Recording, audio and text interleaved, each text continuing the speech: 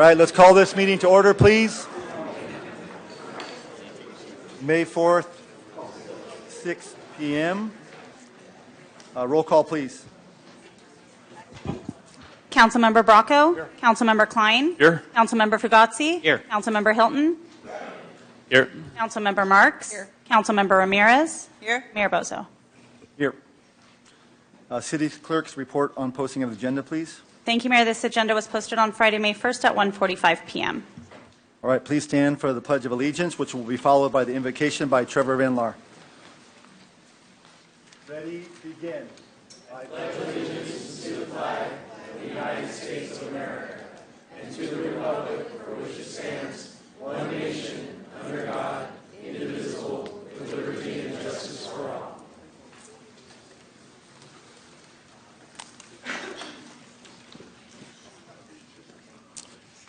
Good evening, Mayor, council members, and others tonight. Join us.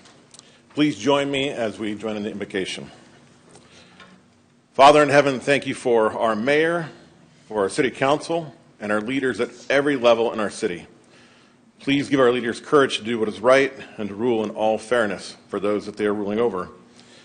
May our community be known for its justice, and may it always prosper from the influence of good men and women.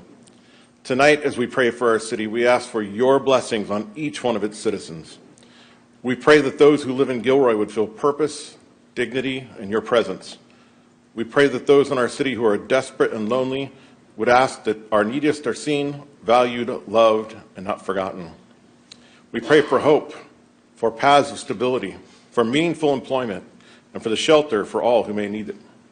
Lastly, Father, please give us all grace as we work to bring the truth, justice, and stability to all of our citizens and to the city of Gilroy.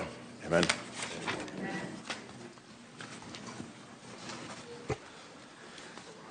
Thank you, Trevor. Moving on to item 1.6, orders of the day. I do have some changes to the agenda. So after item 6.1, bids and proposals, we are going to change and insert item 9.1, then 9.2, and then 8.2. So for those of you who might be making any public comment on some of those items, 9.1, 9.2, and 8.2, they'll be coming a lot sooner than you may have imagined. So please make a note of that and get your comment card into Stefan and Kim, please. Okay. Next item is ceremonial items. We have two proclamations this evening. The first one is Affordable Housing Month proclamation, and the second one is the Building Safety Month proclamation. So I will be reading both of those to Sharon Goe, Community Development Director, and her team. So Sharon, I will meet you at the podium.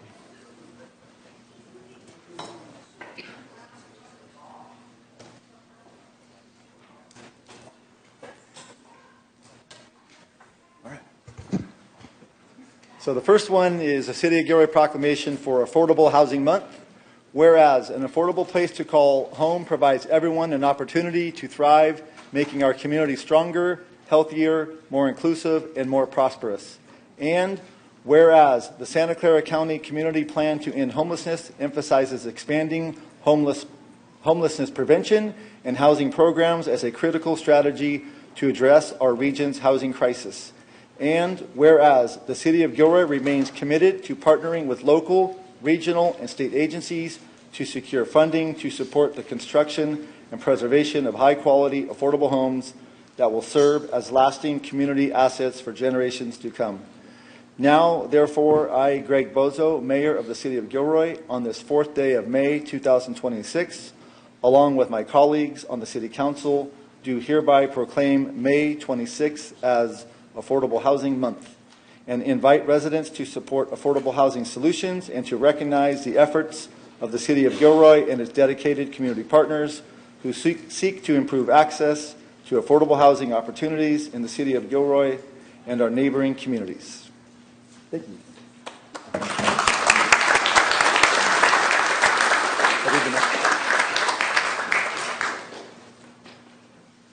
All right, the second one is Building Safety Month, City of Gilroy proclamation. Whereas the City of Gilroy recognizes that community growth and strength depends on safe homes, buildings, and infrastructure in daily life and during disasters. And whereas our confidence in building resilience comes from the year-round work of building safety and fire prevention officials, architects, engineers, builders, tradespeople, and other in construction. And whereas modern codes and standards protect the public from hazards like earthquakes, wildfires, floods, hurricanes, snowstorms, and tornadoes. And whereas Building Safety Month, sponsored by the ICC, raises public awareness of code officials who ensure safe, sustainable, and affordable buildings.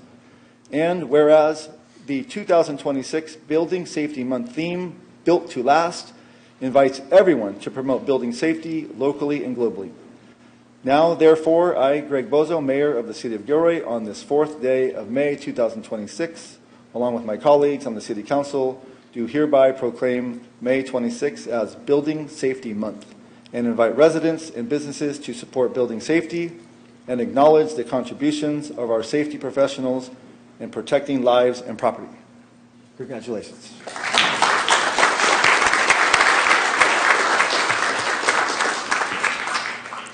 Thank you, Mayor and Council, for the proclamations. I just want to do a plug for our team. Our team has worked really hard to organize a series of events for Affordable Housing Month and Building Safety Month. So in the lobby, you'll find a lot of flyers for all the different events, and we definitely look forward to seeing you there. Thank you.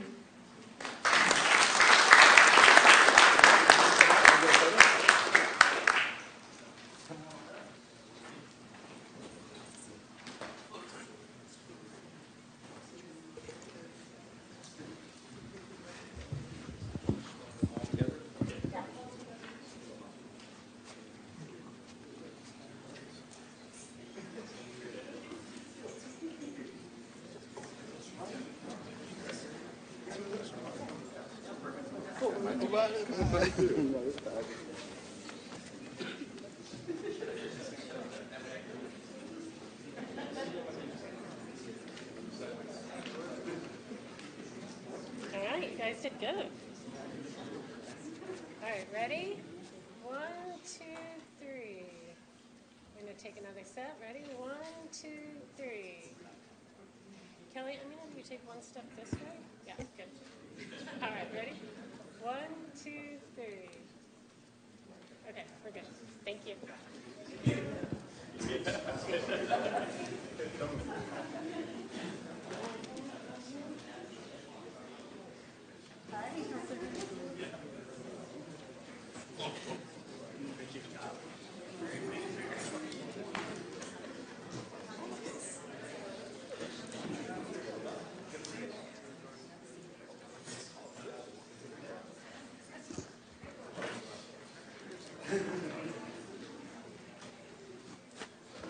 All right, thank you. Moving on to item number 3, presentations to council. We have 2 today, Gilroy Gardens annual presentation and Youth Commission annual presentation. And first to go will be Gilroy Gardens annual presentation. Thank you, Wah, for being here.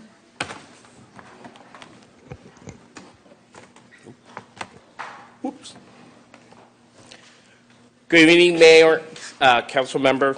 My name is Hua Lei, President and General Manager of Gilroy Gardens Family Theme Park. Thank you for the opportunity to be here tonight and to share our 2025 results with you.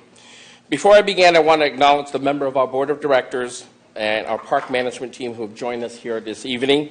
Your continued guidance and support are deeply appreciated. Thank you for being here.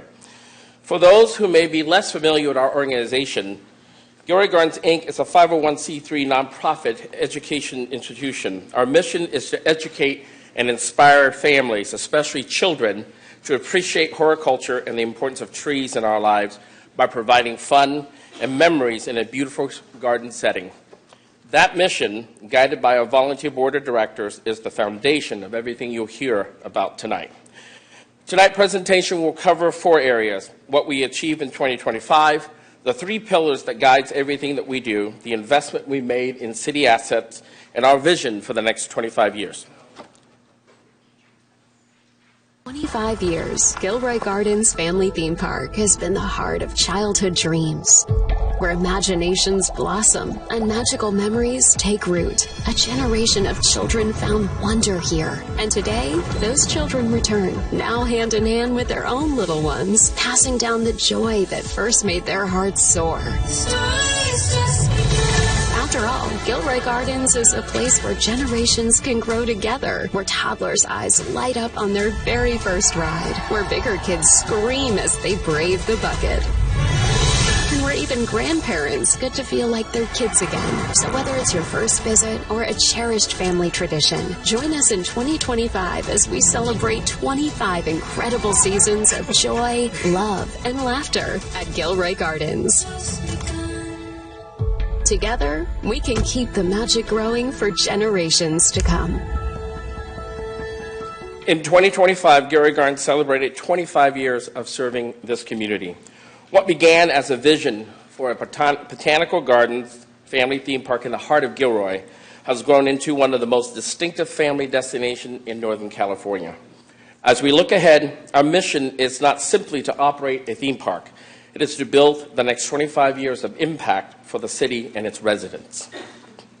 We celebrated our 25th anniversary with record-setting performance across the board. Financially, we deliver strong results across all business segments and membership sales, reflecting the strength of our team and the loyalty of our guests. Our new signature Cherry Jubilee event earned international awards recognition. This is an event that was born here in Gilroy. 2025 marked our fourth consecutive years of record-setting for Halloween attendance and revenue, followed by immediately a record-breaking holiday season. 4 consecutive years of record is not luck. It is disciplined programming, operational excellence, and the team that raises the bar every year. After 25 years, we remain deeply rooted in this community. Gilroy Gardens is more than a theme park. We are a gathering place where generation comes together and where children discover the joy of learning in nature. That has always been our mission and remains our compass. Everything we do at Gilroy Gardens is built on 3 core pillars that reflects our responsibility to the city. We enrich the lives of local families, inspire students, and invest in the workforce that strengthen Gilroy. We drive regional tourism and generate meaningful economic impact for the city of Gilroy and its local businesses. We manage this park with fiscal discipline and operational excellence with long-term commitment to preserving and enhancing city assets. In 2025, our community and education impact was tangible. Over 3,300 students participated in our Natural Science Days program, along with all of the GUSD second graders. These are not passive field trips. Children engage directly in the park's living classrooms, hands-on science station, and natural ecosystems. Over 12,500 volunteer hours contributed by our dedicated docent community and GUSD students. More than 10,000 Gilroy residents visit the park in 2025, neighbors, families, and seniors who call this city home. Over 750 children earn free admission ticket through our Gilroy Library Literacy program because we believe access to this park should not be limited by a family financial means. Gilroy Garden is an economic engine for the city. 458,000 visitors in 2025.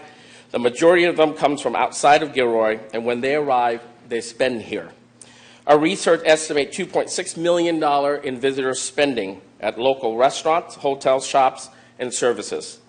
600 young people employed. Most are Gilroy residents, many of them receiving their first job, their first paycheck, and their first lesson in professional responsibility. Our total payroll impact is estimated at $9.6 million. Gilroy Gardens does not just serve Gilroy, it brings the region to Gilroy.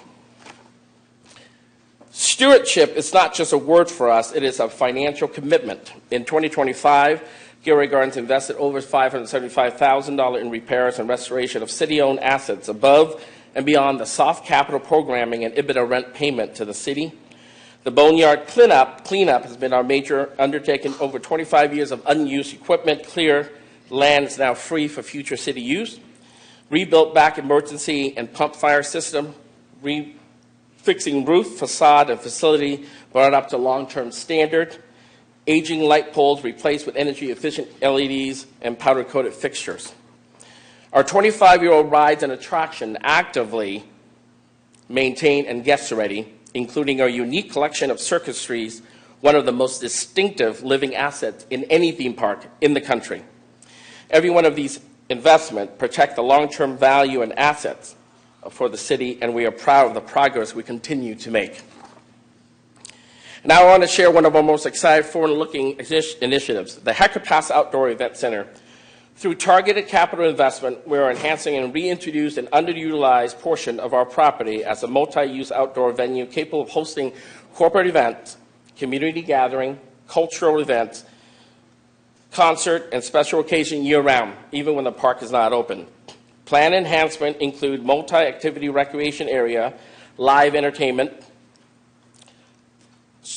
presentation, a social hub, and an upgrade Connex beverage bar, plus rehabilitation of the pad, restroom, and the surrounding area.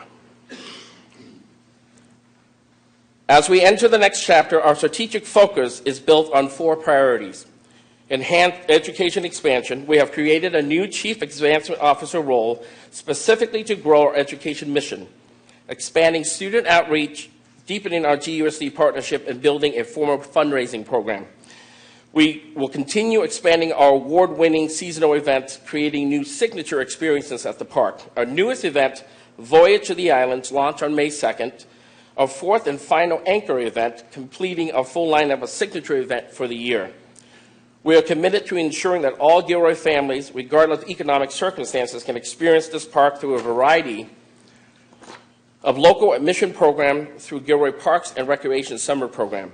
In addition, we have partnered with City Department Police and Fire Training, hosted the Chamber Annual Business Expo car show, and helped bring back the Garlic Festival's successful reimagined summer event at our Hector Pass Outdoor Event Center grounds in 2025.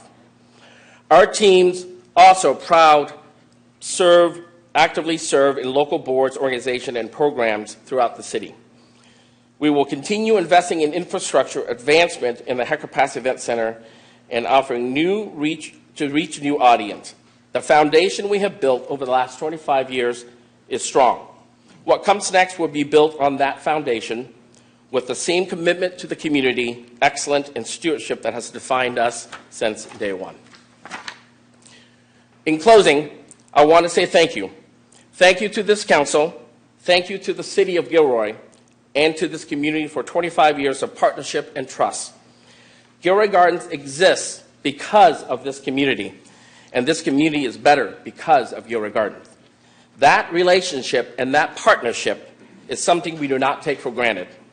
We look forward to continuing to serve as a source of community pride, a driver of economic vitality, and a responsible steward of the city public assets.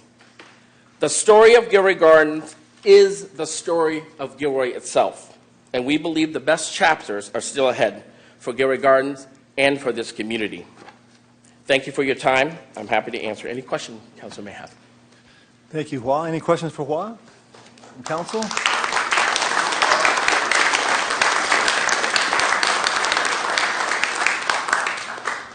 I'll make a comment. I just want the community, I think the community knows this, but I'd like to remind the community that, so you have some staff members here today that work with you full-time year-round, and you have a large staff that works for you seasonally.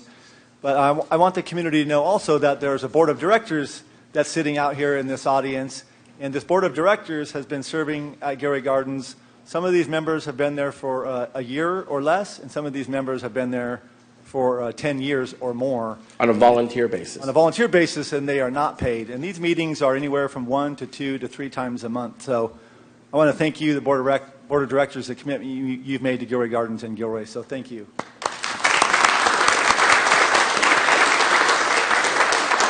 Thank you, Hua. Thank you, sir. Thank you very much. All right, thank you very much, Adam. So next will be the Youth Commission annual presentation.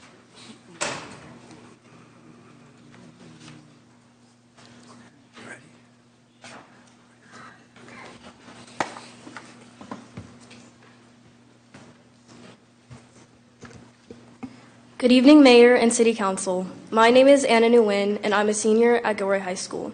And I would like to give you a warm welcome to this year's Youth Commission.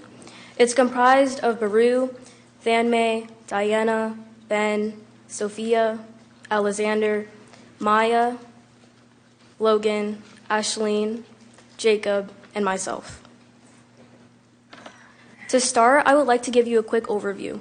The Gilroy Youth Commission proudly represents the voice of local youth in our community, advising City Council members on issues impacting teens, along with organizing youth-led initiatives across Gilroy.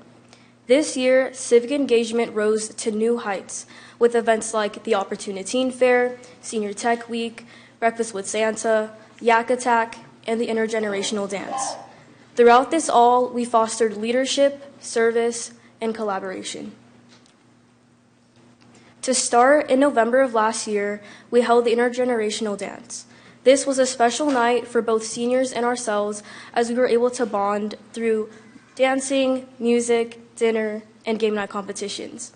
The theme of the night was Hollywood, and we had over 70 seniors and youth commission present, along with a photo booth and catered dinner. Now here are some behind-the-scenes photos from the day before, where we were setting up the popcorn to the left. To the middle was us testing out the Jeopardy, and to the right was us putting on some lights on the movie posters.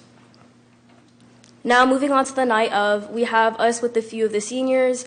The flyer that we had sent them, it's near the middle top, and then to the left is organization of the tables, and to the far left is the keychains that we had given them for the night to remember with their photo booth photos in them. Then in December, we hosted the Breakfast with Santa. This was held at the Senior Center, and we served over 200 attendees and helped youth with holiday-themed activities such as cookie and bag decorating, along with ornament making. Then, in both November and in December, we held several senior tech days.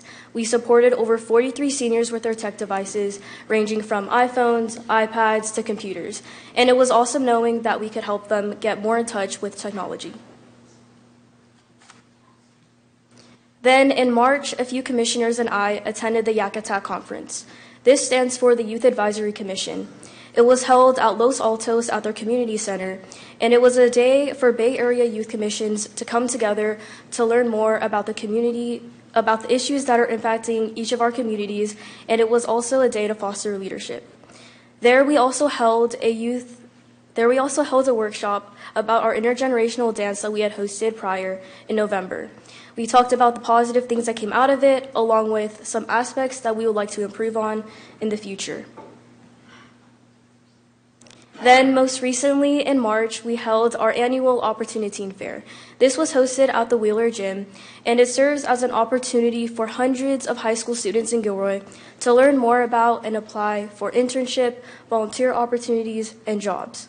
We had over 23 businesses and organizations there, and over 184 students from across five middle and high schools in GUSD. And it was awesome seeing them all bond and get to know more about the opportunities that Gilroy has to offer.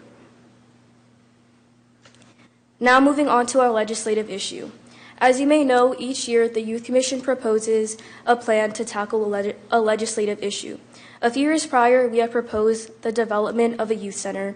Last year, we proposed the saving of an endangered plant species called the Loma Prieta flower, and this year we would like to talk about the implementation of bicycle barriers in our community. Now I would like to hand it off to Logan to discuss more upon this issue. Hello, my name is Logan Gill. I'm a sophomore at Christopher High School. A protected bike barrier is a form of physical separation that separates the bike lane from vehicles on the street. It prevents vehicles from entering into the bike lane, which reduces the risk of collisions from occurring. There are different types of protected bike barriers that a city can incorporate. Gilroy has a few of them. Each barrier has its advantages and disadvantages. For example, the delineator posts, which you can see on the bottom of page 1, are a thin, cost-effective solution that provides visual and limited physical separation. Bollards, which you can see on the screen, are made of concrete and are thick, durable, and the safest option. However, they're the most expensive. Next up is Ashley, who will speak about challenges. Good evening, council members and mayor. My name is Ashley Madal, and I'm an 8th grader at Gilroy Prep. One of the major issues is loss of street parking. Bike lanes require extra space, which often replaces parking spots. This could upset residents where bike barriers are placed. Near a school, fewer parking spaces can make drop-off and pickup times more crowded and stressful. Another challenge is cost. Protected bike lanes cost significantly more than painted lines. Construction can range from $100,000 to $1 million per year. Protected bike lanes are expensive to build, but also to maintain. Lastly, community impact matters. When residents feel negatively affected, it can discourage support for projects and even influence the broader political climate, just like we see in Encinitas, which will be discussed in the next section. When community members and elected officials are not on board, this can slow the project down or stop it entirely. Coming up to our next section, we'll be discussing other cities. Good evening, council members. My name is Maya Sanchez, and I'm currently a senior at GECA. So today I would like to examine a few different cities that have enacted their own safer bike lanes. For one, I would like to bring your attention to the city of Cupertino, who recently developed a two-way separate bike lane surrounding Lawson Middle School. You can actually see this example right here on the screen. It was part of a larger initiative to develop safer paths for students to travel to and from school. In 2023, San Luis Obispo also enacted their own safer bike lanes. A year after the project's construction, they conducted a research study which found that vehicles decreased by an average of 10% along that corridor, while bicyclists increased substantially by 69%. However, there is another side to this story. In Encinitas, residents recently voted to remove and redesign a protected bike lane that had been constructed less than a year earlier. Residents cited problems about parking, driver confusion, and traffic jams as justification for its removal. The new redesign will cost the city around $3 million. Now, I would like to bring the attention to research. Hello, my name is Jacob Ortega, and I'm also a current senior at GECA. When looking at the research, we found when implemented correctly, protected bike lanes offer a host of benefits. These benefits range from rider safety to overall ridership. Additionally, riders are less vulnerable to car doors and swerving cars. In a multi-city study conducted by the University of Colorado Denver and the University of New Mexico, researchers found separated bike lanes saw a decrease of fatalities by 44%, as well as an increase in bicycle commuters by as much as 80%. Another study at Rutgers University discovered protected bike lanes were associated with decreased car speeds, especially for right-hand turns, which saw a 21% average decrease in speeds. Lastly, we would like to talk to you about policy recommendations.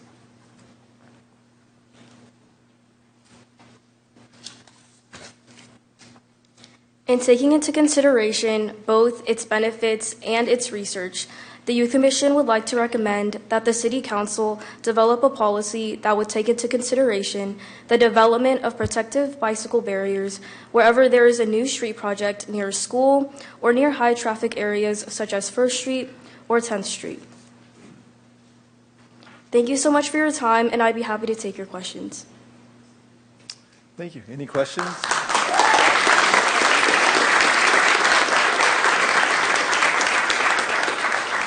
We have a question. I don't have a question, but I'm just going to say amazing presentation. You guys did an unbelievable job. I think that staff, take a look here, guys. I'm just telling you right now, these guys have it on. They're the next part of your team. Congratulations, guys. Great job. Thank you so much. I would just follow saying the same thing. You did a great presentation, all 5 of you, and just represent very well. And so the future looks great. Thank you. Thank you very much. Yes.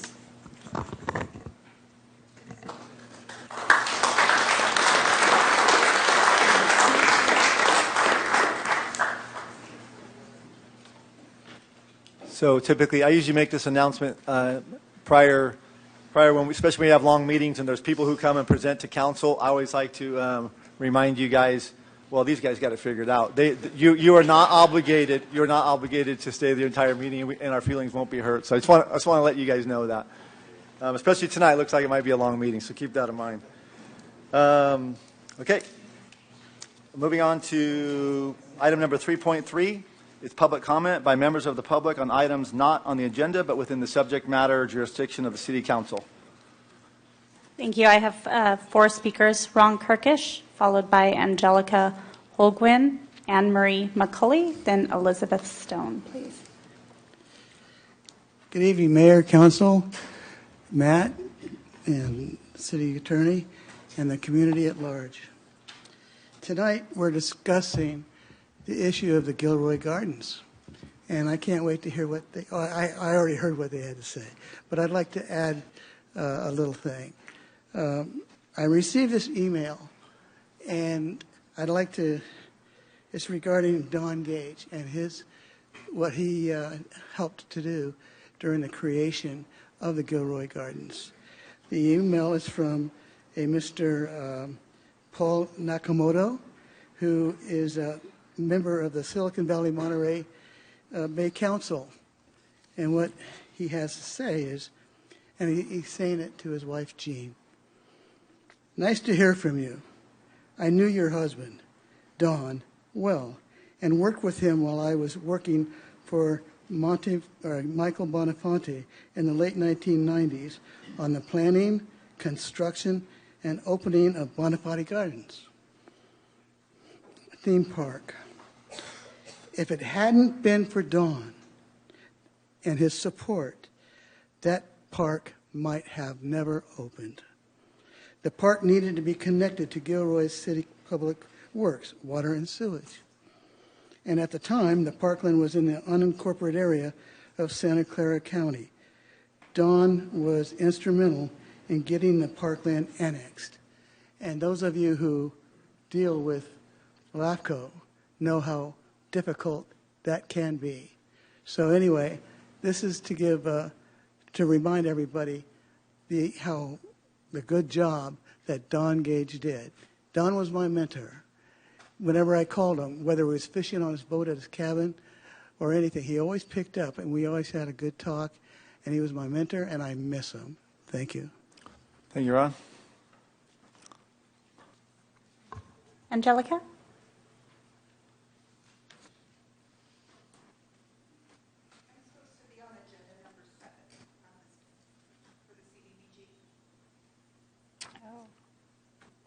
Holguin?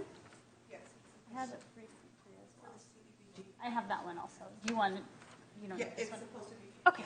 Thank you. Sorry, no problem. No problem. Anne Marie.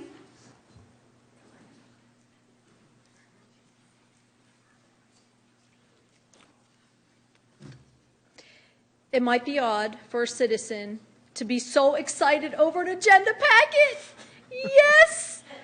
I have personally immersed myself in local government for almost 4 years, and I am incredibly grateful for this progress. I was asking for an audit on abatement in both budget meetings and was called a liar when I told our previous mayor and city manager that Gilroy was leaving county and state funds on the table. I knew this because the housing department in every city in Santa Clara County, and they all said the same thing. Gilroy doesn't show up for resources or funding. They also accused us of sending people to their cities. Thank you, Matt Morley, for providing transparent information in this packet on costs and the efforts Gilroy is making to solve our homeless problem, something that started once Mayor Greg Bozo was elected. The work is finally being carried out by a city manager who is committed to solving problems instead of hiding behind them and presenting missing or false information. Thank you to staff for these extensive reports. To the incumbent council members, it's fair to say that you can only make decisions based on the information you were given. In this packet, you are not only being given costs, but solutions. Hopefully, you will embrace this new leadership and information to make better decisions moving forward. There are times when city council members are blamed as a whole for one person's actions, held responsible for consequences of past decisions or bad information. Tonight I am asking you to assess the people you see here on their individual merits and character, as you yourself would like to be defined, and not stereotype with bias. Mayor Greg Bozo, the city manager Matt Morley, and our new police chief Brandon Sanchez are all leaders of true integrity. Whatever happens tonight, this change in leadership is a benchmark for a better Gilroy. Thank you. Thank you. Elizabeth?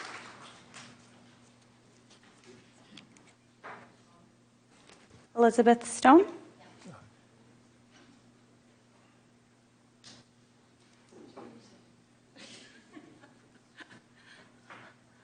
Hi, good evening. My name's Elizabeth Stone. I think, as you mentioned, it's going to be a really long meeting. So I'd like you to just think for a minute, as you may be getting tired, thinking about the end of the meeting, what it would mean to be able to go home. What does home actually mean? Home is not necessarily a shelter, a building. Home is a sense of place where you belong, where you feel safe, where you have privacy, where you have things around you that remind you of who you are and your value as a human being. Frequently, the idea of housed and home are conflated and mixed. So putting someone in a shelter is not necessarily providing someone a home. And people have the emotional needs of having a sense of home, what that home means. And it's very different for different people. Could relate to your culture, could relate to your upbringing, could relate to many, many things. And frequently, studies show, and I'm quite happy to share a lot of the studies that I collect, people think of home as their community. And they want to stay in their community, and they want to stay with people that they have personal relationships with. So I just really want to encourage you, as there's multiple items on the agenda tonight, looking at how we support people who consider Gilroy their home and what they may be doing in unconventional ways to create a sense of home. I hope you keep that in mind as we look at these other agenda items. Thank you. Thank you. I have no further speakers. Okay, thank you very much. Okay, moving on to item number 4, we have reports by council members. Councilmember Bracco. Nothing to report. Councilmember Fugazi. No report. Councilmember Marks. No report. Councilmember Hilton. Thank you. From the Valley Transportation Authority Policy Advisory Committee, Transit-Oriented Communities Grant workshops have kicked off, and VTA staff will be hosting a workshop at the Gilroy Library on May 26 from 2 to 3. They are seeking proposals from Santa Clara municipalities, jurisdictions, arts, culture, education, nonprofit, and other community organizations to support VTA's vision of equitable transit-oriented communities. The goal is to grow innovative and robust partnerships between VTA and local public agencies, nonprofit, community organizations, and other diverse stakeholders to strengthen communities, increase transit ridership, reduce the need for car trips, and support intensive mixed-use, mixed-income development around light rail stations and transit hubs. Selected projects will be collaborative across community and or local government partners and remove barriers to creating safe, walkable, healthy, resilient, and thriving neighborhoods next to transit. VTA will fund $750,000 in total to eligible applicants. Happy Affordable Housing Month. I'm excited to share that one of my student interns, DJ Williams, has created and updated 2 flyers promoting our 40 opportunity sites to build multifamily residential and 429 corner lots for opportunities like duplexes, triplexes, and fourplexes. The opportunity site selection process examines zone capacity, existing uses, and recent development trends to determine which parcels to include. Both vacant and non-vacant sites are included in the opportunity sites inventory. The opportunity site selection process took site characteristics, surrounding uses, and development constraints into consideration when evaluating each site's development potential. These flyers include important information such as staff contact, detailed information on the opportunity sites, corner lots, and code updates. You can find it on my social media, newsletter, and the upcoming Developers Roundtable and when I table at events. Lastly, happy Bike Month. My office is asking the public to nominate a Gilroy resident for Bike Person of the Year as part of May's Bike Month celebrations. We're looking for a Gilroy resident of any age that has shown the qualities of a leader when it comes to local bike community. Whether it's a student at a local school that has encouraged biking to school, advocated for safety improvements, or has started a program. Or it can be an adult in the community that has advocated for better biking, organizes events around bike safety, or started any programs for the community. Nominations are due by Monday, May 11th at 5 p.m. We advocate for building and planning that considers future generations as well as current residents who don't own cars. Advancing mobility options reflects what we are teaching the youth in our community through Safe Routes to School and why we are nationally recognized as a bronze bicycle-friendly community from the League of American Bicyclists, as well as recognized by the World Health Organization as an age-friendly community. Thank you. Thank you, Zach. Councilmember Ramirez. Good evening. Yes. Since the last city council meeting, I was able to go to Sacramento and join others from the League of California to attend the League of California's Leaders Summit with the purpose of representing and advocating for Gilroy. While in Sacramento, I focused on 3 areas. AB 1708, which is to increase access to state homelessness funding for cities with populations under 300,000. AB 2296 allows cities to start drafting their housing element 6 months earlier and requires the state to improve the housing element review process and provide greater certainty. This would help with hopefully eliminating builder's remedy. And the third thing that I advocated for was to allocate $400 million to fully implement Proposition 36 and respect the will of the voters. For those of you that are not aware, Prop 36 was written intentionally without any funding. I also was able to attend a Rebuilding Together event that was at the home of Julie Wheeler, a native Gilroyan, and it was being worked on by volunteers from Next Stage Design and Build. They were replacing her damaged back door, missing and torn window screens. They removed the failing deck and entryway into her back door. They did some minor plumbing and ventilation work and installed a Shine a Light kit to assist with fall prevention and painted the exterior of the home.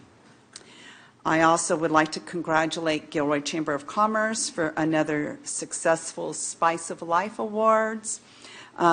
This was celebrating leaders in our community that go above and beyond, so congratulations to all the winners. Oh, and one last thing, Gilroy Gardens, when you talked about those grandmas, that would be me. I take my grandkids there frequently, and my children, when they were young, they thought they were so cool because my husband and I could sit on a bench and they were able, it wasn't this big Disneyland or Great America, but they were able to go off on their own and then come back at a designated time. And now they bring their children there. So it truly is a generational gem. Thank you. Thank you. Councilmember Klein. Yeah, I'd like to echo what Councilmember Ramirez said about the Spice of Life Awards. It was a great event. Appreciate staff for what you did, and just all the award winners just symbolize what this city is all about, and we're just honoring them, and it was a great night. I also was I was asked to participate in a small group communications class at Gavilan College. It was a week ago Wednesday. The teacher, Lauren Oliver, invited me, so I showed up, and we made a circle, and for the next hour and 20 minutes, I got pelted with questions from the 17 students that were in the classroom. It was a great time. I think for me, it was like a highlight of my year, just being able to hang out with them, and it was great. So I appreciate Lauren for asking me to be a part of that, and all those students for your questions. They were great questions, and it was a great time, so thanks. Thank you. I have no reports this evening, so I'm going to move on to item number 5. It's a consent calendar. We have 3 items on consent. Any questions from council? I'd just like to add one thing in the one item for the. No. Let me get through it first. Sure. Okay. Sure. So I'd like to entertain a motion. Public comment, please. Excuse me. Any public comment on? I have no consent? speakers. Okay, thank you. Sorry about that. I'd like to entertain a motion to approve the consent calendar items 5.1 through 5.3. So moved. Okay. I have a motion by Councilmember Ramirez and a second by Councilmember Bracco. Roll call, please. Councilmember Bracco? Councilmember Klein? Yes. Councilmember Fugazi? Yes. Councilmember Hilton? Aye. Councilmember Marks? Yes. Councilmember Ramirez? Yes. Mayor Boso? Yes. Motion passes 7-0. Councilmember Klein, you have a comment? Yeah, I just wanted to say regarding item 5.2, I appreciate that the Gilroy Gardens is looking to upgrade and enhance the lower corporate area to an outdoor event center. We saw how the Garlic Festival last year created an event space for the festival, so it's great to see this happening.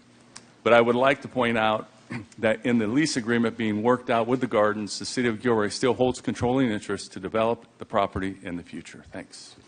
Thank you very much. Any other comments? Go ahead, Councilmember Fugazzi. For item 5.3, want to welcome basically our new police chief, right? Yeah. And give him the thumbs up. And we've been without a permanent police chief for a while now, and I'm excited to see yet another piece of kind of the new leadership puzzle come together, and the great things that'll happen in the future from that organization under his command. So, welcome. Thank you, Brandon.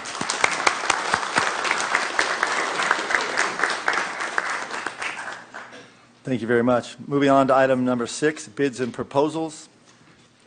Item 6.1, award 3 3-year on-call contracts for encampment cleanup program services with 2 one-year extension options with an amount not to exceed $750,000 each to San Jose Conservation Corps, Landscape Maintenance America DBA California Highway Adoption Company, and FS Global Solutions. Staff report, please. Good evening. My name is Brian Rodriguez. I'm an analyst trainee with the City of Gilroy's Public Works Department. The city issued a request for proposals in December of last year.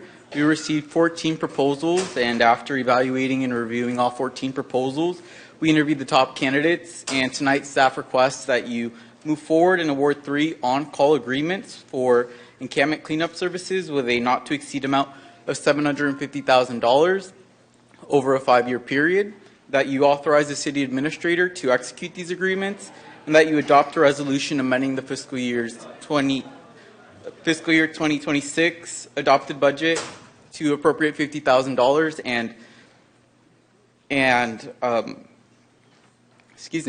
and also amend the fiscal year 2027 budget and allocate and appropriate $100,000 for that fiscal year. And then future years and future allocations, we're estimating about $150,000, and that was going to be subject to City Council approval, so it'll come back in the future.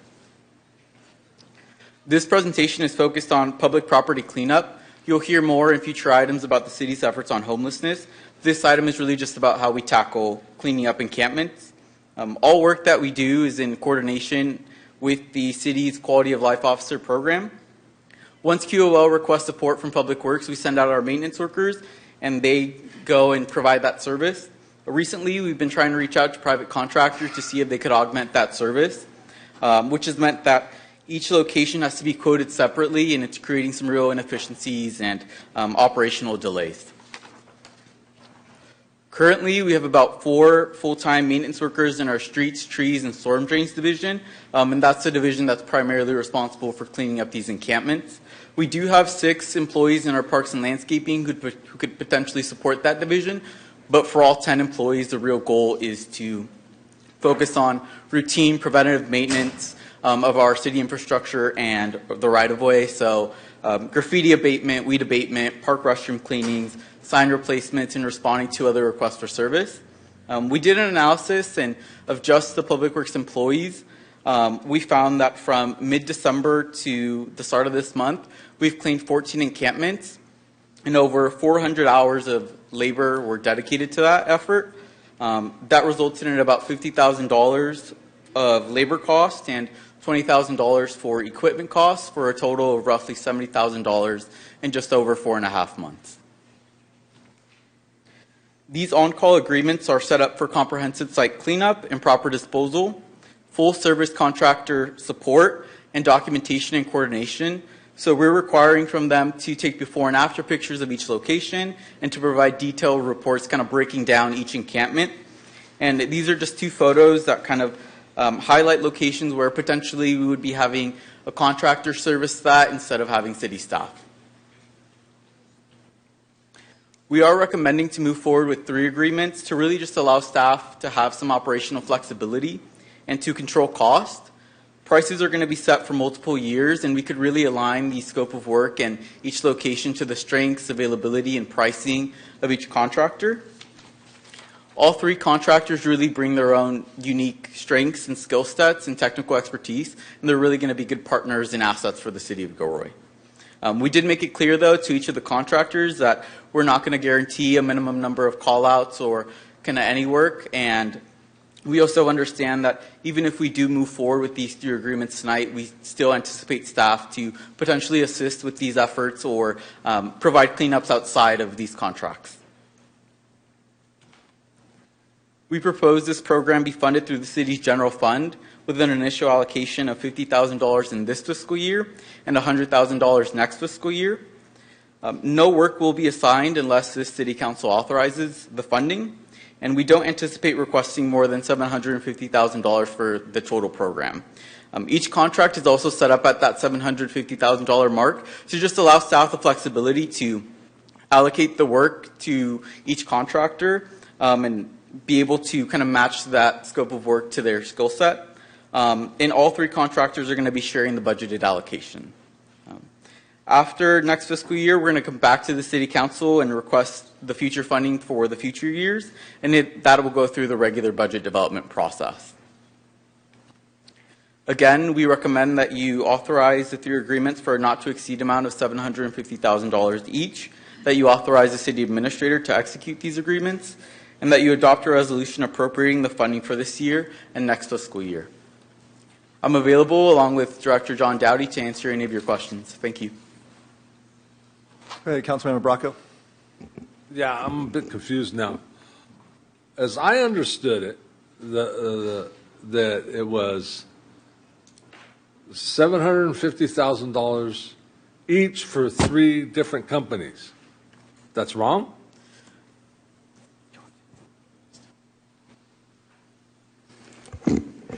Thank you, Councilmember. It's $750,000 cap for each of the contractors, but it's capped ultimately each year on what is allocated by the council, appropriated and allocated. This year, you have a $750,000 maximum for that contractor, for any one of those contractors, but the budget is $50,000 available.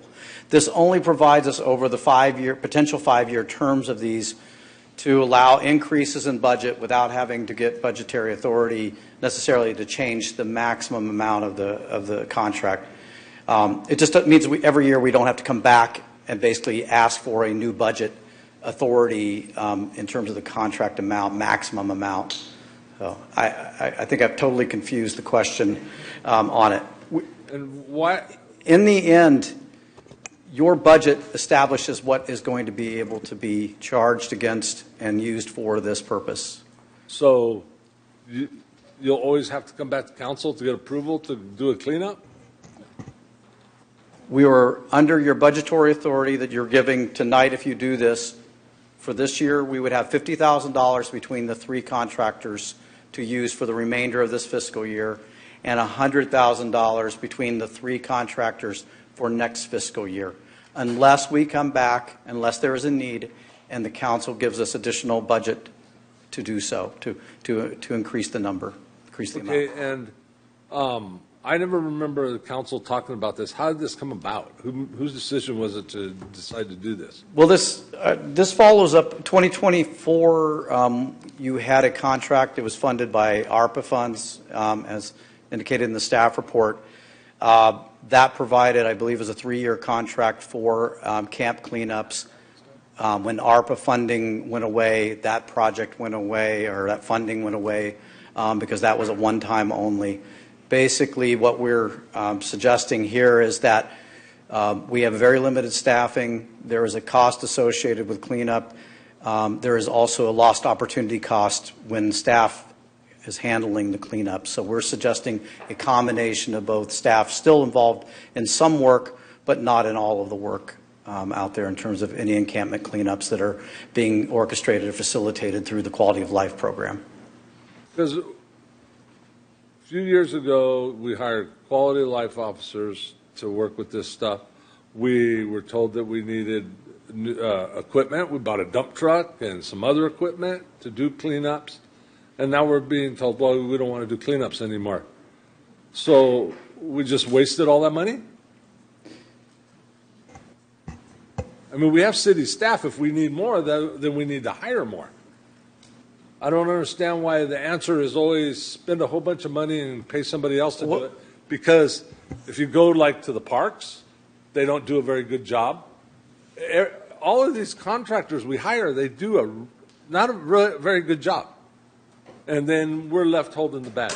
So I can only say this back to the point, which is that it's lost opportunity.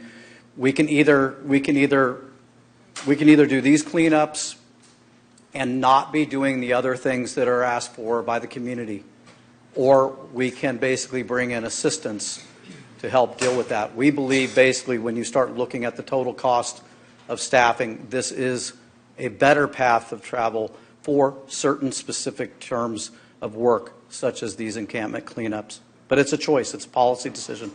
that seems to always be what we're told. And also, I wanted to point out on those pictures that were in that proposal, those are from a long time ago. And since we've had the quality of life officers, we haven't had those kind of cleanups where they were tearing apart underneath the bridge and stuff. It's Forest Ave and Lewis. Yeah. Councilmember Bracco, if I could, those may be from a while back, and I'm not sure what the date of those. But I have been down there in my tenure here, which is about a year and a half, less than a year and a half, and I have seen the mess down in that same slough area. This is a constant battle of dealing with this. We did not plug in fake or old photos to basically try to drive this issue. I just want to assure you that. Councilmember Fugati?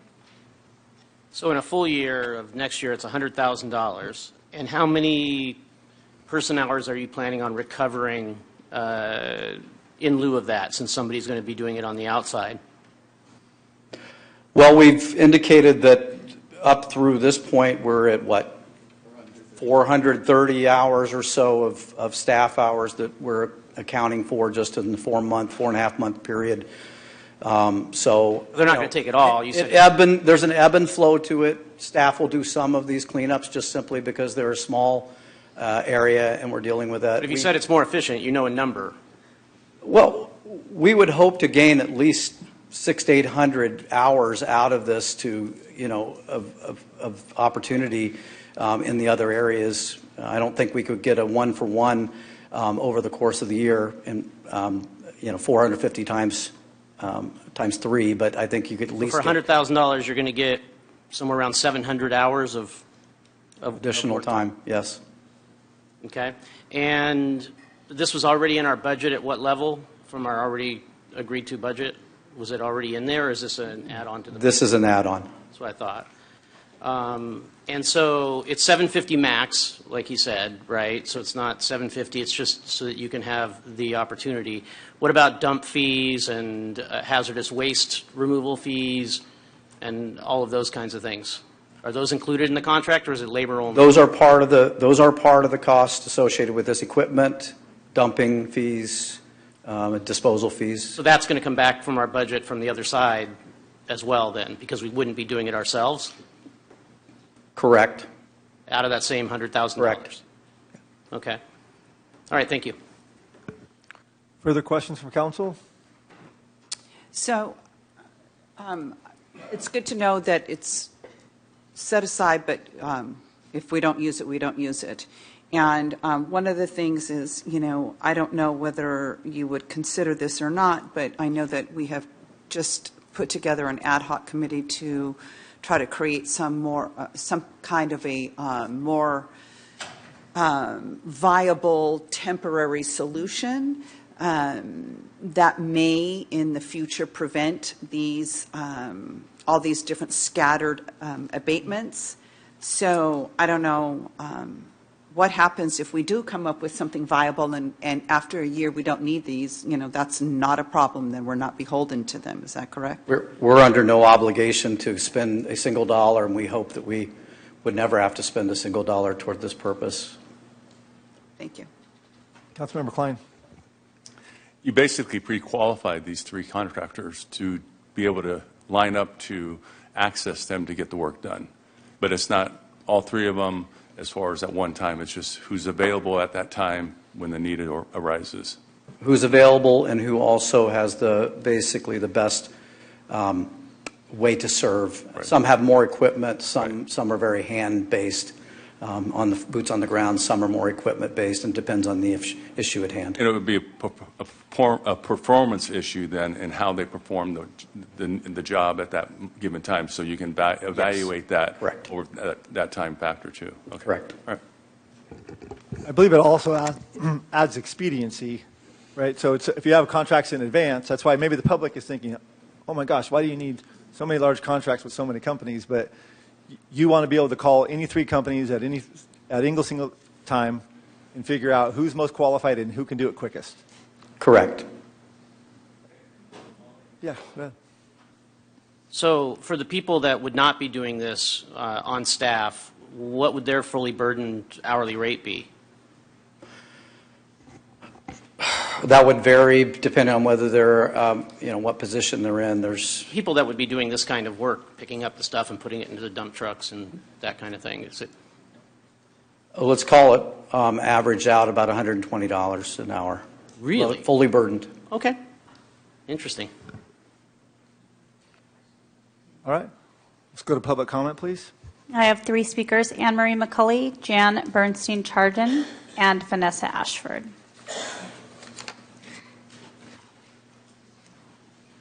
So before we get too excited to not vote in favor of this, it is our only solution right now. It's abatement. That's all we have. So I love Kelly Ramirez's optimism about the ad hoc and all the work you're doing on trying to really solve this, but it is our only solution. There's a couple of things in the packet that I think should be noted. The See-Click Fix program, which is how our community can report homeless-related issues online, has increased. It's increased the demand, but we don't have any of the tools except this to address that. So that's important to know. The team assisted Santa Clara Water Valley District with approximately 129 homeless encampment abatements over the last 10 months. So I don't think things got better over the last 10 months after 129 abatements. Where did they go? How many were abated? How many people left Gilroy after this 129 abatements? And how much did 129 abatements cost? Despite the 129 abatements over the last 10 months, there are still people doing drugs in shopping centers, people camping in undesirable places, disruptions downtown, and general visible homelessness, which seems to be the public's biggest complaint. Before you vote to do more abatements or against a cleanup, please be honest with the community at what it really does, and that it's not really going to change a lot of the complaints that people have about homelessness. Thanks. Jan? Okay. Thank you. I'm hoping we can get our money back on that dump truck, because it seems we're not going to need it. I'm glad to hear this isn't a $2.25 million item, only $750,000 item. That's a lot of money, though, because not one person is going to be helped off the street by spending $750,000 to chase them from place to place and throw away their belongings. We can do better. I'll remember that a few years ago when the city put out an RFP for a safe parking program, you're only going to spend $50,000. And as long as we are not willing to invest in the solution, only in doing things that don't help, we're going to keep getting the same results. I also want to point out, though, that if we're, and I absolutely applaud Kelly Ramirez for saying, let's let the ad hoc committee do its job, because that's authorized. Let's let the ad hoc committee do its job and come up with the actual action items on this problem. If abatement is going to be the way to go, you're going, though, I noticed that these contracts for the cleanup crews don't include something required by our city ordinance, and that is storage. Our city ordinance says that in the case of an encampment abatement, people's personal belongings are going to be stored for 90 days and that they'll have the ability to retrieve them. And I don't see anything in there. We still don't have a city procedure on this. It is possible when the county does a cleanup, they actually do this. They actually store things. And when I actually had the opportunity to help somebody retrieve their belongings. So if we're going down this road, which I absolutely hope we're not, we should at least be having the city obey its own ordinance. Thank you. Vanessa? Good evening, Mayor and Council. I wasn't expecting to speak on this, but I do have some specific questions and thoughts. One of the biggest challenges that residents have in Gilroy right now in securing and sustaining housing is living wage jobs. And I did a very quick, rough search on these 3 contractors, and I would like to know, before contracts are awarded, do they provide health benefits to their employees? Do they have unions that support them? I'm concerned about the mathematics involved of, well, we can get 700 hours from these low-wage workers who may or may not have health insurance and other benefits versus our city staff who are well provided for with benefits and provisions to take care of them. I'd also much rather see local people who live and work in Gilroy having the jobs. They also are more invested in outcomes, like Councilmember Bracco said. You know, if you live somewhere that you're doing the job, you're more likely to make sure that you do the job well and right. I also wonder why we don't explore the idea, if we're going to use lower wage, non-benefited labor, why don't we explore the idea of using it for residents at Camp Hope who are willing and ready to work? Why don't we look at a model where we invest that money on using the people who are willing to be a part of the solution instead of awarding contracts to out-of-the-area contractors, when what we really need is to keep that money and that work locally? Thank you. Thank you. I do have one other speaker, Wes White.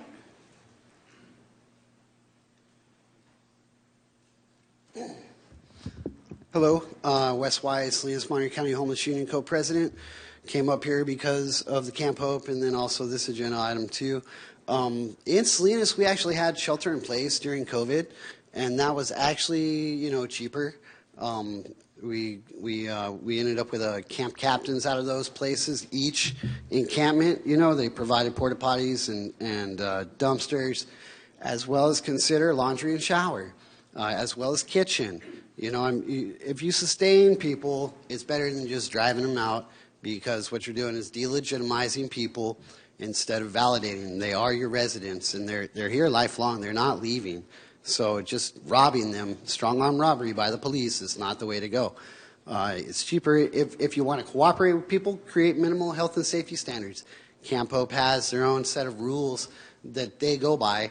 That is also minimal health and safety standards, respect, dignity for each other, and privacy. People need somewhere to be. This is already affordable housing. It's what they can afford. So you got to accept it and allow them to be somewhere, anywhere. If you don't want them there, then open up a place. But they are your residents, and you have a responsibility, actually, to take care of them on a level playing field rather than just eliminating them every time. Because you're going to see them again tomorrow. And is this money going for the homeless or in the name of, but never directly to? So you're going to spend $750. Like I said, it'd be a lot cheaper. Just the porta potties, and consistency is what people really need in life. Same thing. I'm a teacher, and you do that with children too. How is anybody not going to be traumatized or want to use drugs or feel like they can't get a job? Because who's going to hire them without being bathed and clean and someone you can trust? Because that's all, oh my God, they've been working there a couple months, but you showed up during the rain. Now you got to go because, I found out you're homeless, so now I know I can't trust you, even though the record does not show that. There's plenty of people that are ready, willing, and able to follow directions. It's the limits. Permission is the most expensive part of all of this.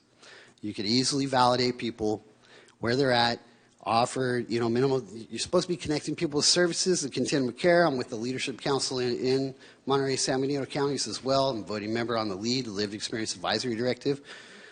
And these are proven solutions, really. If you validate people, they will steward the land better.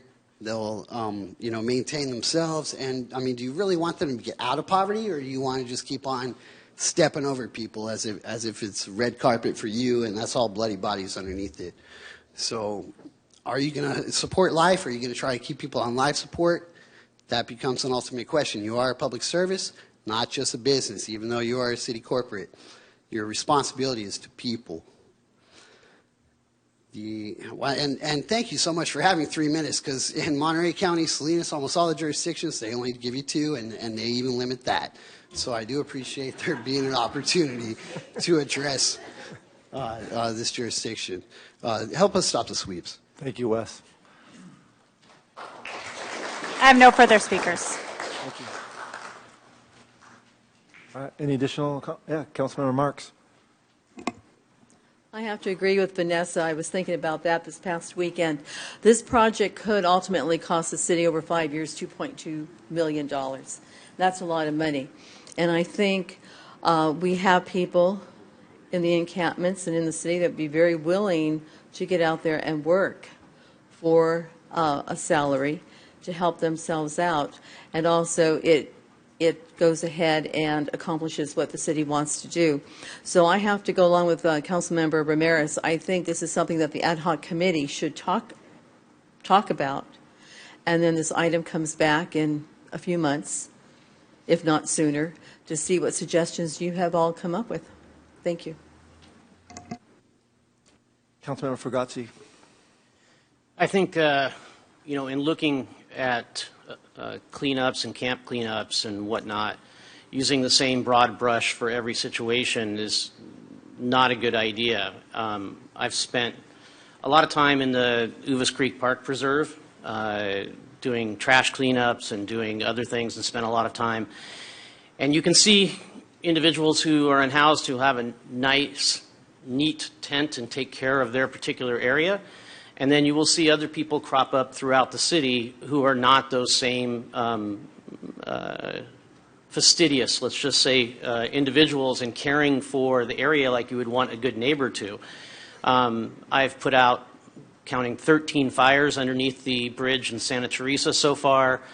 One time I went down there, there was 26 shopping carts underneath the bridge that had to be abated. I've seen a jet ski pulled out of the creek preserve, 12 boat anchors. There's just different situations everywhere, and I'm not even trying to judge on the people who created that particular mess, but it is something that the community has to be able to clean up after. And so we have to look at these things differently, but it doesn't negate the fact that somehow or another we're going to have a service to clean up people's belongings. And I do agree, people's true belongings need to be stored so that they can have a way to have access to them going forward. As far as doing it with the city workers or doing it with outside help, the nice part about the outside help is it can go up and down.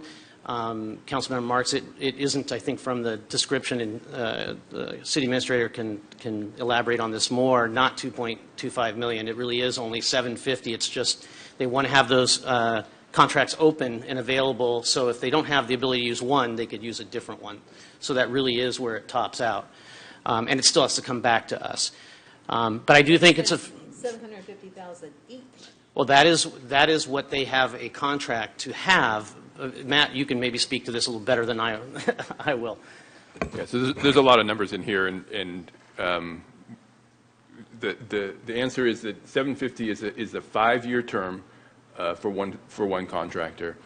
And so it's $150,000 a year is what it comes down to, is what we're asking for our contract authority to have that at our disposal. And it's not that we're going to spend that. It's a tool. It's another tool in our tool chest to allow us the flexibility to be able to deliver on the service. And it's going to be about, the employees will get a fair wage, and it's about half price of what we would pay our staff. So where it's labor that's really the focus, or where we need additional help to be able to handle the workload, we would call in the contractor to be able to provide that service.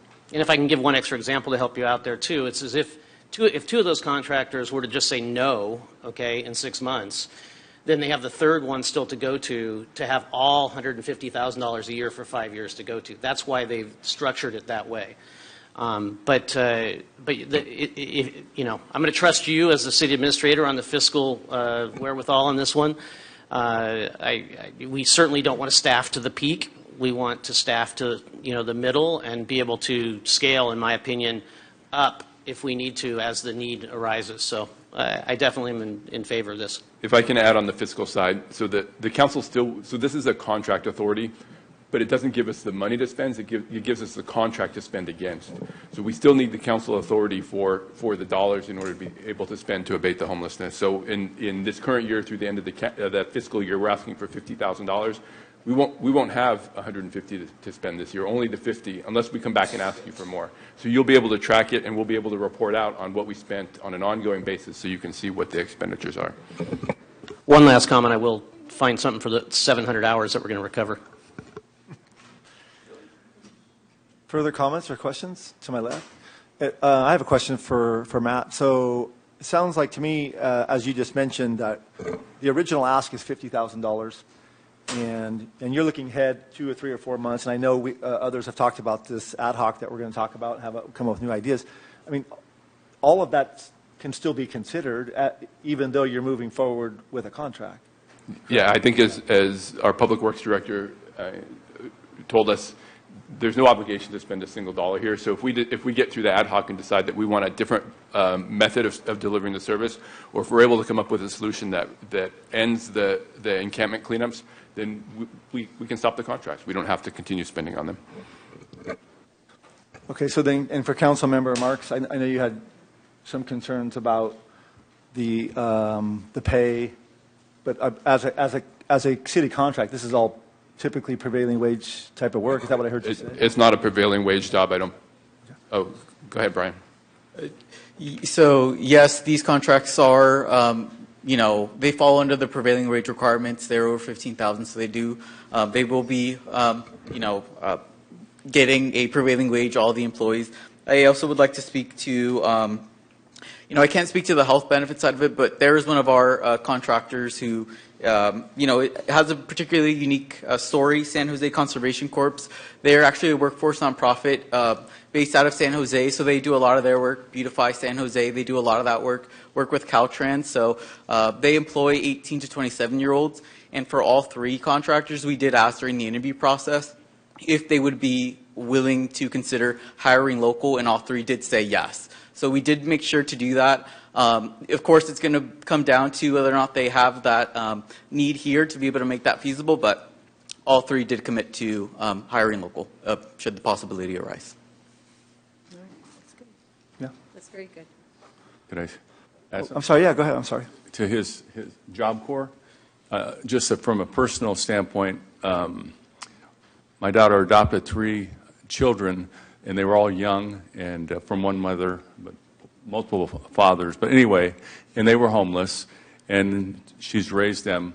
One of my granddaughters was just accepted in a program with Job Corps, and they do this for children that come from homeless backgrounds, and they give them job training. And so she's in a 2-year job training process, and they pay for everything.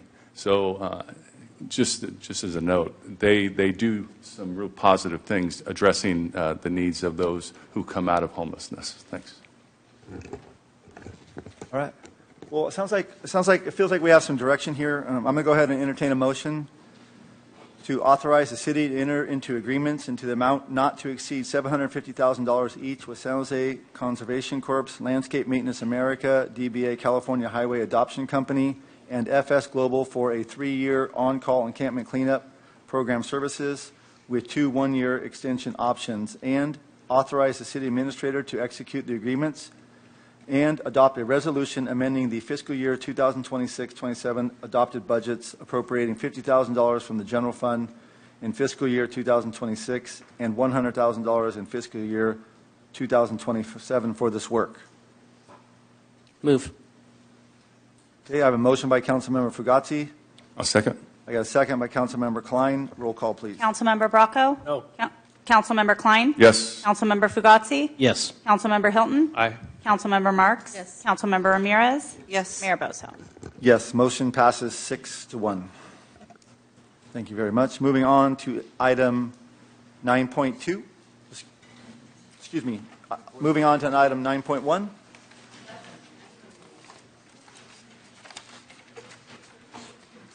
Introduction of new business.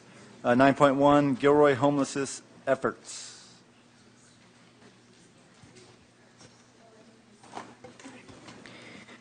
Good evening, Mayor, council members, and members of the community. I'm Sharon Goey, Community Development Director. Tonight's presentation on Gilroy's homelessness efforts will be a joint presentation between the Police Department and Community Development Department. Staff is providing an overview of the city's ongoing efforts to address homelessness through a multi-department approach that integrates public safety, community services, regional partnerships, and policy work. You'll receive an update on the Quality of Life Officer Program from Captain Dutton. We'll also highlight regional trends and outline the city's homeless response and prevention efforts. In 2020, the City Council at that time created an unhoused ad hoc committee. The committee made recommendations which were adopted by the City Council. One of the key initiatives was to create the Quality of Life Officer team. The point-in-time count is a federal requirement from HUD. At the end of September last year, staff shared the Santa Clara County 2025 point-in-time count report with the City Council. The point-in-time count has two components, sheltered and unsheltered. The shelter count includes people that are living in emergency shelters. The unsheltered count includes people that are sleeping outdoors or living in places that are not designed for human habitation, such as streets, tents, parks, and vehicles. For the overall Santa Clara County point-in-time count, you can see that it increased from 9,903 in 2023 to 10,711 in 2025. The number has been remaining around 10,000 since 2019. The number of unsheltered individuals has remained relatively flat. The increase, as you can see, is mainly due to sheltered individuals. And county has indicated that they have expanded their shelter capacity and have also increased utilization of shelter beds due to their efforts to streamline their shelter hotline that's called Here For You. Gilroy saw an increase in sheltered individuals and a decrease in unsheltered. And you can see the total point-in-time count for Gilroy decreased from 1,048 in 2023 to 959 in 2025. That's an 8% decrease. While the point-in-time count is a federal requirement, it represents just a snapshot in time. There are several regional partnership efforts that serve the unhoused directly in Gilroy. These programs are not funded by the city. In the areas of emergency housing, there are two shelters that are part of the county shelter system. One is the Gilroy shelter that's formerly called the Armory. It's a 24/7 year-round shelter that provides 120 beds. The other shelter is the Ochoa Winter Shelter. That's a seasonal family shelter that's open from mid-December to mid-March. This shelter can serve approximately 35 households, 35 families with about 105 beds each night. For both of these shelters, the counter refers people to these shelters through their hotline that's called Here For You, as I mentioned earlier. In addition to these two shelters, Community Solutions also provides a women's shelter that's for victims of domestic violence and their children.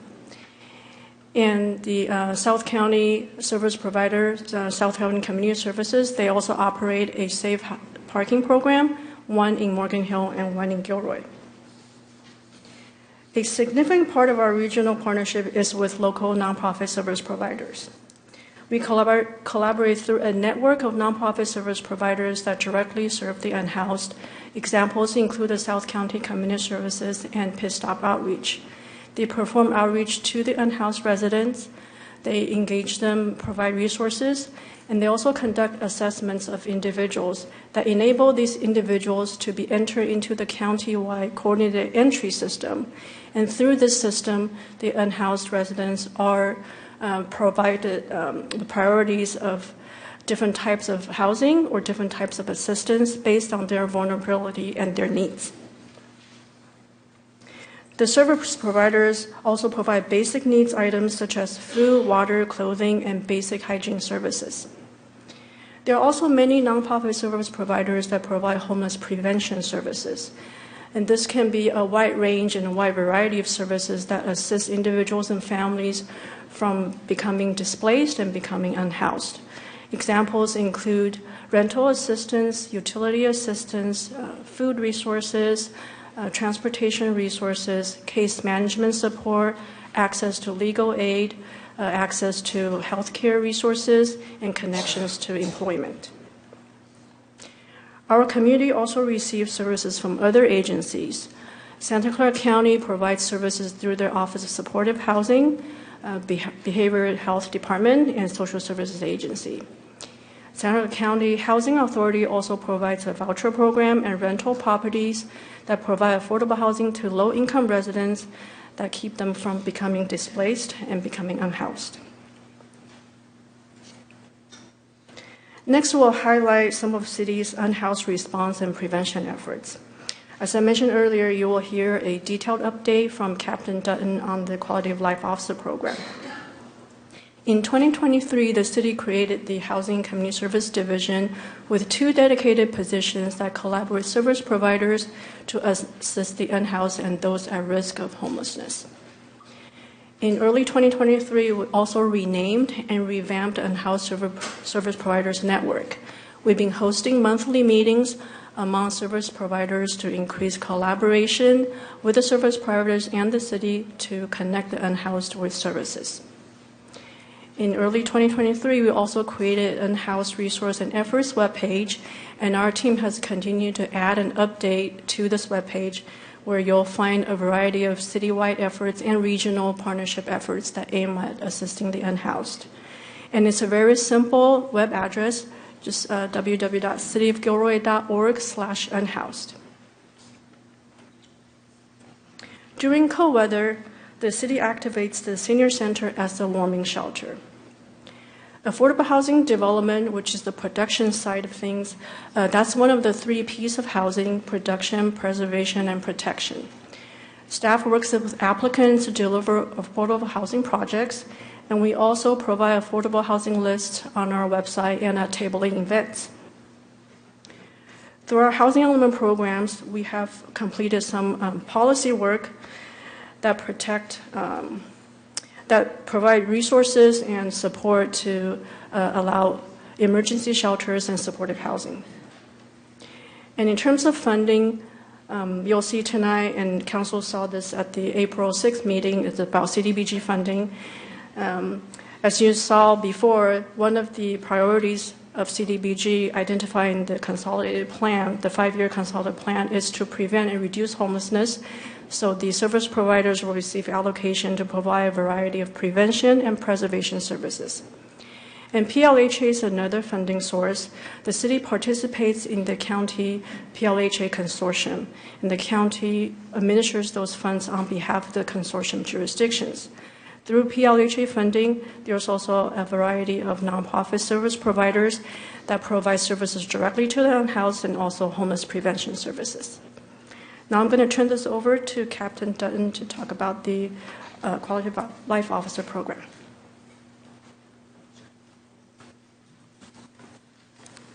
All right. Good evening, Council. I'm Captain Brian Dutton with Gilroy Police Department. I oversee field operations and the Quality of Life team through the Community Engagement team. Tonight's presentation is just providing an overview of the QOL program, its evolution, our current activity, and some of the capacity considerations that we have as a unit. So the program was launched in 2021 as a pilot program to address ongoing community concerns as it related to homelessness and other quality of life issues. Prior to that time, there was some policy issues external to the city that had an impact on crime, not only in the city but also throughout the state, like AB 109, Prop 47, Prop 57. Then on top of that, with COVID-era limitations on working through some of these issues, we realized that we needed a resource-based operation model to start. And so when we started this unit, that's really what we did. And we went out and we networked with the unhoused community to include our community-based organizations to find housing solutions. With changes in case law and shifts in expectations from citizens, we've evolved into now a model of balanced enforcement along with a problem-solving model. The long-term goal that we have for the unit is to become proactive, not only in addressing the community concerns, but then also in enforcement. And I think the takeaway is, as the legal operational environment evolved and community expectations, so did the role of the QL team, or the quality of life team. So in the last year, actually within the last 2 years, we've seen an increase in activity and service demand on our officers. From the time that the program was implemented till now, it's a 2-officer model. So we have 2 officers that are assigned to the unit. Initially, when we started in 2022, they did 400 calls for service each year. In 2024 and 2025, we're just above 1,100 calls for service. The big variance that we've seen over 2025 and 2024 is the amount of reports, amount of tows, and then in 2025, the implementation of C-Click-Fix. So that created a whole new reporting pipeline, which increased a lot of the visibility on the quality of life issues that we have in town, but that is also going to increase the workload on our officers.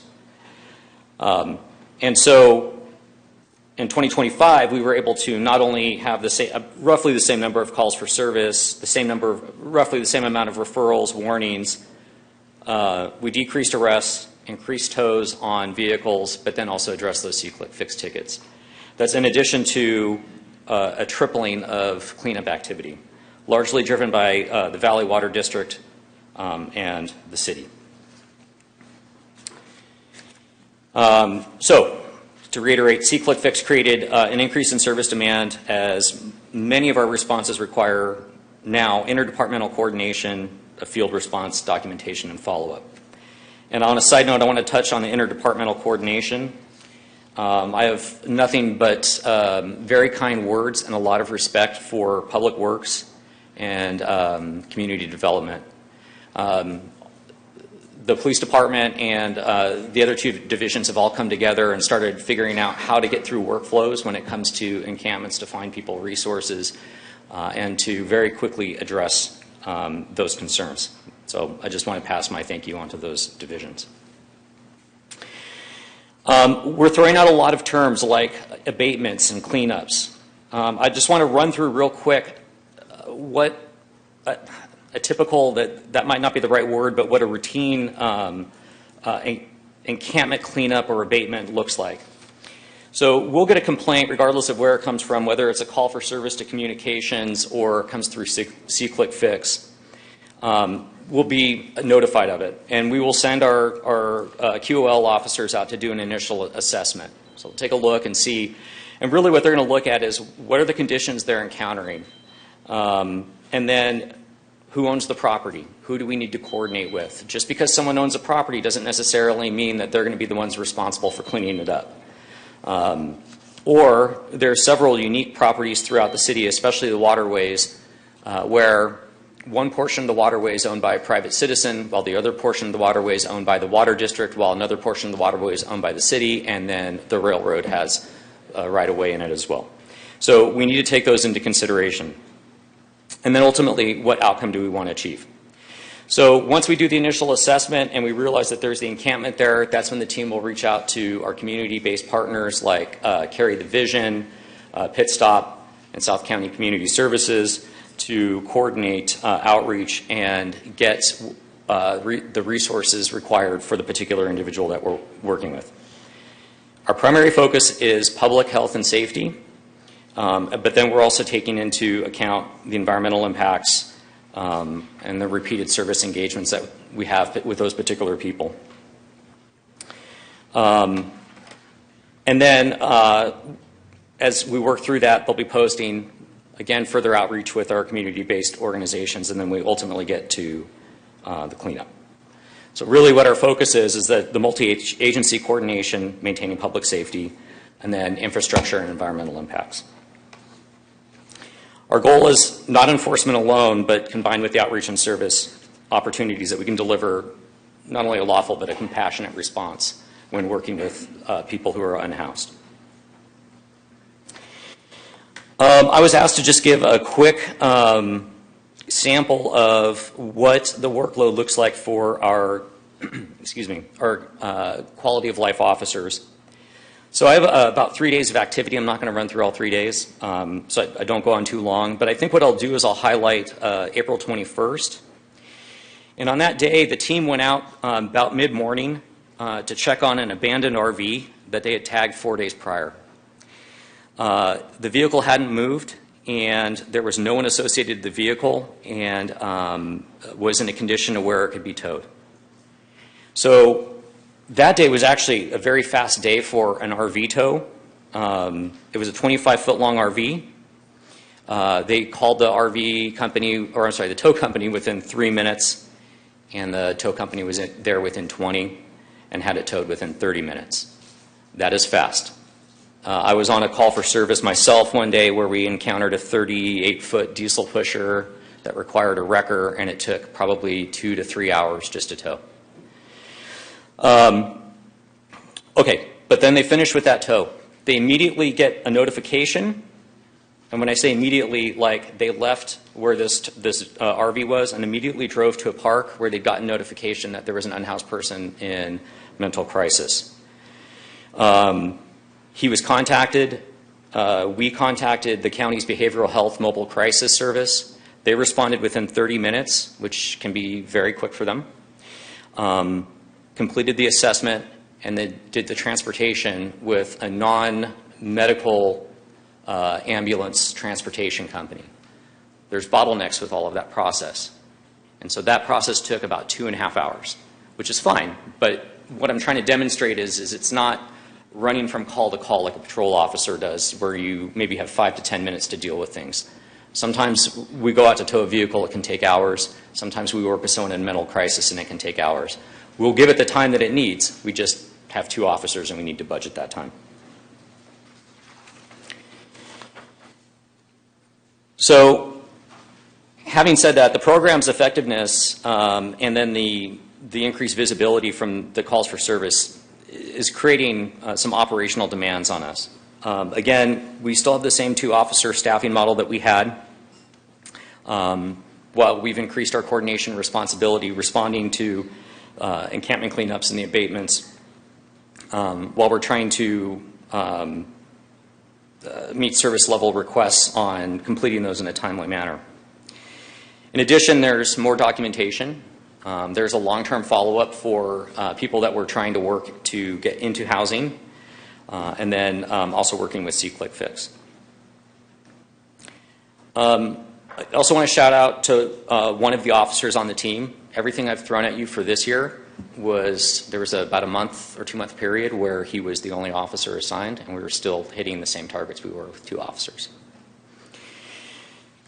So what we believe is working with the program and where we think it adds value to the police department is its attempt to reduce repeat complaints, improve coordination not only with community groups but then also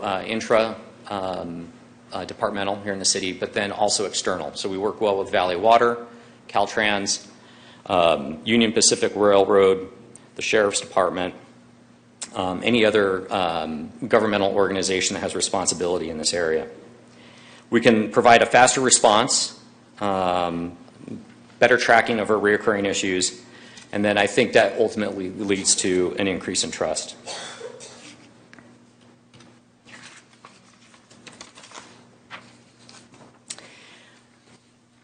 And then I want to throw one other example that we had, and it was in the staff report, on one of our successes that was not enforcement related. We had a disabled unhoused veteran that was living in unsafe conditions. And it took a while, but we were able to confirm that he was eligible for benefits through the VA. And working with the VA and then behavioral health and ultimately contacting a family member, we were able to get that person placed into long-term care and then get him out of an unhealthy living situation, not living on a street.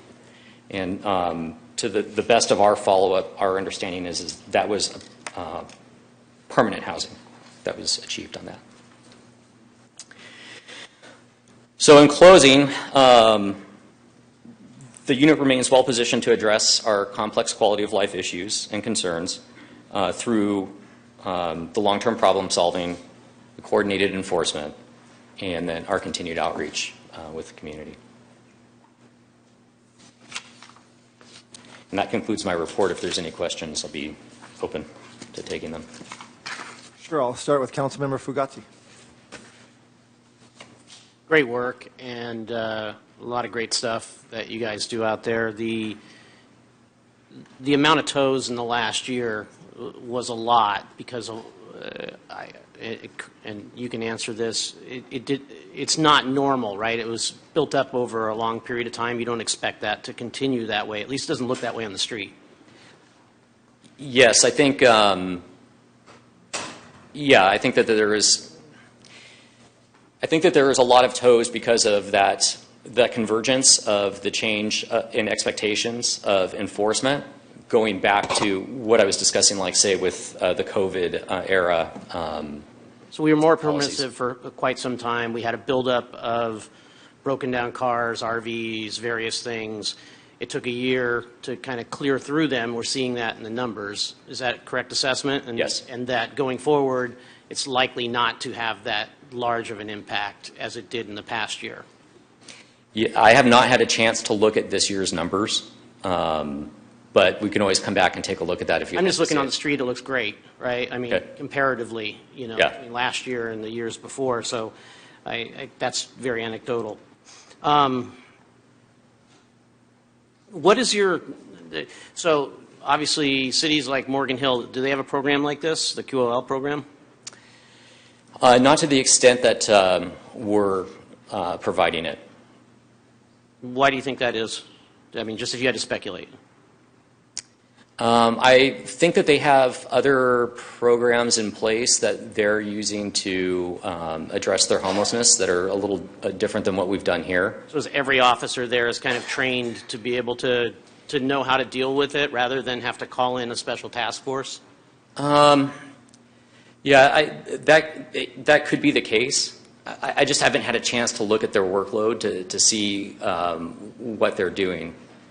I think when it comes to Gilroy and Morgan Hill, you're talking about really two different cities, you know, and different population makeups and different cultures. And so when you look at an enforcement model like that, I don't know if it's so much the enforcement model as to why things are different there, or is it more to do with just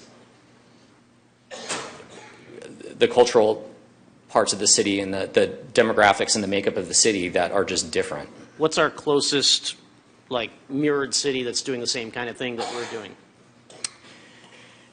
I mean, do we model off another city for the QL? I'm new to this. I didn't get the benefit of going through this whole thing.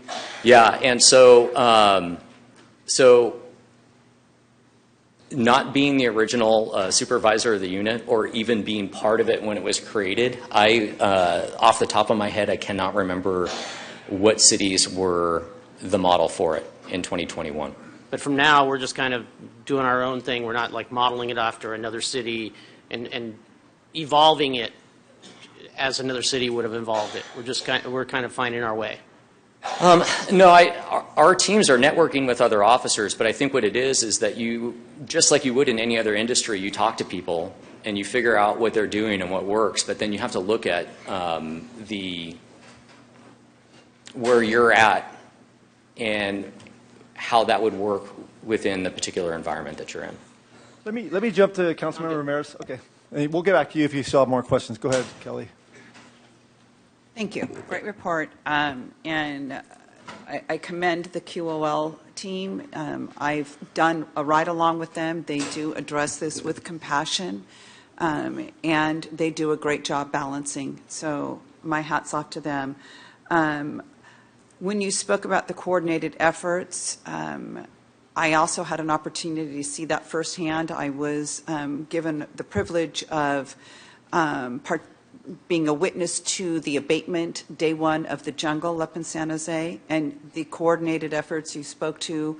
They had housing people out there. They had the police department out there. They had their Parks and Rec people out there. They had the vendor out there. And this was months leading up to the start of this and a great deal of coordinated effort prior to that. And it was pretty seamless when they were working together and coordinated together. San Jose has quality of life officers. I don't know whether we model after them or they model. I don't know about that, but I don't think we're unique to having the quality of life officers. I just want to say, great job. I know that the numbers have gone up, the need has gone up, and addressing it in the way that you can. I don't know how you guys do it, but great job. Any other questions?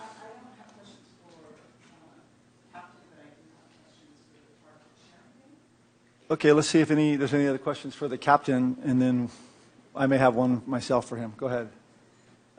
In terms of other enforcement that those QL officers do, if they encounter drugs or public intoxication, are they writing these individuals up? We had this, you were at the town hall that we had regarding the downtown, and I would assume we have some problem individuals in general. Is that part of what they do, or are they somewhat permissive?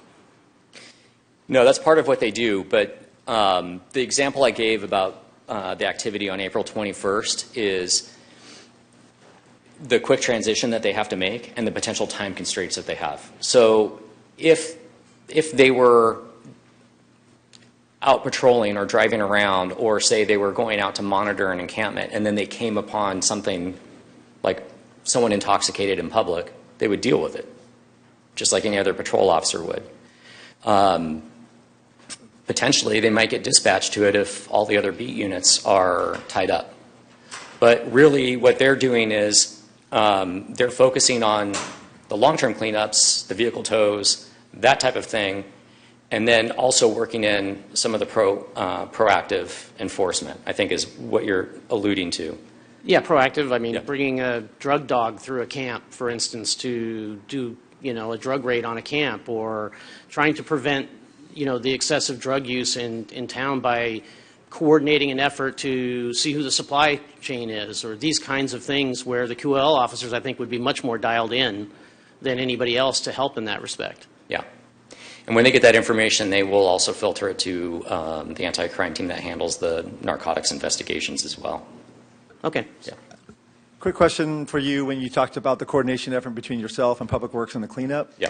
Can you talk a little bit about, because an earlier agenda item where we just approved contracts so that we can call on contractors to do cleanups, but we didn't have those contractors before. So maybe you could comment, or the city administrator could comment.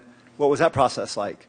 And how much money did we spend in the past years in cleanups? Okay, so this is my general observation, and I don't want to hold John and his team to it, but they have a handful of people, and so we would go out and do everything that we needed to do for the postings and everything for the cleanup.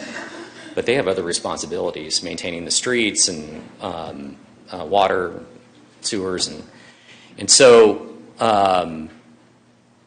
because of that, some of those things took higher priority, and so then we would have to push off the encampment cleanups. Same with parks, if they were being used, or the streets team, or something along that lines. So I think if we're looking for efficiency and we're looking to move quickly on things, that it's going to be necessary to have something along that lines, just because otherwise we're going to be shifting the priorities, right? Like if we didn't have the QL officers, it would be difficult for us to do a lot of the long-term follow-up with just patrol officers because they're responding to calls for service and they have to shift those priorities. So then I guess it's a question for the city administrator. In the past, we did contract out to do cleanups. Yeah, but it was a different type of contract system. Yeah, so in the past, the contracts were set on a cleanup by cleanup basis. So we would get go out to contractors, get quotes for an individual cleanup, issue them a purchase order for that particular cleanup, get them all scheduled and coordinated, and implement the cleanup, and then at the next one we would do that process all over again. So it becomes a bit of a repetitive process in doing those contracts where we need them. Because it's an administrative burden to do that, there's times where the decision may be made to do it with in-house staff, and then we're dedicating in-house staff to do something where maybe the time is better spent doing something else. So those are the efficiencies we're trying to achieve in the last agenda item. Another question, Greg, sorry. Yeah, okay. The last thing you mentioned, which is this long-term follow-up, can you or maybe the city administrator can explain how that is best to be in a police force with sworn police officers rather than that portion being in housing and community, services area in terms of like a handoff or what have you? It seems like that is the kind of work that a sworn police officer wouldn't necessarily be doing.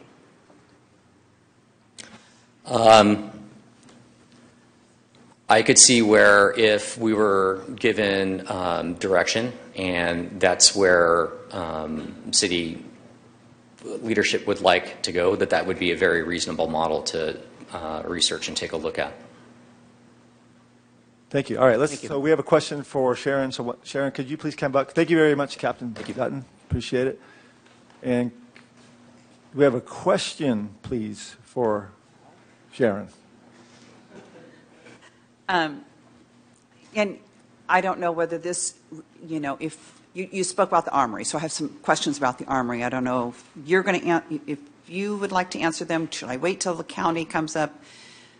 Should I just throw it out there and let you decide then? Okay, so the Here For You is the call where individuals call in and then they get the referrals, and they're asked if they're within the county. So basically anyone in the county that can call the Here For You and get a referral. And then one of the places they can be referred to is the armory. Is that correct? Yes, and I believe interested persons, they usually specify where they would like to be placed. And if there's capacity there, county staff will refer them there. But if not, they will refer them to other locations. Yeah, and I definitely can have county staff come up to give more specific answers about their operations. Okay, so is the Army considered permanent housing or temporary housing? It's 24/7 all year long, but is it, my understanding is it's temporary housing? Correct, it's an emergency shelter. Yeah. An emergency shelter. So I did a visit, and the 120 beds are all being used. And currently, most of the people that have been there, that are there right now, have been there about 2 years. What I was told is on a good month, they could house up to 2 people per month from those 120 people. I had sent questions to the county, and they responded back with the number of percentages that, percentage of people that live there that are from Gilroy, but I'm not quite sure how they determine that they are Gilroy people, or if can they self-identify and say, yes, I'm in Gilroy, and then that would be a Gilroy person? I believe they do self-identify, and that's called Gilroy affiliated. Okay. And Gilroy affiliated, so you know from the report, Kelly says, spends most of their time in Gilroy. Right. And then my question is, my understanding is in about 2 or 3 weeks, they're going to implement a new policy where the maximum stay will be 120 days. So, Councilmember Fugazi, you're the one good with math, so you can help me in case I'm wrong on this. But 120 days is about 4 months, and if on a good month we're placing up to 2 people into more permanent housing, that would mean about 8 people in 120 days would get housing.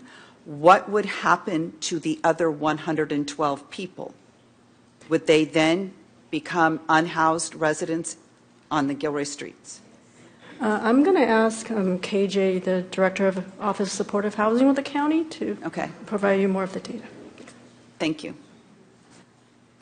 Thank you. Hi, KJ Kaminsky, Director for the County's Office of Supportive Housing. We are implementing a length of stay policy. It's consistent with policies that we have in other shelters across the county.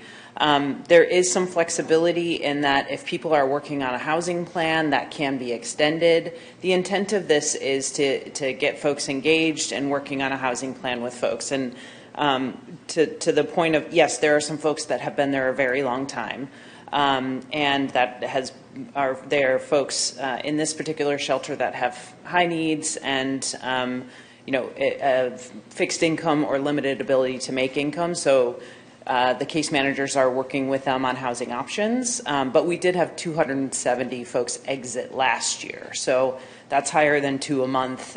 People are exiting. There are some folks that are there and struggling to find permanent housing, but the case management that we have that we are providing at the Armory is relatively new. For historical purposes, the Gilroy Armory used to just be overnight. And we, about 5 to 6 years ago, were able to add funding to make it 24/7. Just in the last 2 years, we've added case managers and housing navigators, so staff that are able to work with folks on the housing plan. So you've been sitting here the entire evening, have you? Or did you just come? No, I've been sitting. Okay, so, and there's more to come with our unhoused, and we sit here on a regular basis. We get calls on a regular basis. The QL officers get calls on a regular. We have a proportionately high number of unhoused on the streets in Gilroy in the county, the highest percentage per capita. And we are struggling to compassionately but forcefully address this, balancing between the needs of the community and the needs of the unhoused. And so my concern is, I don't want all of a sudden there to be an additional large influx onto the streets. And so you're kind of guaranteeing us that that's not going to happen? Or, I don't want to put you on the spot, but you see what the position that we're in, right? And so some reassurances, maybe I'll use the word reassurance instead of guarantee, that all of a sudden our QOL officers are not going to be inundated and everything with all of these that are now unhoused from the Armory. Yeah, I can say that the service provider operator there, as well as that Home First operates the shelter, South County Community Services also provides case management there. They will work with folks to identify permanent or other temporary housing options as they exit. In our other shelters across the county, that varies. If people can reconnect with family, we help them do that. If they can, they have family out of state, we can provide resources as long as we make sure that family member is willing to take them in. We can, if they want to transition to a different temporary housing site, we can work with them to do that. So there are multiple options, and we will provide the services to make sure those resources are available to the people staying at the shelter. Councilmember Ramirez, if there's further questions for the county, I think we need to wait to the next agenda item with the county update. Okay, any further questions? Then I'm going to move to public comment. Thank you. I have 3 speakers. Anne Marie McCulley, followed by Jan Bernstein-Chargent and Elizabeth Stone, please.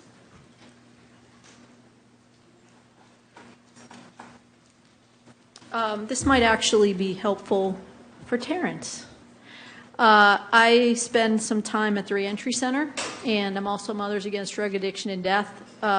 Recently, San Francisco Mayor Lori and the Mothers Against Drug Addiction and Death worked hard to open a mandatory detox for those committing drug violations.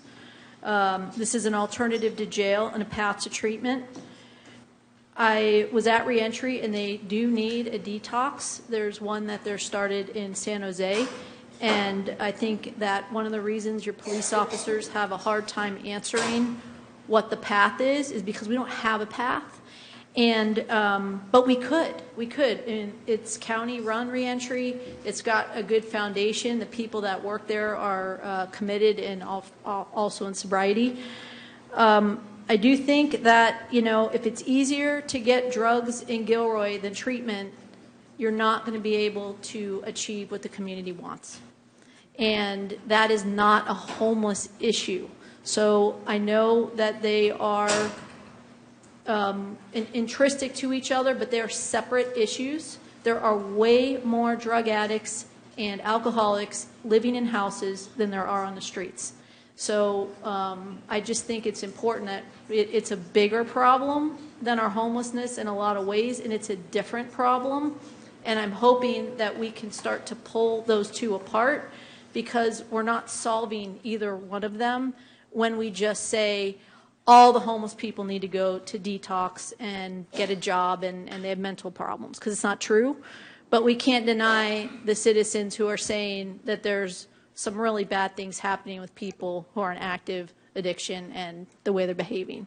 So I think that should be part of our plan in, you know, our I don't know, a separate plan, but part of something that we do as a city. And it's not in this plan. There's no mental health or substance abuse in this plan, I think, for a reason. So thanks. Jan is next.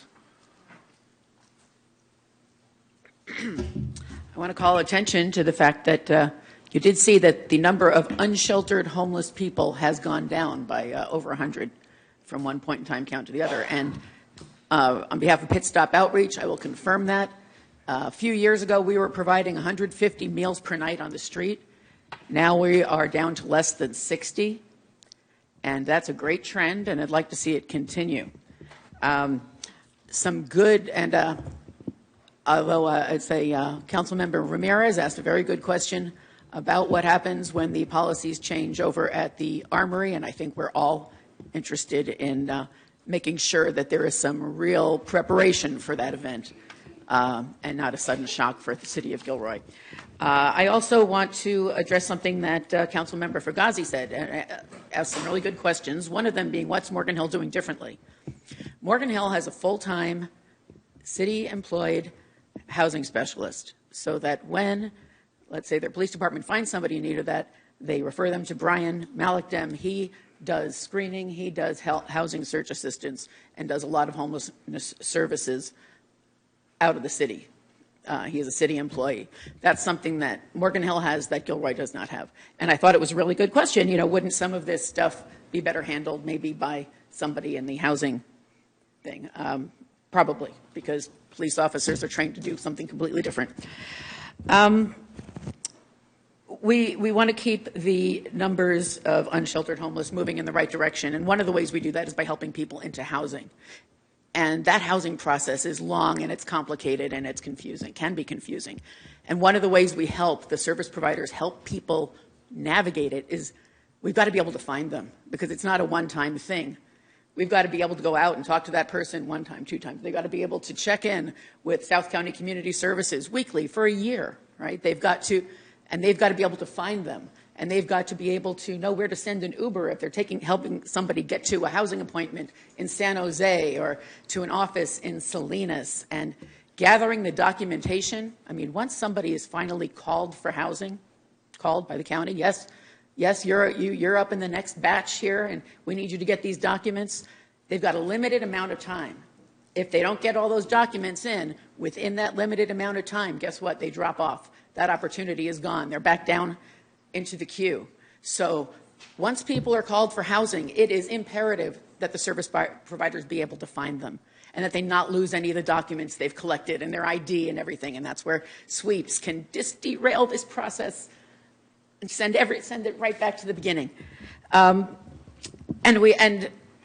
you know, that's one of the reasons you'll hear why we have having a fixed location for people, a place where we know we can find them, a place where they have a generator and keep their phones charged so they can get the call from the housing office, right? Because if people don't answer their phones, they can't even be told there's an opportunity for them. So it is very important, you know, having people sleep Thank you, behind Jan. dumpsters is different. Sorry, the bell didn't go. The time was up. The bell didn't go, so sorry about that. Thank you very much. I believe Elizabeth I have is Elizabeth, next. yeah, Elizabeth, and then Robert Aguirre.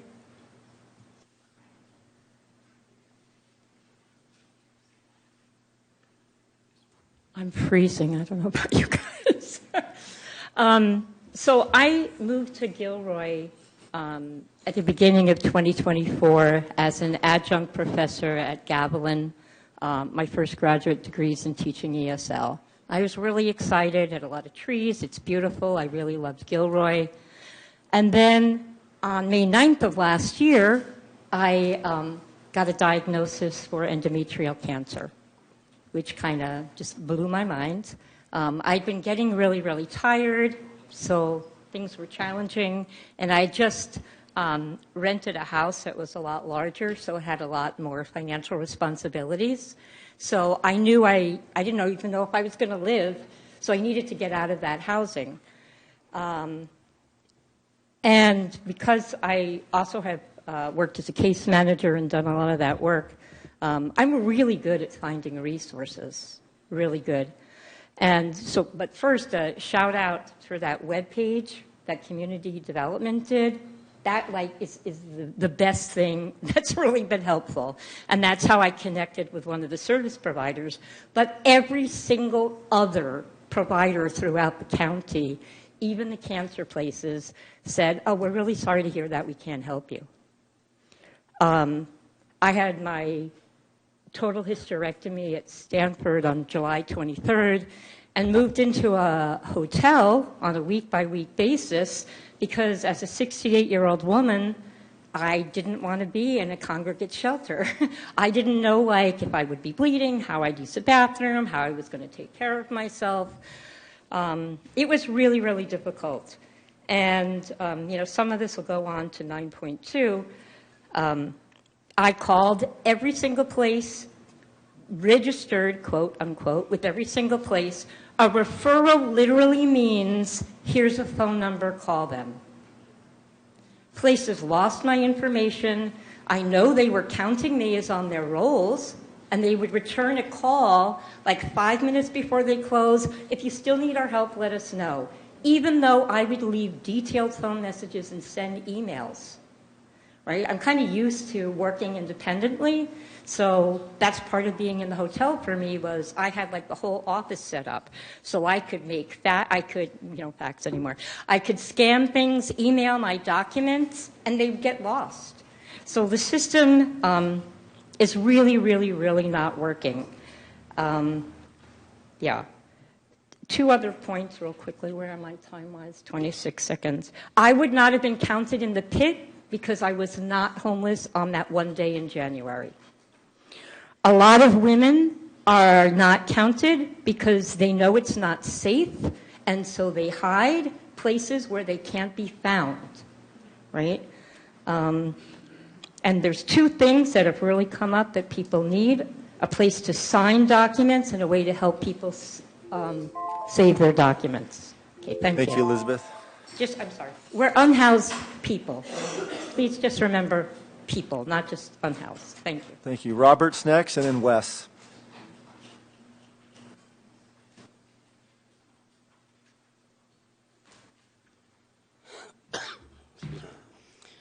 Okay, so yeah, I want to address some of these things here. The Here For You, basically, I can tell you personally, I know that a number of people that I've been with call Here For You, and if they need something, they're in dire need at that point, they don't get a place right away. It'll take several days before somebody gets back to them. And a lot of the people that need this kind of help, either one, don't have a cell phone, don't have a way to charge it, or the phone's broken, it doesn't work. Different things that cause people not to be able to get that call back. And the way it's set up right now, they don't have a place where they can go and just say, I need a place, and then they can tell them in a couple of days or whatever, we will have some place for you. They just say, well, you just got to keep calling back. It doesn't work. And the other thing is that the capacity for shelters are not sufficient. We don't have enough people. And as you pointed out, Councilmember Ramirez, Spotlight did a story on how Gilroy has the highest number of unhoused people per capita in the entire area, the entire region, which is more than San Francisco and more than Oakland, even more than Sacramento. So basically, we have an issue here where we have more people with fewer resources available to them. And I also want to point out that the THUs are temporary, and that's why they're called THUs, temporary housing units. So all these types of THUs, including motels, are places where people go, and it's like a holding place.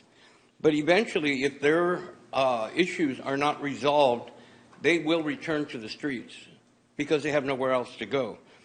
And we can try to help people, but even if you house somebody, doesn't mean that they're going to be able to maintain it. Because if you have somebody who has been living outdoors for a very, very long time, it becomes very difficult to make that transition to get back into what we would call normal living. So that also creates a problem. And questions for the officer here. You reported, oh, he's not even here anymore. Okay, well, the question, he'll get it later. He was reported on a lot of different scenarios that turned out very positive, and I think that's great, it's fantastic. But how many service calls came out with negative outcomes?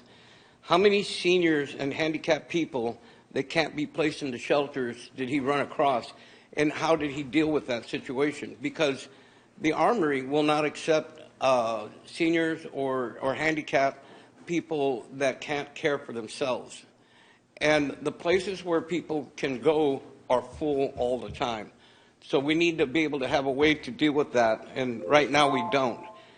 And I also want to know how many... That's your time, Robert. So sorry. Your 3 minutes is up. How many calls resulted in a call to the coroner?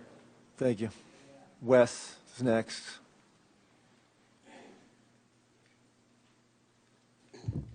Hi, Wes White again, Salinas Monterey County Homeless Union Co-President.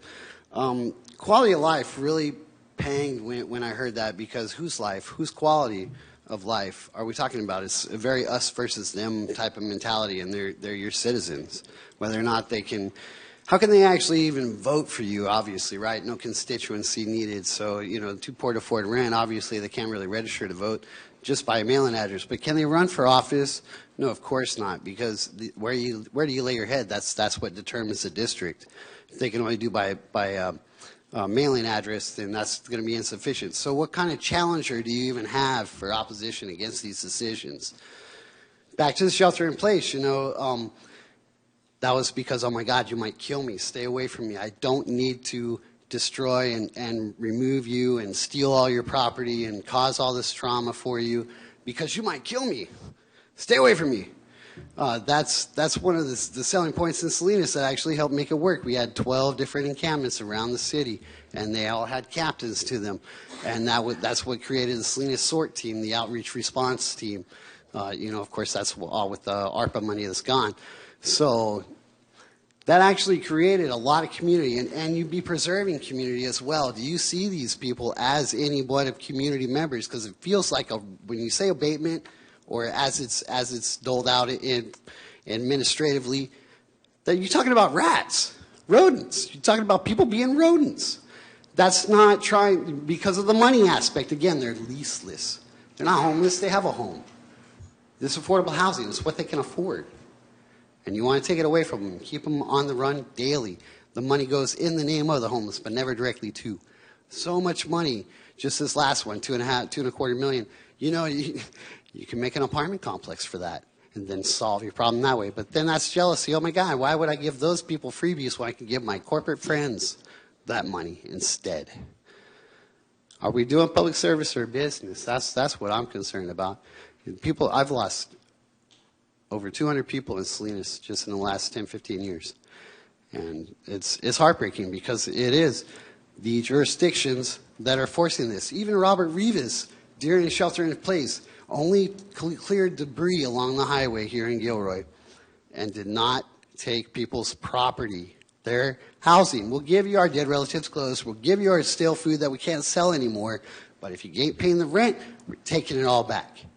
And that's not a fair way to do life. It may be the way to win in business, but you're killing people on purpose, administratively, and you need to stop doing that.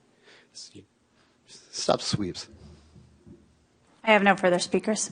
All right, thank you very much. I don't know that we have any other questions for staff at this point, and we're not taking action on this. So basically, we're receiving this report, so thank you very much. Can I just make Captain one comment? Dutton. Pardon me? Can I make just one comment? Yeah. The part where we talked about HCS and the administrative work, just back to the city administrator, if you could follow up on that and think of how we can work as we grow for the need, not growing it necessarily in sworn police officers. At least take a look at that side of it. Thank you. I just want to point out to Sharon, in your report, I was really glad to see wage gap identified as contributing to homelessness, because I think that is something that we kind of just forget about because it's just so burdensome to even think about. But thanks for pointing that out. Thank you very much. We're going to move on to item 9.2. Receive, report, and presentation and provide input on draft Santa Clara County Community Plan to End Homelessness and Gilroy Data Progress and Partnership. Big line of people there. Good evening, Mayor and Council members and members of the community. Sharon Govey again, Community Development Director. In 2020, the Santa Clara County Continuum of Care developed the 2020-2025 Community Plan to End Homelessness. So last year, they started engaging with all the stakeholders and all of their partners again, including all the jurisdictions in Santa Clara County, to outline the next 5-year roadmap. So tonight we have a representative from the county and also from the Santa Clara County Housing Authority to do a joint presentation. So I'll turn this over to them and let them introduce themselves. Thank you. Good evening, Mayor, Vice Mayor, Mayor Pro Tem, Council members. My name is Rebecca Garcia, Housing Director for Santa Clara County Housing Authority. I'm joined by my colleague Catherine Kaminsky, also known as KJ, with the Office of Supportive Housing County of Santa Clara. I'm going to go fast and furious because I know you have a long night and we have a lot of information before you. I want to tell you it's quite a treat for me to be here with you. I'm a Gilroy girl born and raised, and I still live here and care very much about this issue that I've worked on for 20 years. So thank you for allowing me the privilege to be here with you. I get to present a lot, but not in front of you, so I'm thrilled to be by my neighbors. So this evening we'll be covering a few key topics. First, we're going to be looking at the progress. Thank you. From the 2020-25 community plan, sharing some of the results and the impacts we had in the community, in our community specifically. We're also going to be talking about Gilroy households data and what work that was done here in our community with our community partners, many of them who are here this evening, and our city colleagues as well. And then lastly, we'll be looking at developing the next 5-year plan. Before we get into all of that, I want to give you a sense of what we mean when we say a supportive housing system. The supportive housing system for us is really a coordinated system of entry of how we address homelessness in a community. There's different interventions when you're dealing with homelessness, interim housing, permanent supportive housing, rapid rehousing, homeless prevention, but I've been in this work long enough to tell you that we weren't as coordinated as we are today, and it's not lost on me that we still have a lot of work to do. As I mentioned, I live here, so I still see our neighbors living outside, so as we give you some positive data, we recognize that we do still have a lot of work to do. So for a long time, if you were homeless, you would go to a shelter. You might get lucky and find a case manager. You might not. You'd work with a nonprofit organization that you know, but there wasn't a system that would actually bring everybody in a coordinated way. When the county formed the Office of Supportive Housing back in 2015, we were able to begin to centralize resources within our county. At that time, I was working for the County of Santa Clara, and some county homeless services were in the planning department. Under the office, back then what was called the Office of Affordable Housing, and then a lot of the behavioral health, mental health stuff was in the behavioral health department. So we merged, we got smarter, and we merged those two departments to develop the Office of Supportive Housing and be more responsive to this incredibly complicated issue. We created a system where if you're homeless in the community and you get contacted or you need help, there's someone you can go and speak to, and they put you through a system and work to provide you with supportive services and the support you need. This could be a family who's working and experienced some hard times, an unexpected situation that arises, and they're about to have to exit their home. Homeless prevention may be the right fit for them. Or it could be a senior who has, who's chronically homeless and has some type of disabling condition, whether it be mental health or physical. And seniors often on fixed incomes with fixed incomes not rising and rents continuing to rise are at the top of our list of people we need to support. And if you're young and you're aging out of the foster care system, there could be a transitional subsidy to get you where you need to go. So the goal of our supportive housing system at its best is capturing all those needs for our entire county and providing people with the best intervention to end their homelessness. Albeit we have not solved it for everybody, definitely want to recognize that and hear the comments of folks in the audience. So about the continuum of care, all of this work is organized around what we call our continuum of care. That's a fancy word, but it's really just all of our nonprofit partners, the county, the housing authority, the city, all of us working together to move in the right direction, in the same direction at the same time. Philanthropic partners, individuals with lived experience. One of the things that we have learned about all of our different systems, whether it's the housing authority, the county, listening to people who actually have been homeless or are currently homeless is extremely important in figuring out how we do this work better. And the County of Santa Clara serves as the lead agency in this work. So our collective impact, again, involves a lot of different folks. I won't repeat it. And the progress, Catherine gave me the honor of being able to share some of the progress from the 2020 to 2025 community plan, which is essentially the past 5 years. So proud to report that we have actually housed 20,000 people. We're excited that we were able to do that in this time period. That means taking people who are accessing homeless shelters, interim housing, and placing them into permanent supportive housing countywide and essentially ending their homelessness. I think what's most exciting about this number and this work is that over 90% of the people that we're placing in long-term housing solutions are staying housed over time. So we know that the work that we're doing now, we've been in it long enough to know that it is working and it is moving in the right direction.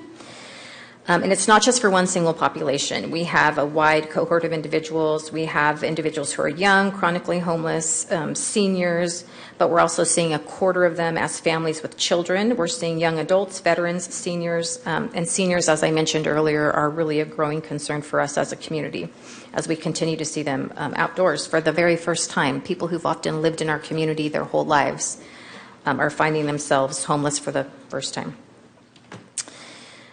Temporary housing and shelter capacity has increased by 82%. Housing alone isn't enough, although that is the primary driver in solving this issue, but we know we have more people outside right now who need more immediate help. The plan actually called for doubling our shelter capacity. We did not quite meet that yet. We reached it by 82% over that 5-year time period. And then homeless prevention achievements. This is one of the one I think is really important to spend a moment on. So the homeless prevention really just started with the county asking a couple of, we asked all the cities at that time to contribute to this idea that if we start to help people and prevent them from becoming homeless in the first place, we will start to get a little bit ahead of this. And so since then, the homeless prevention system has significantly grown. Destination Home has had a big part in that. And in the past 5 years, we've served 38,000 people through the homeless prevention system, meaning right-sized financial support and case management to keep people safe and in their homes. One of the things I really love about the homeless prevention infrastructure that's been in place is it's very sensitive to where you're at in the county. So here in the southern part of the county, it's South County Community Services. In the northern part, it's Sunny Valley Community Services. And then in central San Jose, it is Sacred Heart Community Services. So very localized and responsive to the needs of our local residents. This is one of the most cost-effective and highest returns on our investments that we have seen, and we are finally able to do it at a much greater scale. For a system that in 2017, when we started it, was really just serving a couple hundred households with support from cities and nonprofit partners.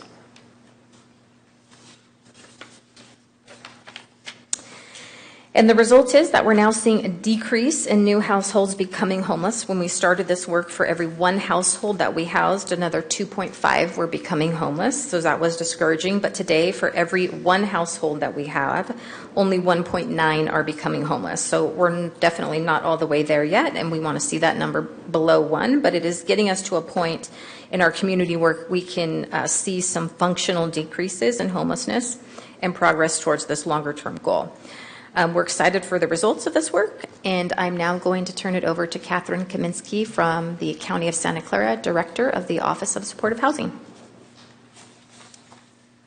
Thank you, Rebecca, and thank you, Mayor Pro Tem, and council members for having us here today. I am going to share a little bit of information about Rebecca shared a lot of information about our countywide progress. I'm going to share what does that look like for households that are from Gilroy here?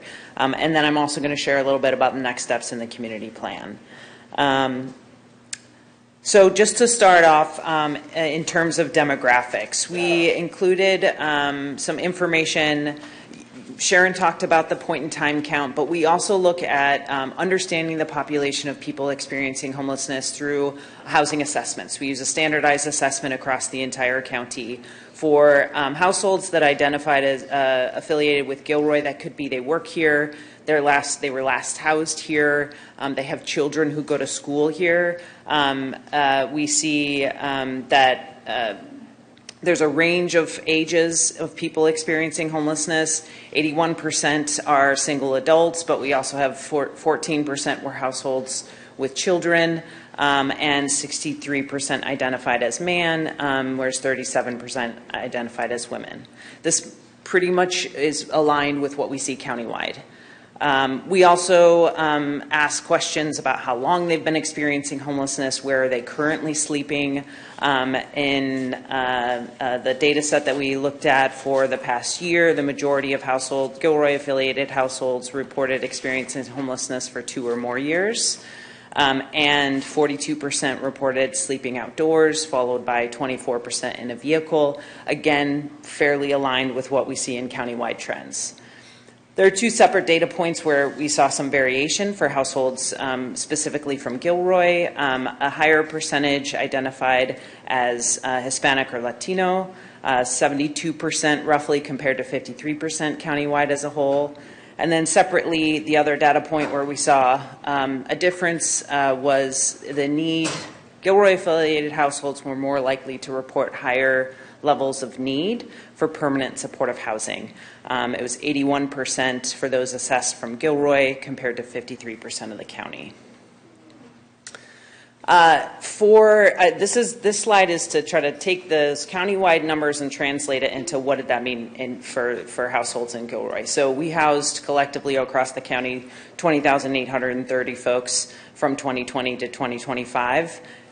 1,999 were people from the city of Gilroy.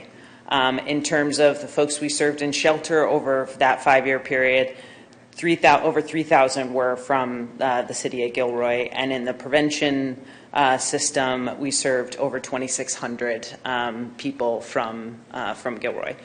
Now, the data point that we often look at, that we want to be at a point where we're housing more people than we're seeing for the first time to really make progress on the overall population of people who are experiencing homelessness. Countywide, when we started the plan, we were at a point of, for every household we housed, another 2.4 became homeless. We were seeing that consistently. Now, countywide, we're at a point where we see for every household that is being placed into permanent housing, 1.9 is becoming homeless. So we've made progress, but we have a long way to go. When we look at this data for Gilroy, for last year, for every one household we housed, another 1.1 became homeless. So that is trending in the right direction. Of course, we still want to see that ratio shift over time. If we look at efforts like our support for veterans, we see that that ratio is flipped because there are more resources available, permanent housing resources available for veterans, and we're consistently housing more people than we're seeing come into our system for the first time. That's where we want to get for everybody. We also provide this slide provides some information of how people from Gilroy are being served in that supportive housing system that Rebecca described. I'll just highlight a couple of things here. Because that need, folks are showing a high need for permanent supportive housing, you have a higher proportional rate of folks getting referred and into permanent housing, supportive housing. And I'll also note, one of the speakers, Jan, noted how the advocates and service providers here in the community help people get ready for permanent supportive housing. That partnership is critical, working with our team to make sure folks have the documents they need and are able to make those appointments. But we also saw high numbers of folks being served in emergency shelter, 570 households served last year, and homelessness prevention, 183. We wanted to translate that into what does it look like in terms of investments. So we pulled out a few examples here. For permanent supportive housing, the average cost for the subsidy and the services, subsidy sometimes is provided by the housing authority, sometimes provided by the county. That total averages around $37,000 a year. So for those 434 households from Gilroy, that's about $16.2 million investment. For rapid rehousing, it's about a $2.9 million investment for the folks served last year, and for prevention, it's about $2.8 million. So these are just a sampling of what our collective community is investing to support households here in Gilroy. I also wanted to include just some additional partnerships. Sharon mentioned some of these too on the next couple of slides, but we know affordable housing is what is going to help us solve homelessness for our entire community. We've invested in affordable housing development like Monterey Gateway senior apartments. We also fund supportive services and sites that are based here in Gilroy, including Monterey Gateway, Gilroy Sobrato Studios, and Sobrato Family Apartments. And then, of course, we've spoken about the Gilroy Armory and the Ochoa Cold Weather Shelter, which represent investments of a little over $4 million a year. We also fund outreach through the South County Community Services, and I won't go into too much detail because Sharon did such a good job describing our partnership on PLHA and CDBG and that coordination across the county. So we are in the process of reflecting on the progress, reflecting on the challenges that still face us, and updating our plan for the next 5 years. This has been well underway for over a year, where we've been bringing together stakeholders, including folks here tonight and folks from South County, from Gilroy, and really looking at the data, looking at the solutions, and convening folks with lived experience. We have a cities working group, trying to get as much information as we can and reflecting on 5 years of work to help us to draft the strategies for the next plan. We hope to have, the draft plan is out now. We hope to adopt it by the end of the summer, early fall, and then we would be going to groups like city councils, the Board of Supervisors, and others to endorse it. The draft plan was attached to the staff report, but I'll give a high-level overview of what the focus areas look like here.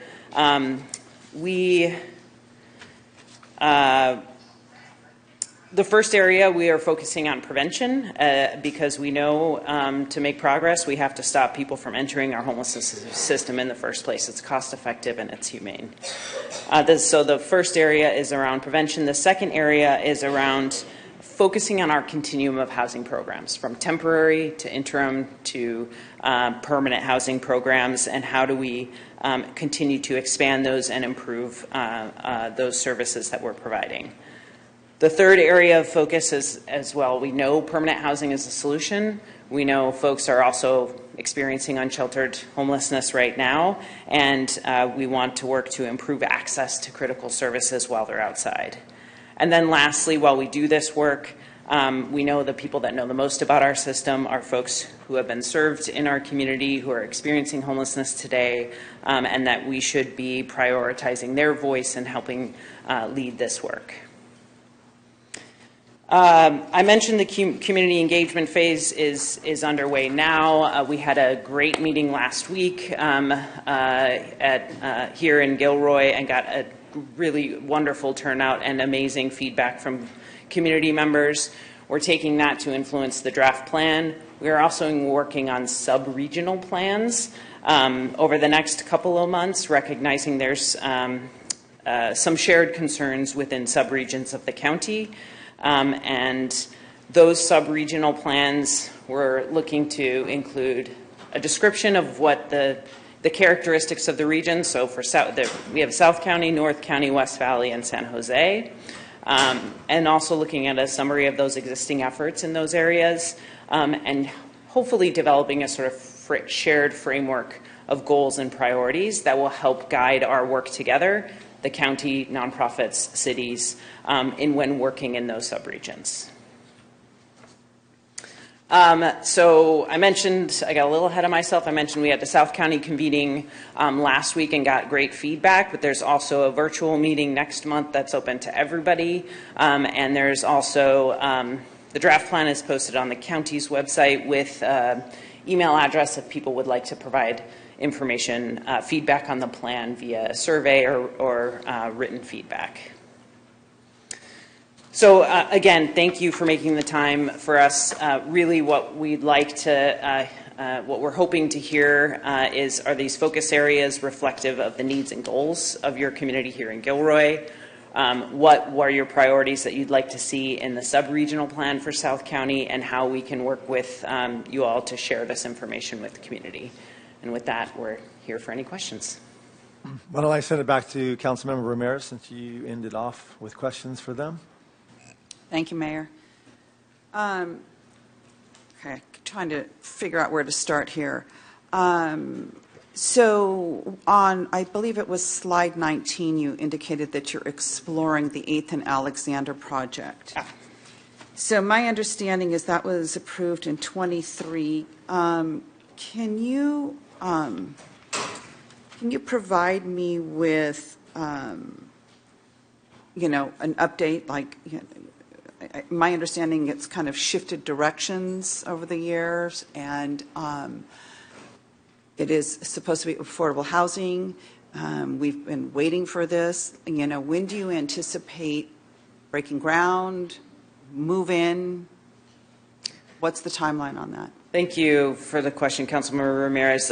Exploring probably isn't the right word to use for that slide, so I apologize. We are working, the county is working with the Housing Authority, who is also has contracted with a community engagement firm, and we're actively in community engagement phase for that project. So it will be affordable housing. We aren't exploring affordable housing there. The funding isn't set aside yet for it, but the community is helping provide input. It has been identified for agricultural workers, a focus on agricultural workers. So we're meeting with agricultural workers and service providers who work with that community to learn more about the needs, to help us design and develop the plan for that site. I don't have a date on when we would break ground. I think we're in the community listening phase for that. What other phases will follow? Then there's a design phase and the Entitlement phase? And entitlements, right, with and working with the city on the entitlements, and of course trying to pull together the financing for that project. So 5-10 years? I mean, realistically, what are we looking at? I'm not going to hold you to this, but I mean, just Affordable projects can take anywhere from 5, 8 years, 7 years. It's competitive. When you get everything you need, it's still a competitive process, so it's ultimately up to So it wouldn't be 7 years from 23, because we're already at 26. That would be another 4 years. I wouldn't be surprised if it was another 4, but I hope it's not. Okay, and then on March 25th, I attended the Santa Clara County Housing and Community Development Advisory Committee meeting, where I hold a seat representing Gilroy. And you spoke about the home funding of $786,723, which in the packet was identified for new construction, acquisition with rehab, or other eligible projects. And given that we get our own CDBG funding, we are not part of the county's CDBG, so we get part of the home funding. So when I asked what specifically would be provided to Gilroy, I was told that funding for the 8th and Alexander project. When I asked how much would be allocated and what would it be provided for, I was told I would get an email, but I have not yet been given that information. So perhaps. My apologies. I can follow up with staff to make sure we provide that information. And, you know, the home funds, we do fund projects all over the county, but certainly 8th and Alexander is a project that we are looking at for our home dollars. And I certainly, I should back up a little bit and say, you know, thank you for all you do, you know, for the unhoused. I can't imagine your jobs, right? But as I sit here, I sit representing the people here. And so I have to ask these questions and I have to push. So then one of your slides, I think it was the last one that asked, well, first of all, you talked about the higher level of need. We've already discussed that Gilroy has the highest percentage of unhoused per capita. You identified that we have a higher level of need. Does the county spending reflect that? The enrollments in permanent supportive housing do reflect that, and that spending that is associated with permanent supportive housing reflects that. So when we look at the proportion of people experiencing homelessness in Gilroy from the PIT count or from the housing assessments, enrollments in permanent supportive housing programs and the spending associated with keeping people housed in permanent supportive housing programs is higher. Okay, and then the other. Let me jump to Councilmember Fugazi. Can I have just one more question, please? Just one more. Okay, one. Okay, one. Thank you. You did ask for, you know, your last slide was asking like what we would like to see or have or something.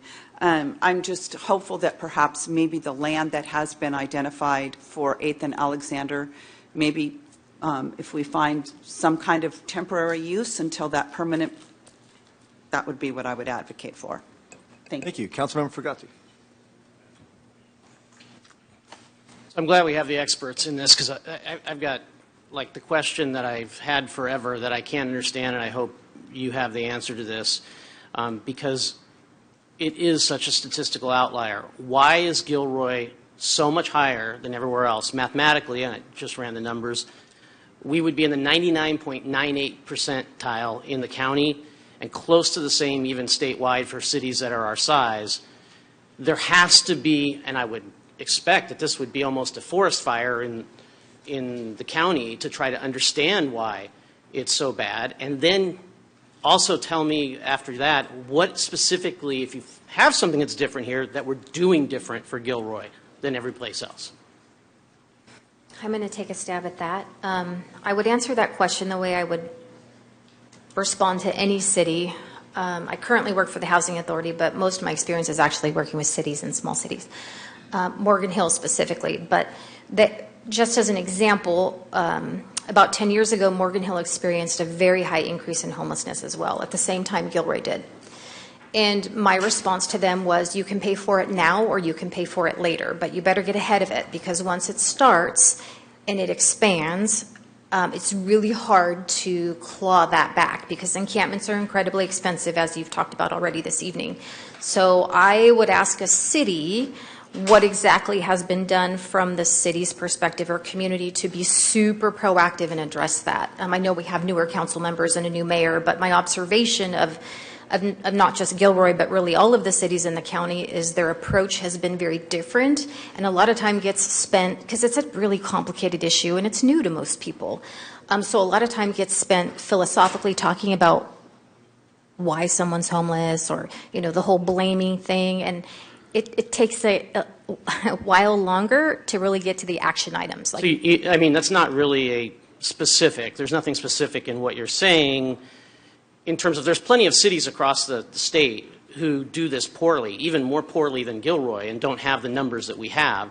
So are we twice as, maybe almost 3 times as likely to be poor, or 3 times as likely?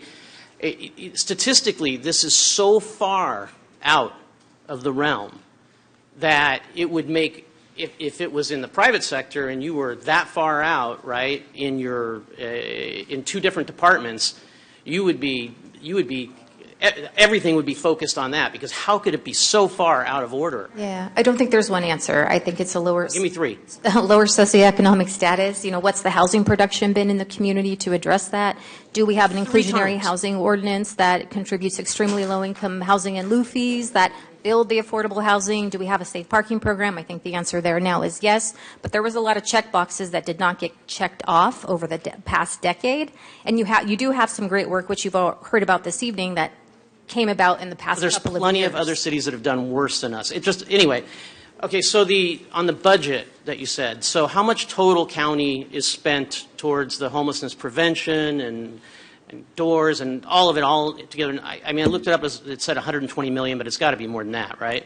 It is more than that. So across the county, for last year, I think it was over 400 million. But some of the programs that I talked about tonight, because that includes housing programs for folk like associated with our behavioral health system, for example.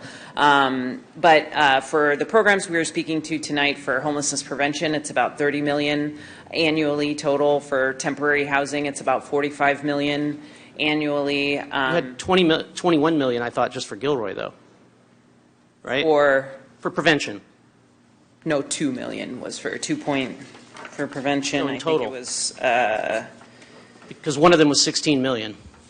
Right, that was permanent supportive housing. Oh, okay. So the permanent supportive housing is investments that's reflective of both housing authority vouchers, because our housing authority has been very aligned in working with us to address homelessness in our community and dedicating vouchers, as well as county funded supportive services and the case management that are provided to folks, as well as some subsidies. So 400 million in total was the full net, right? And then yeah, I can follow up with we have some. And Gilroy's percentage of overall homelessness in the county is how much? From the point in time count, I think it's about 8%. From the folks that were assessed last year, somewhere 8 to 9%. Okay. And what do you do with individuals who don't want housing? Yeah, we have special. Well, first of all, there's very few individuals who don't want permanent housing. So we have one individual from the public come up and say that it's so super hard. Some people don't want to go into it, et cetera. So sure. That's what I mean. Temporary housing. Sometimes temporary settings aren't. They don't meet the needs of people as they're set up. Either they're congregate settings, they may be mixed gender settings, they may have pets and we can't accommodate pets. There are multiple reasons why temporary housing sometimes doesn't meet the need. A specific shelter doesn't meet the need for somebody. We have very, very few people who, when offered permanent housing, would decline it. Of the vast majority are interested and work towards permanent housing. And those that don't want it, though, what do we do? What do we do with the ones that don't want it? We can't force them, but we do have specialized teams that work with folks who may, be experiencing challenges that they need to address first, and that we can connect them with the services to help them address those challenges first. We don't give up on them, but we don't force them either. So people, if they say no to housing, they don't.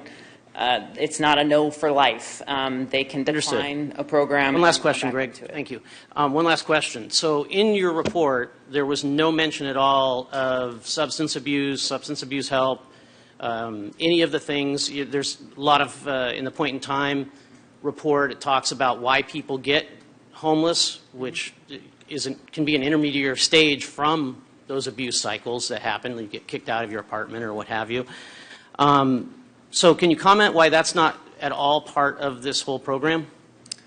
Yeah, thanks for the question. It is a part of the program. So part of our permanent housing programs and our temporary housing programs are connecting them with mental health or substance use services and making sure those are available and accessible. They aren't part of this presentation primarily because we were focused on the causes and solutions to homelessness, of which they are a part. But the primary driver of homelessness in our community and in communities across the nation is a shortage of affordable housing and wages that allow folks to afford housing in that region.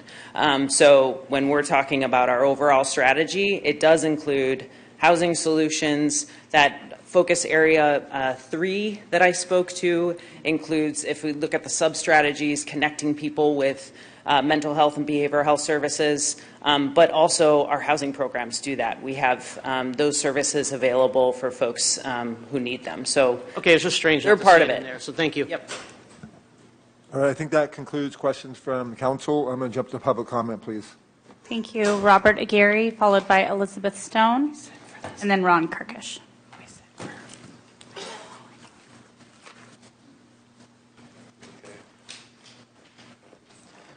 All right, so I just want to point out some of the things that we're talking about here is your question about people refusing.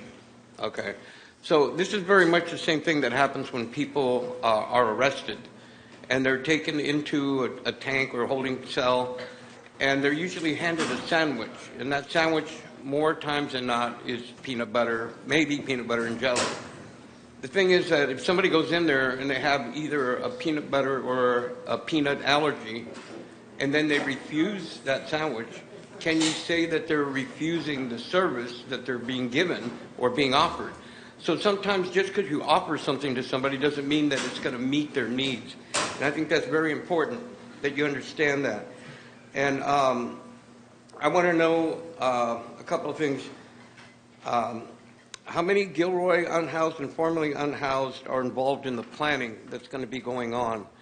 I saw that you guys are involving some people that are unhoused and formerly unhoused, but I don't know how many of those are from Gilroy. And I do know that we've had many 5-year plans for many years, decades that I know that I'm aware of. And I know that this last 5-year period was helped very much by Measure A funds that we're allowed to build housing that we don't have anymore. And the other thing is that the pandemic also was very helpful in reducing those numbers because there was a lot more federal funding that was being provided. Well, now we're looking at a situation where we have an administration that's cutting HUD funding. And HUD funding is your bread and butter, right? Maybe even, maybe even the peanut butter too. All right. So I want to know, what is Gilroy's plan for solving the unhoused crisis? Because this is a crisis, and we can't just continue to ignore it. And how will you meet your housing element for ELI, BLI, and LI housing?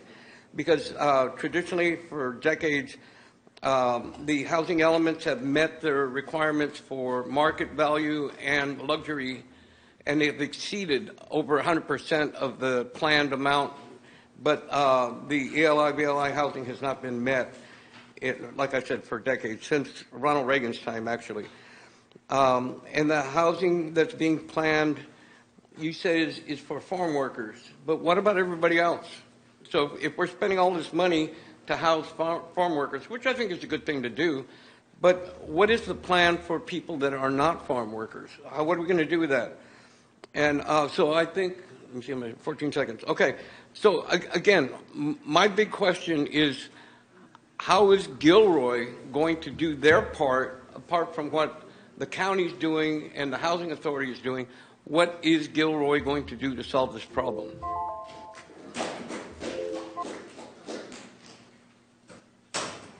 Elizabeth?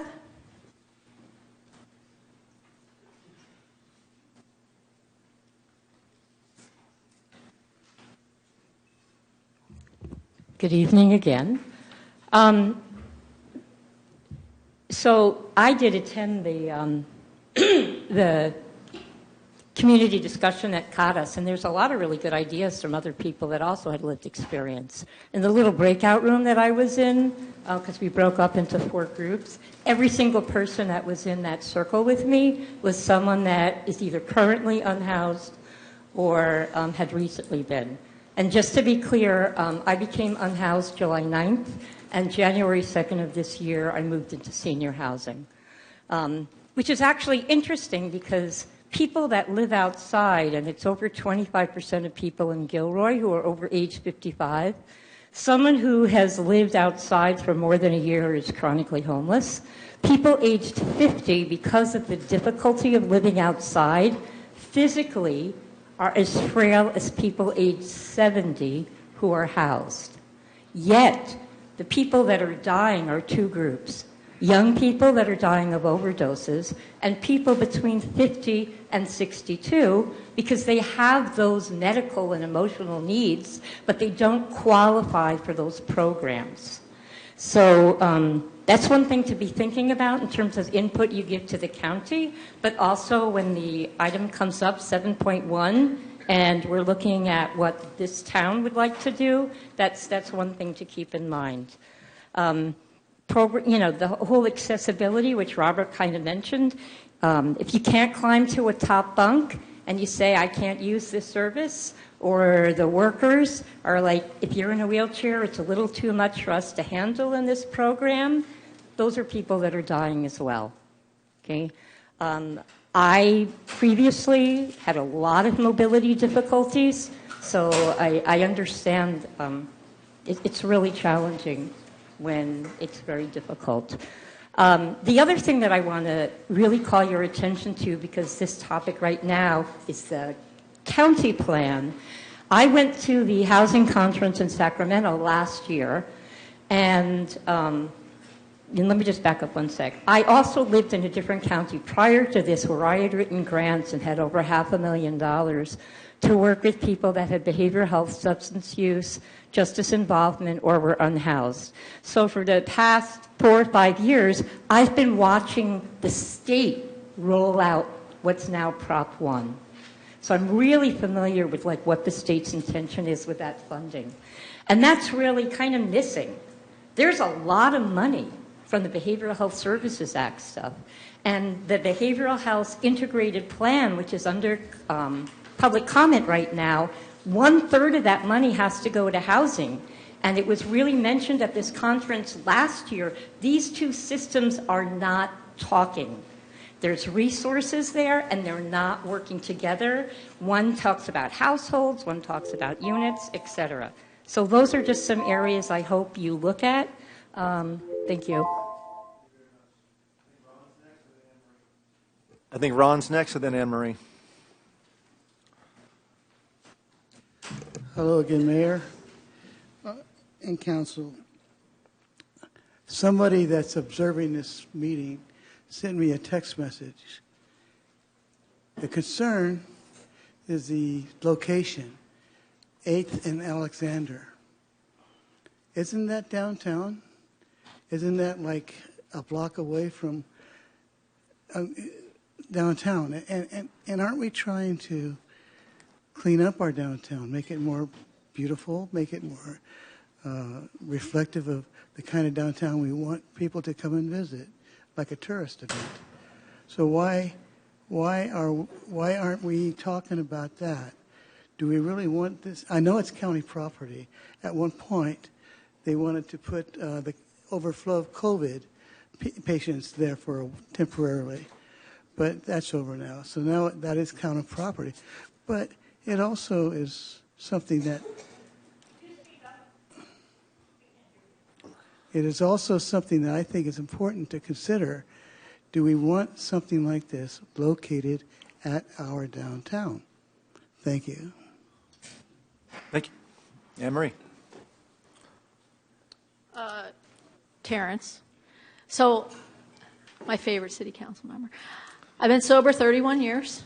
I have been on both sides of recovery, and I think some of my other people here that are also sober, bluntly, drug addicts and alcoholics used to be able to still afford housing. So we did. We all lived in a place together. It was affordable even for that population. When I first moved to Gilroy in 2024, I lived next to a drug house, and there was probably 15 people living there. I didn't like it, but it was worth $750,000, so the people sold it, and then now those are 15 people that are not housed. So it's not even about the demographic. No one can afford it. It's just, and I think that what's happened is the community thinks that there's this big increase in drugs and drug addiction. It's always been there. It's just you see it now. You see that now, and that's why that needs to be addressed in another way. It's another conversation, but it does need to be addressed another way.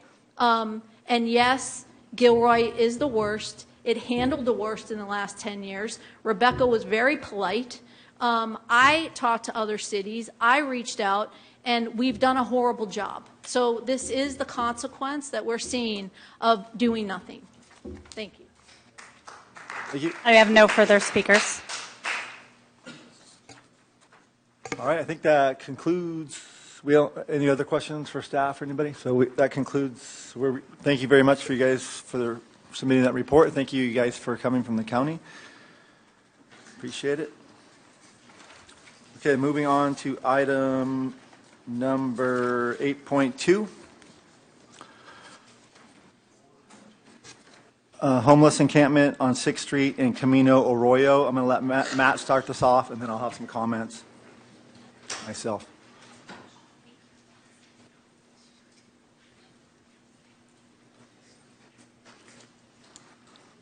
So previously, the City Council had provided us direction specific to the homeless encampment on 6th Street to extend the encampment for 90 days and then to plan for and proceed with removal of that camp. That date is coming up. I said the 6th of May in the report. It's actually the 12th of May, which is next week. We're gearing up for that removal, and this is an opportunity for further conversation on that particular item, and that concludes my staff report. Sure, I'll have a couple comments before I'll open it up to council for other questions for staff before we go to public comment. But so, first of all, I would like to point out to some of the members of the audience, I know there's been some clapping and stuff tonight, especially earlier on when we had the youth speak, we had Gilroy Garden speak, and we did some proclamations. I mean, that's the time to clap. But in a case like this, especially for this topic where there are good people in this community and in this room and sitting up here that disagree on this, the clapping doesn't serve anybody well at all. So I'm going to ask you guys directly to please hold your clap. It doesn't serve well, please. And we've held great decorum in this room for the past 14 or 15 months, and we don't need to change that. So I really appreciate if you respect that request. The reason why, and the next thing is, I'll tell you, is that as we know that there's a lot of deep differences of opinion on this, and I can tell you why I know that so well. Just take a look at my inbox on my email from this past week, right? And there's a lot of smart, good people on both sides of this that have strong opinions. So again, please keep that in mind. The reason why I, as the mayor, brought this back to the agenda is first and foremost is that since we talked about this last about 90 days ago, we've been able to, council has been able to approve an ad hoc committee that's going to allow this council as an ad hoc and this community to come together and have a new and different conversation that we've had recently in Gilroy. So I thought because of that fact that this would be appropriate to bring this back.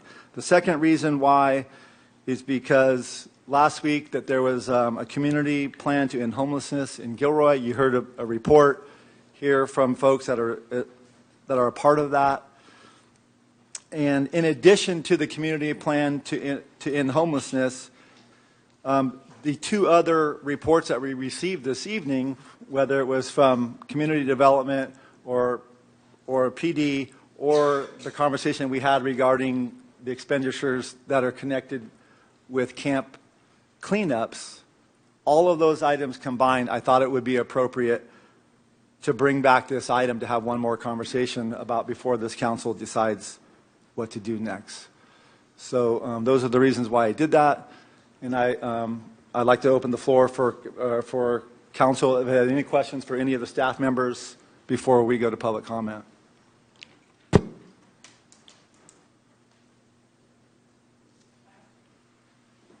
Go ahead. Kelly, I see your name on there. Sorry, there's a lot of names, so I just saw it. So Okay. Thank you. So, and I'm just going to direct them to you. Okay. I've heard that there has been a significant reduction in the number of people living at Camp Hope. Can you confirm that, or?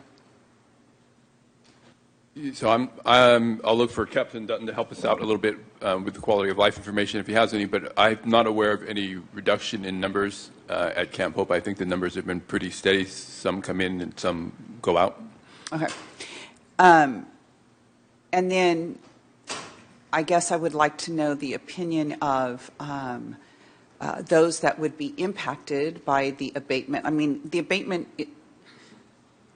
I guess it doesn't, I'm trying to decide, you know, the resources of the city. Would it matter whether we do it tomorrow or 3 months, extend it 9 more months, you know, whatever? I mean. So the cost and the effort associated with this singular camp shouldn't change. I think the numbers are pretty static in terms of how many are there, so I don't anticipate it growing. There's not enough room for it to grow. So the cost of and the staff hours for disassembly is the same no matter when we do it. The follow-up work afterwards of, you know, where do these individuals go, and following them around, and potentially, you know, they would relocate somewhere else in the city, and we'd have some additional work to do wherever they locate to place them further or to help them to find an appropriate place. That would be obviously increased in the timeline, whatever that gap is. So if we abate, there would be an impact, an increase on resources. No matter when we do it, yes. No matter when we do it. Thank you. Councilmember Fugazi, please. Question on our neighbor to this encampment, which is Valley Water Resources that go next to it. Have we had any discussions or feedback or any comments from them regarding this encampment being there? So I think Valley Water is supportive of an encampment that's not on their property. So, you know, it's not something that they have to deal with. I suspect that they would, if we were to move over 10 feet and be on Valley Water property, I think there would be a different perspective from Valley Water. So in 2018 or 2019, Valley Water at a meeting had said that they can't put porta potties near the water resources, such as the way they are right now. If those were to tip over or to go into the river, would that be a major issue? It would be an issue. We would need to do the cleanup associated with that. It would be our responsibility. It would be a Clean Water Act issue and a bunch of other things too, probably, right? Yeah, there's a process for cleaning spills up, and we would take care of that, and we'd take care of the reporting appropriately. Okay. Similar to an illicit dumping into a storm drain, we would handle it the same sort of way, although it's not illicit because we know what it is and we're taking responsibility for it. Okay. Thank you. Any further questions before I go to public comment? Okay, look, we're going to be at 2 minutes. Okay, 2 minutes. Why don't you take care of the list there, Kim? Yep. Anne Marie, followed by Jan and Mario.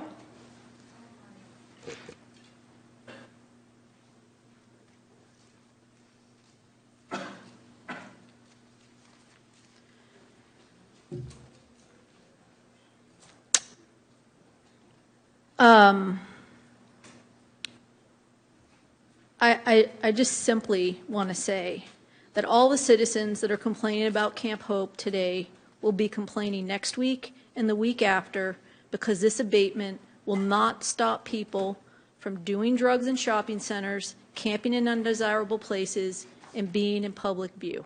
All this abatement does is make it harder for people trying to get out of homelessness, the service providers, and the police. If you partner with the community members who are doing the work, we can help you solve the problem that your supporters are complaining about.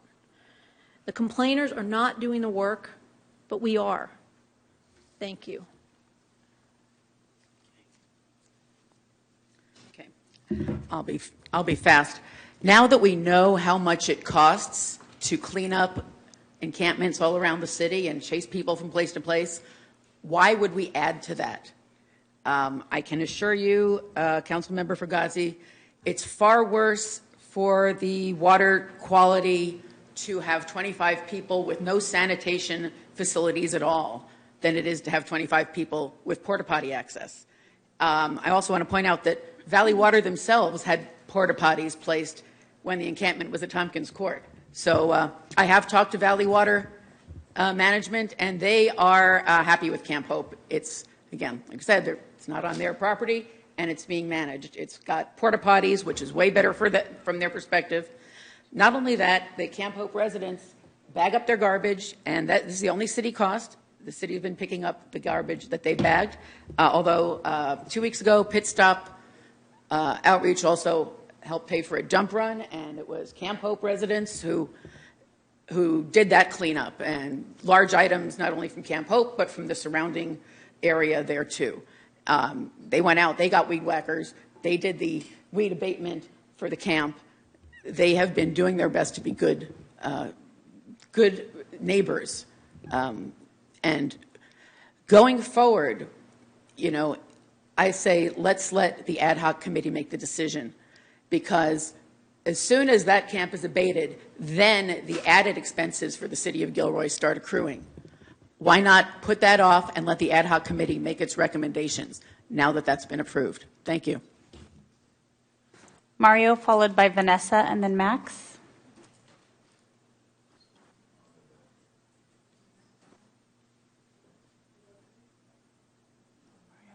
Okay, thank you. Good evening, Mayor and Council members. I'm here tonight asking you to extend Camp Hope, not because it's perfect, because it's working. 6 people have already moved into housing from this community. The numbers have decreased.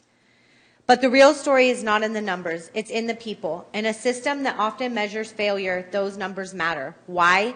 Because Camp Hope offers something many traditional models still struggle to create: connection, trust, dignity, accountability, and sovereignty.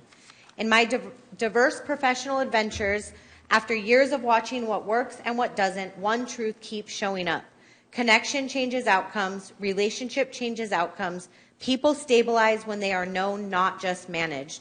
Sweeping this camp on May 12th does not solve homelessness. It disrupts stability, it breaks trust, it scatters people who are finally beginning to root.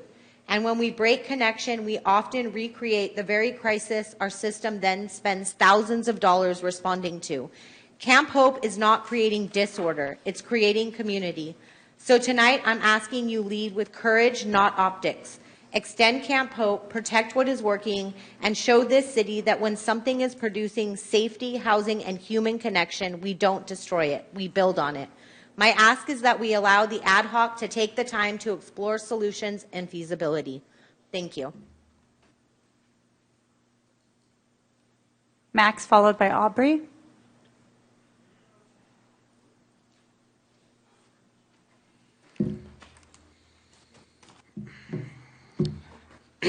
Good evening, Mayor and City Council members. My name is Max. I'm 15 years old, and I spoke at the last council meeting. I'm here again because this matters to me. Over Easter weekend, I spent time at Camp Hope. I didn't just hear about it from adults or read about it online. I was actually there. I met people, I talked with them, I ate with them, I played with their dogs, and I honestly even improved my dart game. What I saw was not what people usually imagine when they hear the word encampment. What I saw was community. I saw people looking out for each other. I saw trust. I saw people who knew my name and made me feel safe. These aren't just tents. These are people I know, I trust, people who have shown me kindness. If Camp Hope gets swept on May 12th, you are not just moving tents, you are breaking relationships, breaking trust, and disturbing something that is actually helping people. I'm young, but I know when something feels right. Camp Hope feels real. Please don't destroy something that is working. Thank you.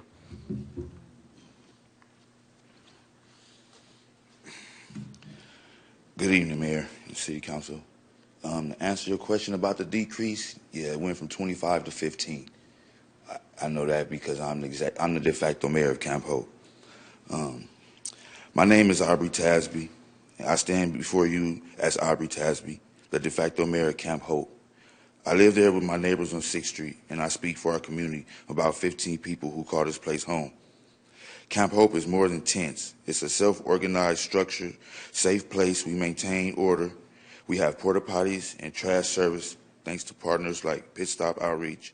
And we work every day on pathways to housing. Several of our residents have already moved into permanent housing or interim housing because of the stability this camp provides. Without Camp Hope, we will scatter back into the neighborhoods, parks, and hidden spots, making outreach harder, safety risks higher, and costs to the city greater. We are not asking for permanence tonight. We are asking for more time, more of extension, so we can continue the progress we already started and secure real housing placement. Thank you. Robert Aguirre, followed by Tom Targan and Deborah.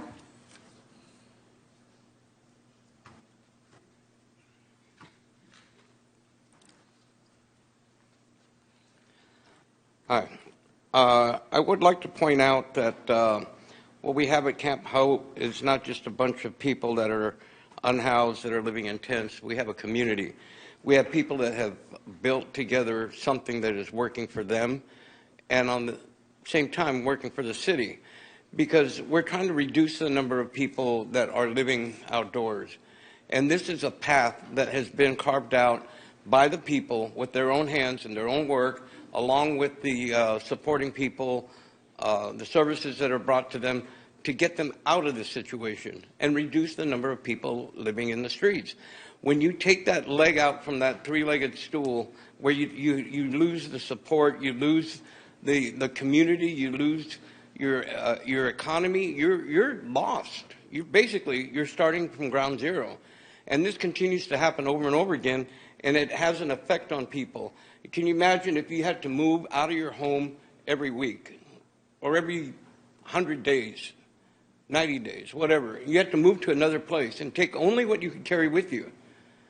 Imagine what that would do to your psyche over a period of time. The fact is that this is a group of people that have put laws on themselves. There's no drugs that go on there. There's no fires. There's nothing that creates a problem. I would challenge the police department to let us know if there's been any issues that people have created a problem, and I would guarantee you that they're going to say there's none. So what is the alternative? What is it that the city of Gilroy is planning on doing in lieu of this plan, of this community? What's going on? Okay, so I would say to you, don't throw water onto a grease fire. We already have a problem. You don't want to make it worse. And the biggest cost is not the money, but the cost to the individuals that are being affected by what the city does. Tom, and then Deborah.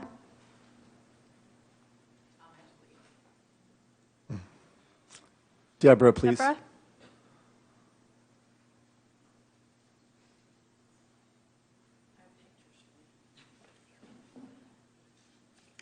Okay. So folks who know me know that one of the top things that I dislike most in life is getting up in public and speaking. But today I'm stepping up and speaking to be an advocate for our unhoused folks who are desperate and urgently need to hear our voices and our hearts for them. Because Camp Hope is something that really has worked. I've been like a volunteer for the unhoused for many, many years, starting with Glide Memorial in San Francisco and Safe Parking, the family homeless shelter in Morgan Hill, and now with Pit Stop. So I've seen how we can, and community, really help these folks. So I've been, just even in the family shelter, sitting there eating meals with them, listening to their stories about how they became homeless or how they lost their job, and all of a sudden they don't have the thousands of dollars of savings to be able to get back into housing.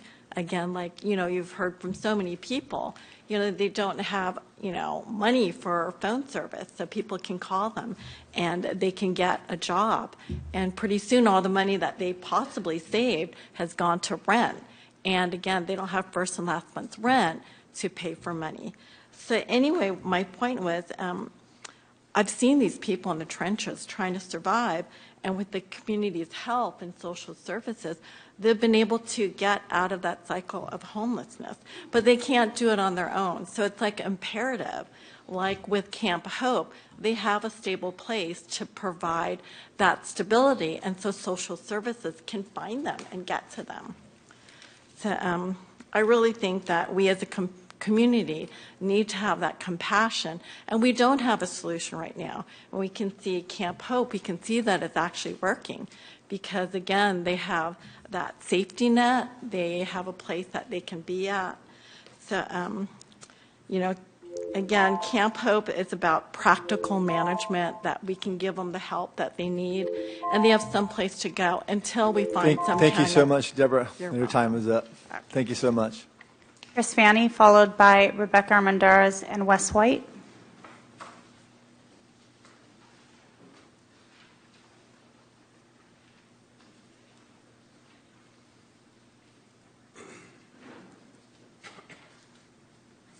Good evening, Mayor and Council.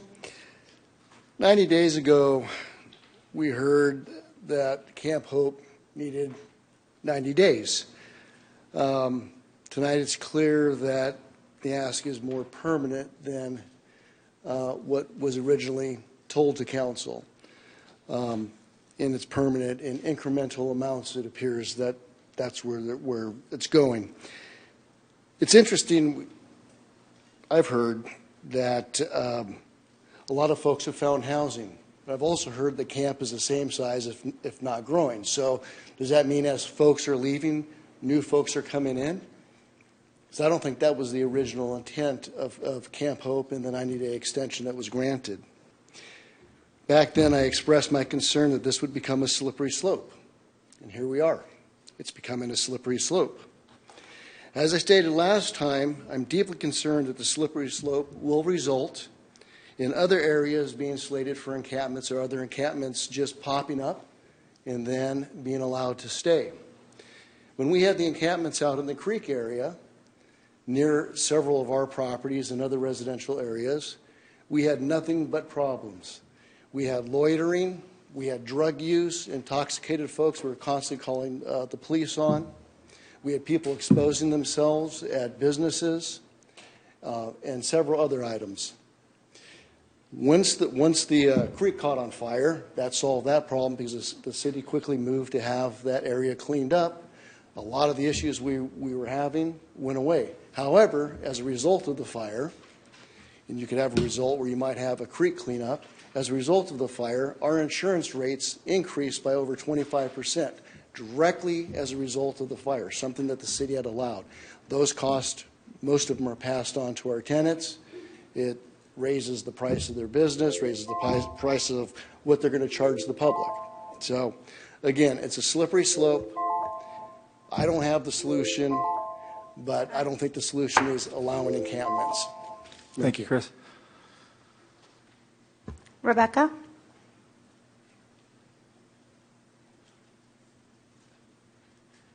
Good evening, folks. Thank you, Mayor, for opening up this conversation again and allowing us to speak. Like any other neighborhood, Camp Hope isn't perfect, but it's home and it works. It's provided a safe and stable environment where folks can get the resources and services that they need, where they can be found by their case managers and others. This has lent itself to 10% of Camp Hope residents being housed. The population has gone from 25 to 15 people. My son and I feed folks on Sunday. We take dinners out there, and it's been great to see the number of dinners filling my trunk shrink from 40 or 45 down to 15 or 20 that we take out there now. It's been great to pull up when folks are packing and a case manager is there helping them move to an apartment or a studio. And this isn't because of threats of abatement that it works. It's not because of them being criminalized.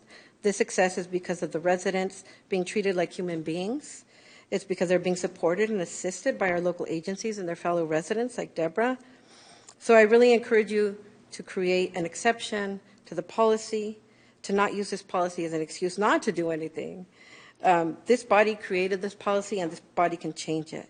And we should change it because you have the right to do it and because it's the right thing to do. Thank you. Wes, followed by Sally, and then Tristia.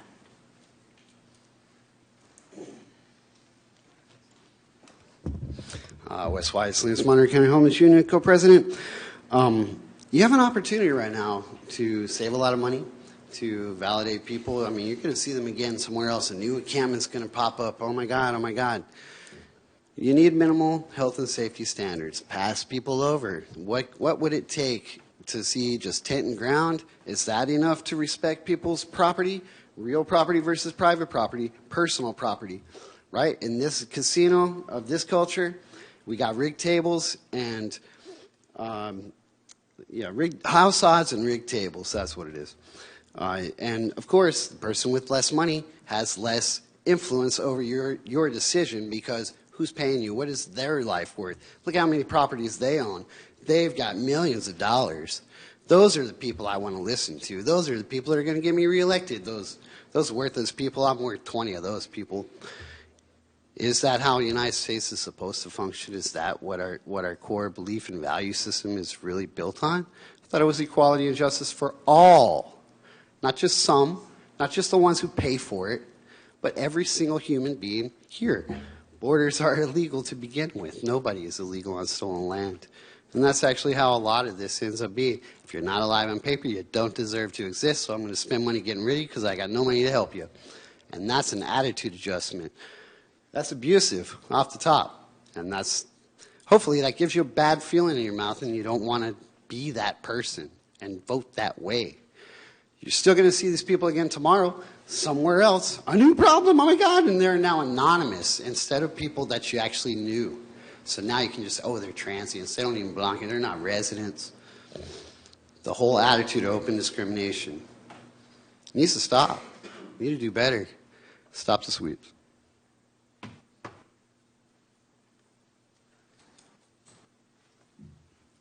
Hello to all of you. I just can't believe that we're here again asking you to consider to keep Camp Hope open. We as a society share some responsibility to provide the residents of Camp Hope a safe place to live. I would imagine that none of you can ever put yourself in their shoes, as life has never dealt you that card. However, the people who live there, that is their home. Just like you have a home to go to every day, Camp Hope is their home. Most of the residents of Camp Hope or the on-hosts are people from Gilroy whose families have been here for several generations. I know this because at times I go with my daughter Rebecca to deliver food or other essentials to the people that live there.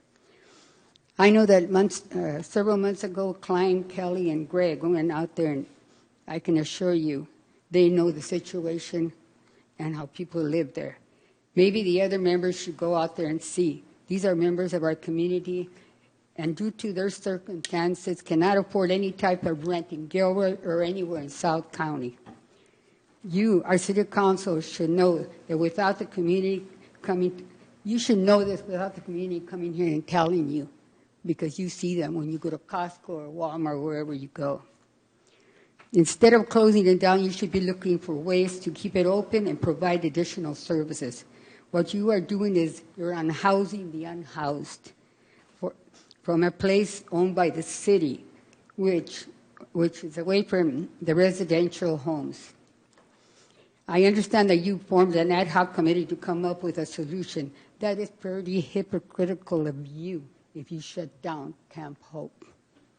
If you close it down, it will dislocate disabled individuals that have nowhere to go because you know you have the power to keep it open. But if you close it down, you're admitting that you have no power or no way of helping those residents that live at Camp Hope. As a responsible council person, you must keep it open until such time as a so-called ad hoc committee can come up with a solution which is acceptable to all, and I mean all, not just the city council. Thank you so much, Sally. You got your 2 minutes and 10 seconds. Right. And Thank let's you not very be much. hypocritical. Let's help the people. Thank you. Tristia?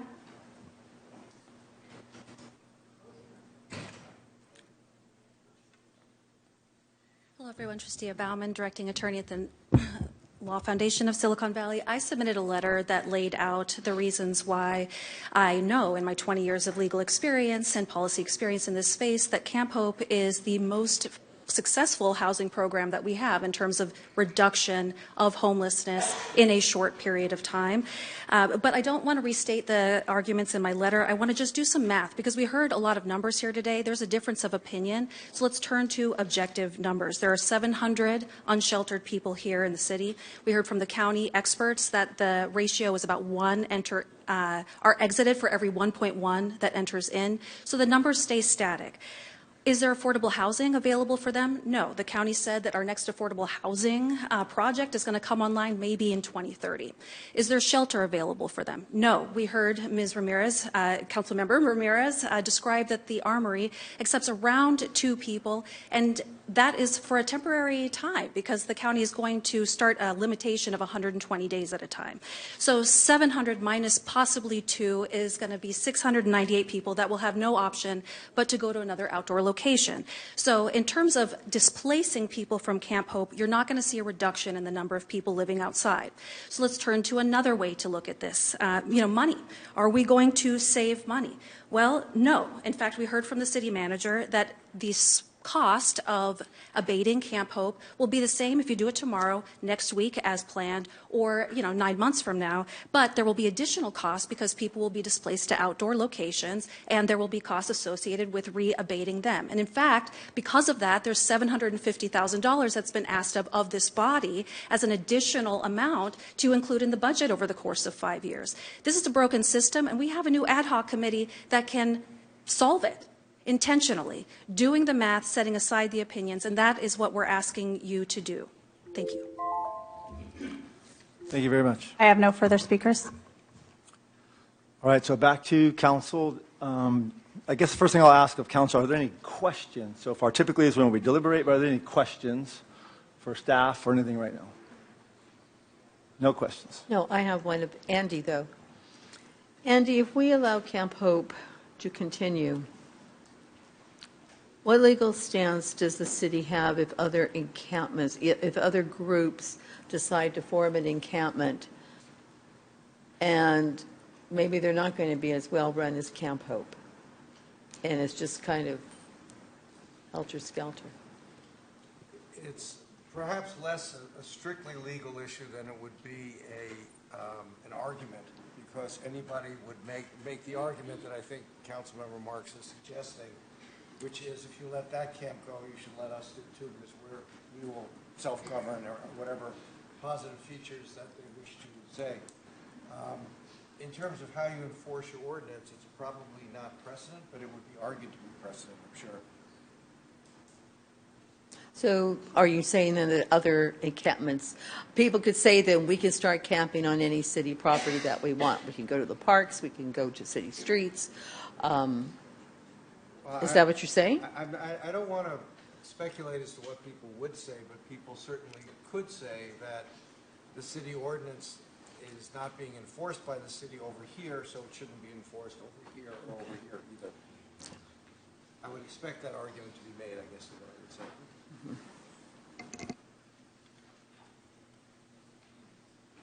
Well, sounds like there's not, you have a question? Not a question. Okay. So,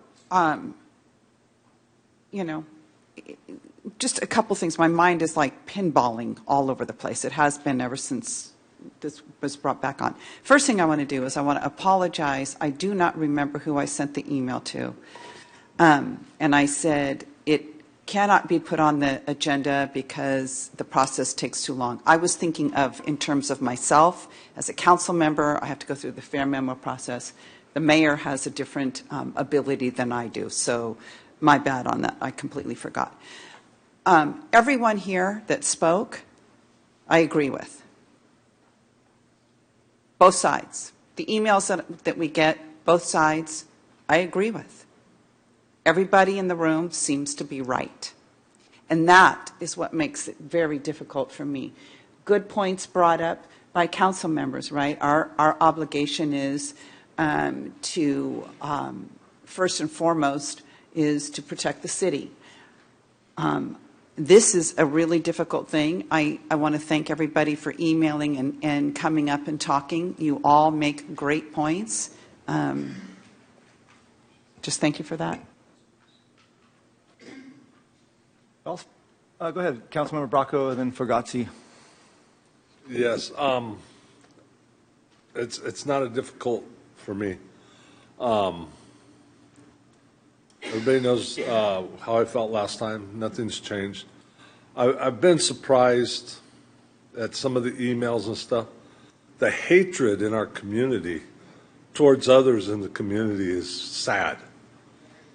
And it bothers me that they even mentioned the safe parking that we have, because that people didn't know about that. And I'm sure there's individuals that'll be out tomorrow looking for it so they can start complaining about it. But I live on the east side, and since Camp Hope has been there, it's selfish for me because it's been nicer. There's not people roaming around, sleeping on the sidewalks. It's been cleaned up. And I would ask that some folks connect the dots. You're saying, well, it used to be they were living in the creek, and they used to be living over here, and they used to be bothering these people. Well, it's not. They're not. It was used to be. They're not now. And I hate to see folks in our community comparing. Comparing Camp Hope to the crazy people that accosted someone coming out of the store that was all strung out on drugs. That's not those folks over there. So, don't compare them. If you have a problem with the individuals that are there at Camp Hope, talk about that, not what other people have done in this city in years past. So I'll still be supporting this, and I would prefer that we don't bring it back unless there's a problem. Thank you. Councilmember Fugazzi. First thing I'd like to say is I don't have really any problem against an organized encampment for the unhoused that is structured and has a proper path and is organized in the right way. The dilemma that I have, first and foremost, is the location where this particular camp exists. I know there's good people there. Some of them were benefiting from the Carry the Vision, grant stuff that I tried to move money to, and there are people trying to get help, and I don't see a problem with the people in particular. It's a location. It's a liability for the city. There is a case in Oceanside right now, which is Pritchard versus Oceanside, where an unhoused person did die on city property, and that's going through the courts right now as an issue. I don't believe it should have been allowed from the get-go. I think that was a huge mistake for the interim city manager or city administrator to do at the time. And now that kind of really put us in this difficult position that we're in. It is an unfair application of the law, in my personal opinion, and I'm not an attorney, but there are certain people who now get the advantage of having an encampment against the rule of the city. And yes, we can change those rules, but those rules were created by us, and everybody should have to play by those rules. And some of you may have seen when the pride flag thing has come up twice already for me, and my own personal beliefs on it don't come into play as much as these are the rules that were set in place for somebody to follow. That person followed those rules, and now we have to abide by those rules. I think that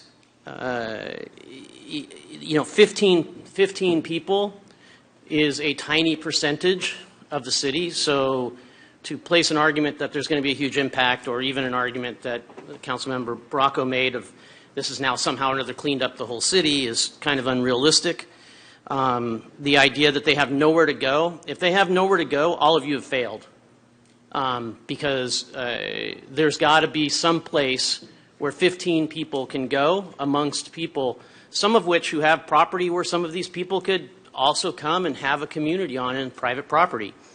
I also believe that this is not going to scatter a bunch of people because you also are a community that is helping people, and there are places on county property that are not far away that you could organize to move these individuals onto that property, and it wouldn't be a city issue on city property anymore with the city liabilities and other things that we have for 15 individuals. I said much more in the last meeting, but I don't believe that this should continue in this space, and we should figure out how to clear it out.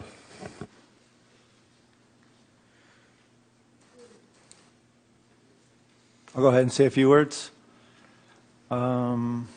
After Valley Water evicted people from the waterways on the north and south sides of this town, some of them eventually settled on this sliver of town, on this sliver of land off of 6th Street.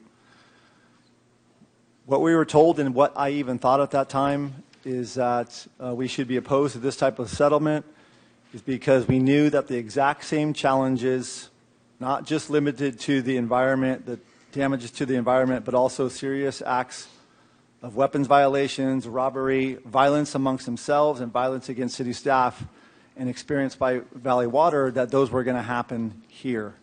And they have not. In general, they have not. In 2023, the City Council passed an ordinance with the intent of protecting critical public infrastructure by banning the use of certain public right-of-ways as sleeping or living accommodation.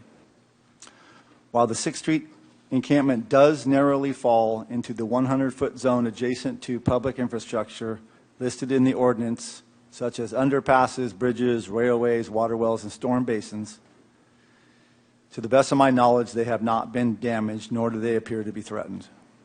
While I do understand the importance of making and having consistent code enforcement, the intent of the 2023 ordinance, which is protecting critical infrastructure, is still being achieved. And finally, we often talk about the costs associated with managing and mitigating the challenges of homelessness. This is one of the reasons why I thought it would be appropriate to bring this back. We heard a lot of discussion this evening from different departments and different agencies from Santa Clara County. And typically what we hear in Gilroy is that the cost to mitigate the unhoused with our quality of life officer team is about $600,000. But what we also learned today that we're probably going to spend about $100,000 in cleanups. But we also learned is that we already knew, but we have to remind ourselves is that we have 2 full-time staff in our housing department at not an insignificant cost that are also doing their best to deal and prevent homelessness. We have CDBG money, I believe around $50,000 that was applied this year to prevent homelessness. So the direct and indirect costs just from our city alone are not $600,000, they're probably closer to $1 million.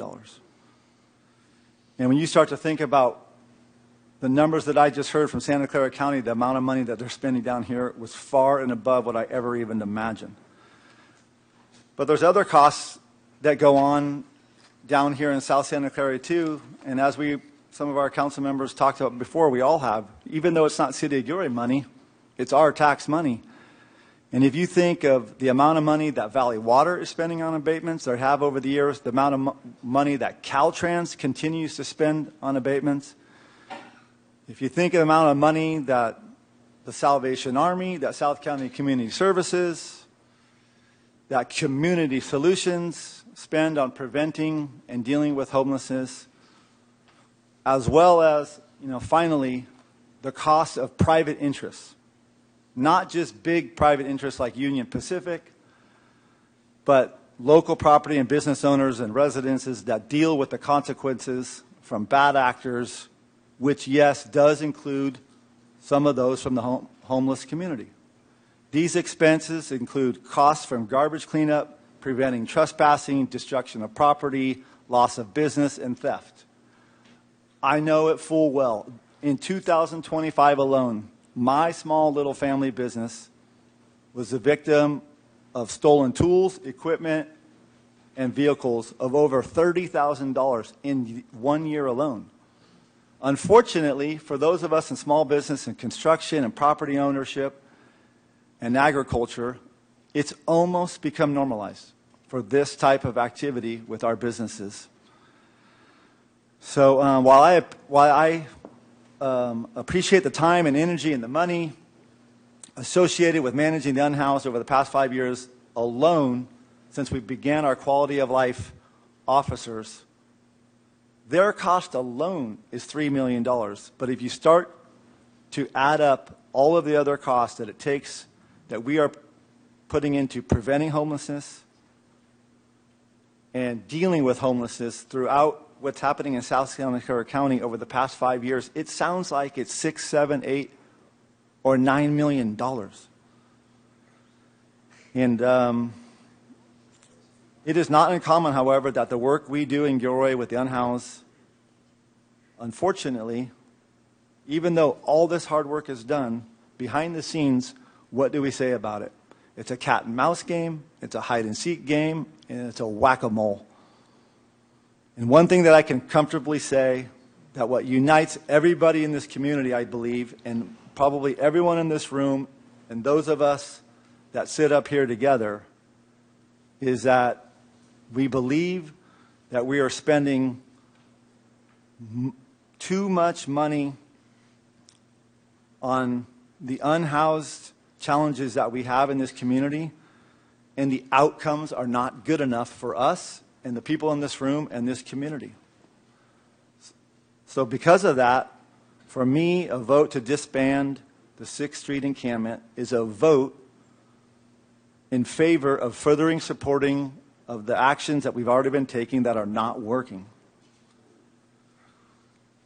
So this is why I encourage members of this body to cancel the abatement of the 6th Street Encampment. Further comments or questions? Sure. So what's your solution for that piece of property long term? What do you mean by long term, if you don't mind?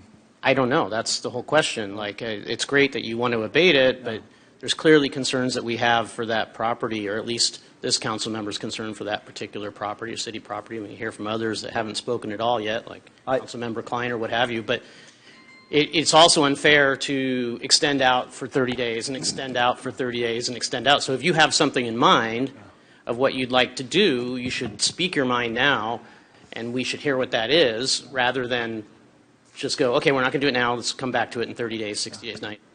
Well, I think for a moment there you said it was okay to abate it. I'm not interested in abating it right now. So, No, what I meant was not, if you're not going to abate it now, yeah, right, what is the future plan for that piece of property? Is it just, hey, we're going to come back every 30 days and we'll see what happens, which is kind of bummer for them, yeah, right? Or is it, hey, I want to have a permanent spot here. This is going to be the new permanent spot in Gilroy for a transition center or something. I don't believe that, as you said, that property is a good spot for a permanent spot. I do not think that at all. The fact that we've all talked about this today and other council members have talked about it, the fact that we have put together an ad hoc committee, I do believe that this gives the ad hoc committee a chance to get together, form the committee, get the stakeholders in place, and start talking about some options. I don't think it's appropriate for me as the mayor to start deliberating on what might happen with this ad hoc committee. I was just wondering what your personal idea was going forward, but the ad hoc committee is 6 months of meetings, is that correct? No, the ad hoc committee starts on June 8th and will be over by September 24th. We asked for an expedited. So like 4 months, and then you might have some, so I mean. Yeah, it has to come back to council. Yeah, and then you're going to come back. So it's 6 months more for this particular piece of land is what you're saying. Then we'll be in winter. And then it'll be, well, we don't want to displace anybody in winter. We don't have a plan yet, so we're going to go into next year. I'm just trying to look down the road at what this means if we're going this way, and everybody kind of puts that locked into their head as opposed to another place where this camp could go. My sense that this evening, if we had the opportunity, I am not going to come and ask for a 90-day, a 120-day. My sense is that if we walked away with a month-to-month, that we would be getting constant feedback from our quality of life staff. They would be the one giving us feedback. So we have to come back here every month? No, that would be the terms that this camp moves forward on, and for some reason our quality of life officers come back to us and say, things have drastically changed there for the better, it's time for this to end, that they could give us that advice, and we can make that decision. I like that. You know, well, wait a minute. I think we need to have a little bit more discussion. Sure. But no, a month to month would be okay with me, because I feel badly if Camp Hope is doing so well, it should be a model encampment for other encampments around the city, and I wouldn't have a problem with that. Cleanliness, no fires, no drugs, no fights, no crime. You could be a model encampment for the state. And if we have it here, and it sounds like you have a really good handle on it with the mayor, I mean, that you do need a leader there. And I would assume you take control of the people. And the people who move in there know what you expect. Now, would you kick someone out if they started breaking the law? Yes. Okay. That's what I'd like to hear, because we don't want to have problems. And I am just really concerned, you know. And I didn't know how I was going to vote when I walked in here. I was going back and forth, back and forth. But I like what the mayor said. We don't need to have, you know, an hour discussion every month on this, but if there are issues, quality of life comes in, they talk about it, and then we make a decision right there and then. That really puts the onus on all the people who live there at the camp. If you want to stay there, you're going to be on the up and up. Let me, Councilmember Klein? I know you. I'll go back to you. Asked me about, I hadn't commented. We did a lot of commenting 3 months ago about this issue. And I've been out there discussing this with people and getting feedback. It's important to hear it from both sides. And we're not going to come up with a solution tonight in the sense of ending this thing. And so, yeah, you tie it into this ad hoc committee. I don't want it open-ended. So to me, the month-to-month is more of a compromise to me at this point, but that's kind of where I'm at with this. Okay, I'm going to jump to Andy first, and then I'll go to Kelly, and then back to I want to make a brief comment, which is that if the council's decision is to allow the encampment to continue for a while, it is better to put it that way as opposed to any kind of permanence, because if it becomes a permanent city facility, then there are liabilities that are attached to that, and there are laws that have to be obeyed in terms of how you run a public facility. And so I think if, in fact, the concept is that it goes month to month or for a smaller period of time, kind of at sufferance, that, from the city's standpoint, is a better legal position than it would be to give it some sort of permanence. So what about if we did, you know, I would just hate to, again, be, I'm so tired, I can't think of words, but I don't want it to be a burden on staff to have to come back and give a report every month. But what about if we say, okay, yes, at the end of September is when we're going to have, you know, or we come back in October with something for council from the ad hoc committee. Let's extend it to October with the caveat that if there is any kind of issue, you know, they're starting to get calls for service, there's, you know, fights or anything out there that is disruptive or things have changed, then staff brings it back and says, hey, we just need to raise a red flag here and just want to give you an update on what's happening. And then at that point, we can say, all right, it needs to shut down. But if it's moving along as is, it's not growing in size, there are no calls of service and things like that, then keep it there until, I don't know, October or something like that, when we come back with something to council from the ad hoc committee. I like it. So the goal from the last meeting is that, or not the goal, but the description that was given to us in the last meeting, that the residents of this particular camp were a set number, and that number was going to be reduced down, and no new people were going to be coming into the camp. Did I remember that correctly? Is that people's recollection? Is that your recollection, Greg? No. No? That was my recollection. Oh, okay. So going forward, we're not looking to reduce the numbers in the camp. We're looking to still add people into the camp as we go forward.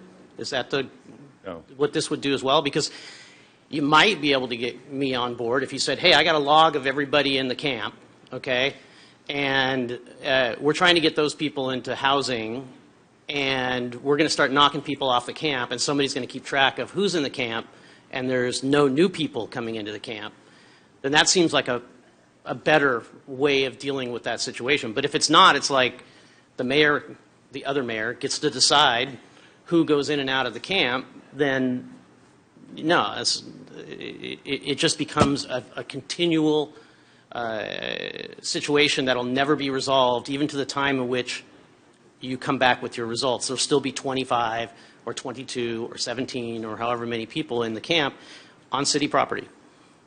But if we set a number, say 25, whatever number the council wants, we could, well, but then we're also giving people who are out there struggling a chance to come in and get housing and you know, and get out of the situation. You know, but it would have to be under, I think it would have to be under pretty strict rules from the city since it's on our property. And it sounds like you have a good handle right now on it. But I have no problem keeping it at a steady 20, at a firm 25. I think somebody should make a motion and we should move on. Can I say? Did Matt want to say something? Yeah, I think when we start to put a whole bunch of criteria in place that we have to manage from staff's perspective, we change the dynamic dramatically on the location. It becomes very, very difficult for us to manage who's there today and not tomorrow and what the turnover might be. We are currently working over the last 90 days on the scenario of bring it back if there's an issue. And that worked really well because we're able to keep an eye on it and identify if there's issues and then bring it back to council's awareness.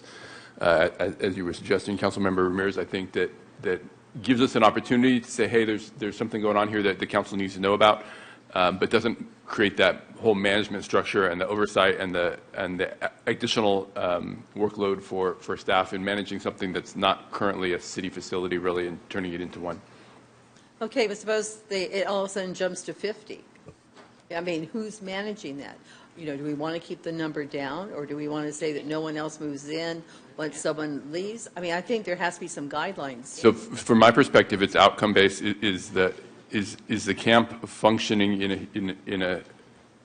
in a way that doesn't create conflict, where we don't have the issues that we have with garbage and that kind of a thing in other locations that are spread throughout the city, where the services can come to one location. And so I would be resistant to putting a number on it. And the reason why is because if we're going to have them on a 30-day, unofficial or official feedback, if they come back and say there's a problem and one of those problems is too many people, then we have an opportunity to end it.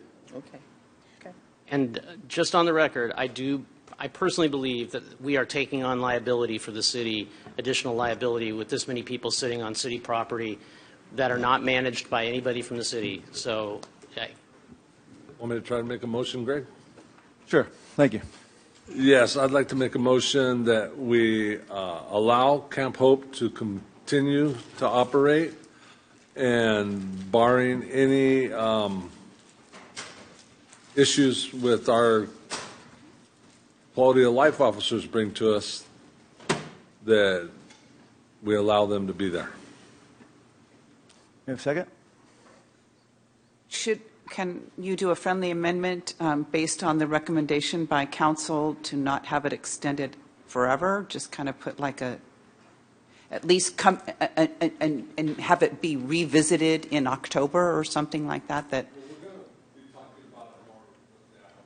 It's on a month-to-month. We can revisit it whenever we want. Okay.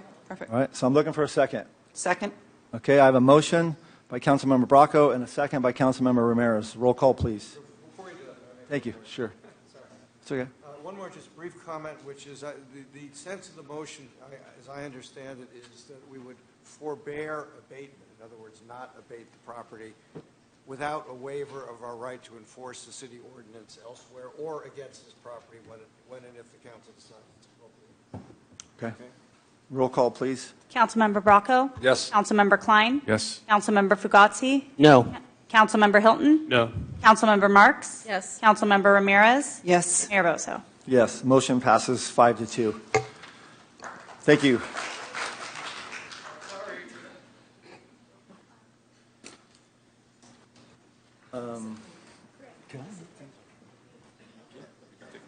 Okay, we're gonna take a quick 5-minute break, and then I am gonna move things around for you young folks that want to talk about tobacco. Who?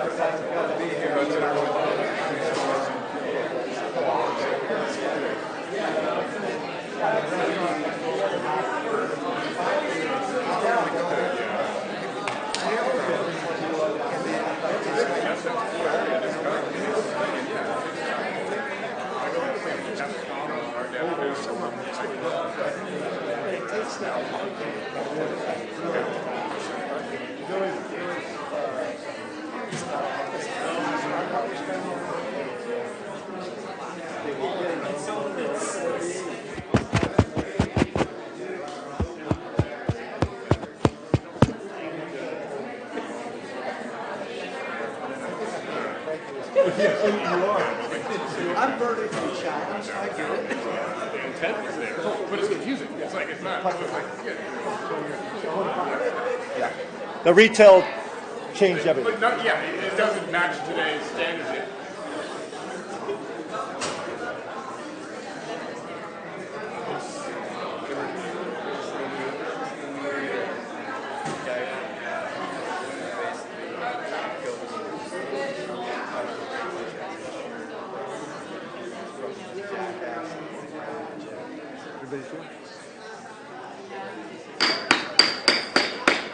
Okay, we're going to get back to it.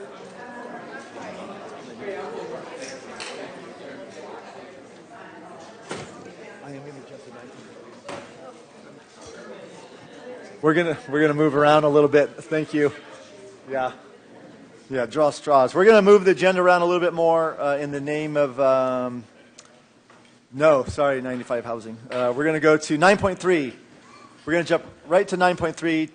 Tobacco retailer permit potential density and flavored tobacco restrictions. Staff report, please. Bryce. Good evening, Mayor and Council. Let me go and pull that up real quick here. So this is a follow-up to agenda item that Council first talked about during the strategic planning session, and then later clarification August 4th meeting regarding the consideration of revising the tobacco ordinance, and at the time a discussion of the moratorium.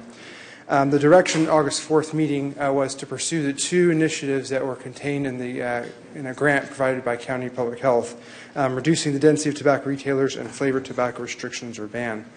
At the time, Council directed not to pursue a moratorium, but we ended up having issues with smoke shops, and so eventually the moratorium was put into place. It's important to note that this is not about the moratorium. That's a separate item that's coming before Council here very soon. So staff commenced work on this effort, and the research in their agenda packet is a much more detailed report. Do a high-level review as far as this oral report. So the density regulations are aimed to limit the concentration and location of tobacco retailers, really to kind of help limit proliferation of them in one particular area or in town in general. This is not an unknown process. The council, previous council, adopted a similar density control, though not really for density, but for protection of youth, by establishing a 1,000-foot barrier or buffer zone around schools to where tobacco retailers cannot locate. There's a grandfathering in provision, and so a business that started there or sold continuously in that location was able to continue operating, but new tobacco retailers cannot locate within the 1,000 feet of schools. So the proposal for under this provision is to limit retailer concentration. In research, 40% approximately of regional cities already regulate the density of tobacco retailers through a couple of different means. First is distance-based density regulations. So in Santa Clara County, all the cities that regulate density use distance-based regulations, and about 83% of the Bay Area cities use this as well. 69% use the 500 feet as by far the most common distance that's being used currently. There's a couple that use 1,000 feet, and then 600 feet are other measures. Some cities use population-based limits or a cap. So 21% of cities use that. Population-based usually fluctuates with the size of the city, so 1 per 1,000, 2,000, 2,500, etc. Some have a maximum cap, will set 25 permits. And then some will use other measures, like the city of Sonoma identifies actually 15 addresses, and so only those addresses are able to have tobacco retailers. And the two cities use a combination of distance-based and population-based, and so whichever is the more controlling is the one that the city utilizes. So the city has existing retailers, currently 45 retailers, 43 with tobacco retailer permits that are active. Let me go ahead and skip to the map as I talk about this slide here. So we do notice that there's clustering. So this map is included in the staff report. We do have clustering of tobacco retailers along our major corridors. So obviously 1st, 10th, and then up through Monterey. And so that there is a lot of potential conflicts. And so the map identifies a barrier of the 500-foot buffer zone. And so anywhere the green spheres interact, we have conflict between existing TRPs. And so there's a couple of options that council can consider if they pursue distance-based, is to look at either grandfathering in, as was done with the schools, where existing TRPs and businesses could continue that retail location as long as contiguous and arm's length sales. The other option is also going with a legacy system where the existing business is able to continue to renew their permit, but the sale of a business, that is no longer something that would continue to the next business.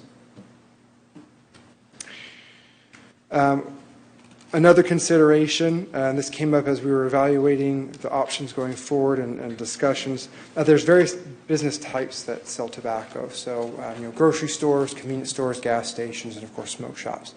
The universal density restrictions can impact each differently, and so depending on the business model of, say, a smaller grocery store that may be a little more dependent on tobacco than, say, a larger chain, may affect where they locate. But again, it's a very small ancillary use compared to the grocery functions of such stores. So there's some considerations that council could look at as far as categorizing different types of tobacco retailers. Grocery stores could have their own classification, and that way they're not in conflict with any convenience stores or in the same shopping center. And alternatively, smoke shops could also be looked at as having severe restrictions or prohibition about being issued a tobacco retailer permit. So there's other options as far as addressing any potential conflicts in those buffer zones. And then any others would then be subject to the general density restrictions. The other issue that we're examining was the flavored tobacco restrictions. And so the state ban, as we researched, is very extensive on flavored tobacco. But they did grant 3 exceptions in the law. One is for hookah, premium cigars, and then loose leaf, or also known as pipe tobacco. So council has 2 options we can maintain with the state law.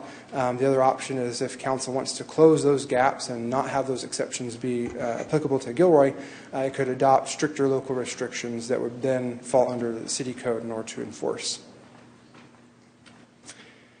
And then finally, staff is recommending to council to look at centralizing the enforcement functions and the permit issuance functions into the police department. Right now, the process is decentralized across multiple departments: police, community development, finance, and then the city attorney's office gets called in for special cases. And so it requires coordination between the others, but centralizes the police department, allows a single system. The police department could bring in resources from other departments, but it's a single system to manage the TRP process, as opposed to split across 3. So staff's recommendations, if council is interested in pursuing density, would be to apply the 500 feet distance. Again, we already do that for we already check for the 1,000-foot distance from schools, so it's only a minor additional lift. To define and exempt grocery stores, if council is interested in setting those aside. Additionally, with smoke shops, recommending prohibiting issuing TRPs to smoke shops, and then using a legacy system approach for existing retailers, so that once the current business ends, there's no automatic guarantee of a new TRP to the next property owner. Flavored tobacco, council's direction, if it wishes to adopt a more stricter local ban. And then enforcement, we're asking council to authorize the small amendment to identify that TRP applications will go to the Gilroy Police Department. That completes the presentation. Some alternatives. That helps. Maintain the current system. Obviously, we can also consider different buffers or caps that were included, or other ideas that council may have. And then obviously we can modify an enforcement approach as well. There's no minimal fiscal impact, and our process is being grant reimbursed. No additional appropriations are needed to implement this at this time. And then next steps would be to implement council's direction and prepare the ordinance for whatever update is required to effectuate that. So again, asking for direction on the density restrictions, flavored tobacco, and centralized enforcement. That completes the presentation, and happy to address any questions. Go ahead, Councilmember Hilton. Thank you. So I first just want to say, I want to thank staff for working with us, for working with the advocates, public health, to get us to this space where we are today, to jump in and make some comments. So I appreciate that. And what I want to hear throughout this discussion after we take public comment and all that too is really just a commitment from staff that we're going to enforce this, that we're going to come up with this and we're going to enforce this. I think centralizing it to the police department will more than likely help, but that's one thing that I'm still concerned with is that we might not have that full commitment to really get this done. My first question is, in the report it talks about that, currently it's staff choice to not seize legal products from businesses that don't even have a tobacco license, that are being sold without proper licenses. So why is that, and who makes that decision, and how will that decision come to them? I have to defer to...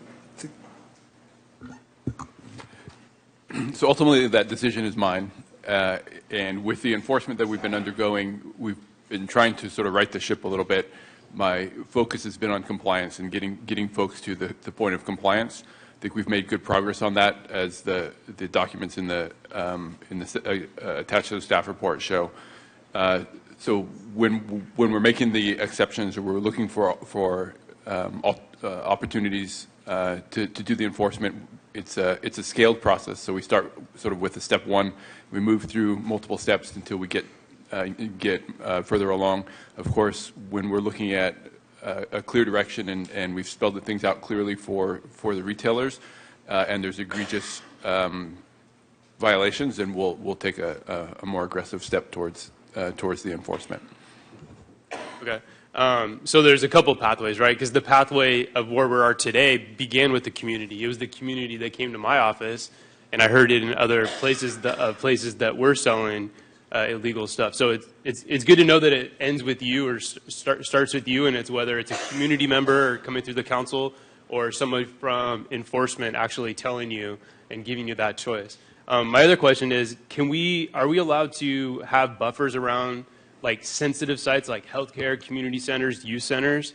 Are we able to pinpoint that language specifically? As far as anyone, unless the city attorney advises otherwise, yes, I believe we can do that. It just be the very clear direction about what it is that you're going to include in those buffer zones, and then we can go ahead and craft the language to reach that specificity.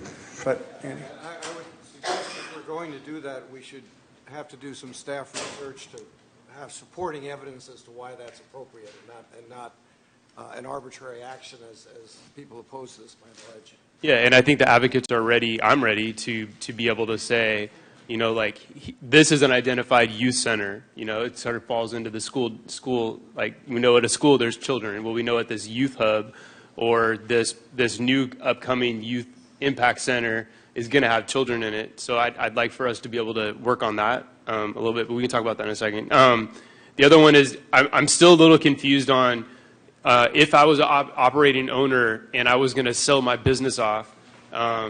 That's the arm's length transaction. Like I can sell it to the other person on the street and they can assume all my stuff. They're allowed to do that, but we're allowed to stop that if we want to stop that by saying like, no, there's no grandfathering. You can't sell your thing off. You would have to go through the process yourself again. Is that the decision point we're trying to get at tonight too? Correct. So when the prohibition around the 1,000-foot buffer around schools, at the time the ordinance was written, it's so that the business could sell their business, including their tobacco operation, be included in that consideration when they sell their property. They still have to, the new business still has to go and apply and get their own tobacco retailer's permit. But there's an assumption that even though it's 1,000 feet, there'd be consideration because an arm's length transaction took place. One of the options that we have for council is to go with a legacy system where the existing business is allowed to continue, but once that business ends operation there is no longer that allowance that you would have with the grandfathering under the school system.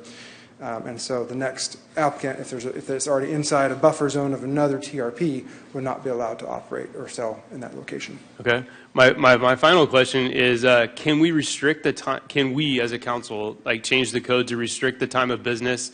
Can be reissued a TRP if they violate it?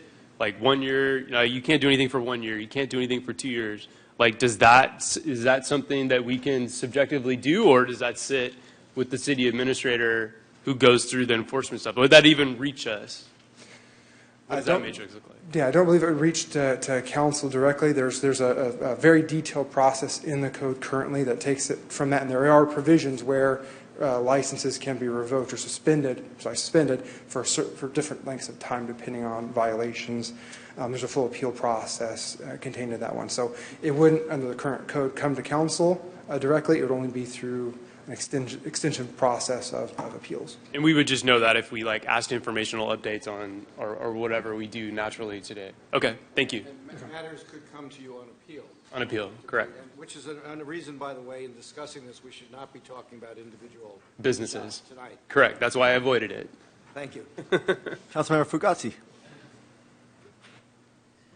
So, following up on one of the questions that Councilmember Hilton just had, if one of these businesses were to sell actual drugs, they're selling marijuana out of there, they're selling other things out of there, and or mushrooms. I think that happened, right? They were busted for that.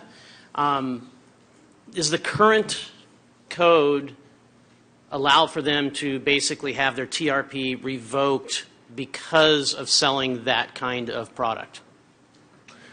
I'm not familiar enough off the top of my head to answer that. I know there's a process included in it, but as far as what is under the city code versus what's under state law, I know there's a variation and difference between that. So I'd refer to other finance or the city attorney may know a little bit more specifically, but.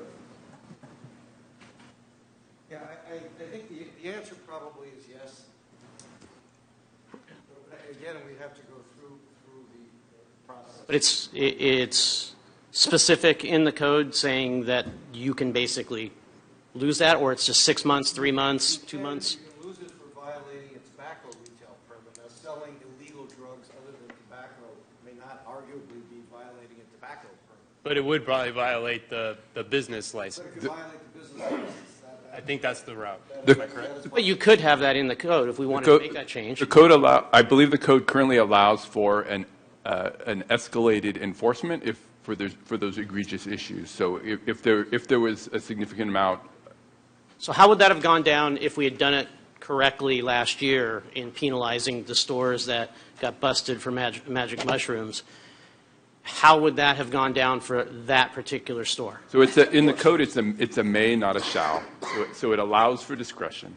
And we apply the discretion based on the individual scenarios and where we think that there's a willful and egregious violation. Could we be more specific and more explicit and actually change the ordinance such that it says if you are found guilty of selling these illegal substances or class whatever illegal substances that you have immediate forfeiture of your tobacco retailer permit? You can certainly change the code. There's nothing to preclude us from doing that, Andy? Well, you're making it sound very black and white, and this area of law tends to not end up being black and white when it gets applied. So I think we would have to look seriously at whether we could make it as draconian as you say. Okay. I don't want to give an opinion on that. Understood. Understood. How many smoke shops did we have in town, say, 8 months ago?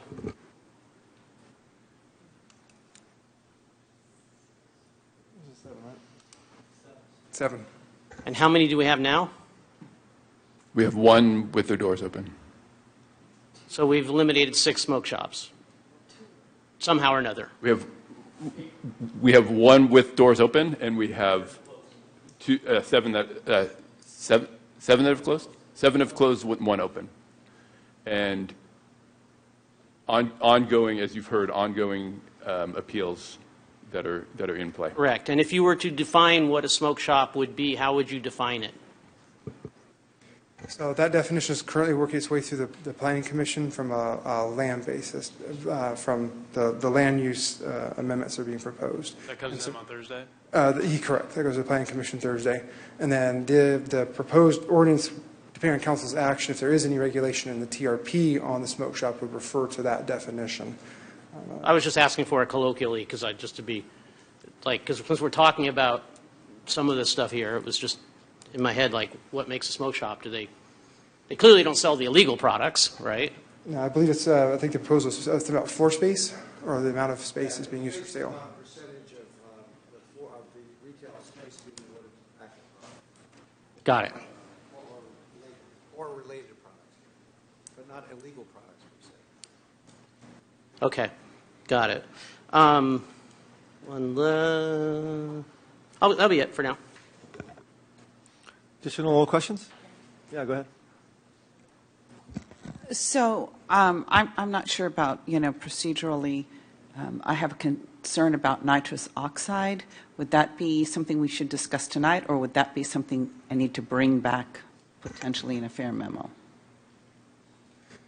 Yeah, I would recommend we bring it back separately. Thank you. All right, let's jump to public comment. And just want to make it clear, we're going to go 2 minutes, you guys, tonight instead of 3 minutes since it's getting a little late. Is it okay? All right, thank you. I can go one if you want.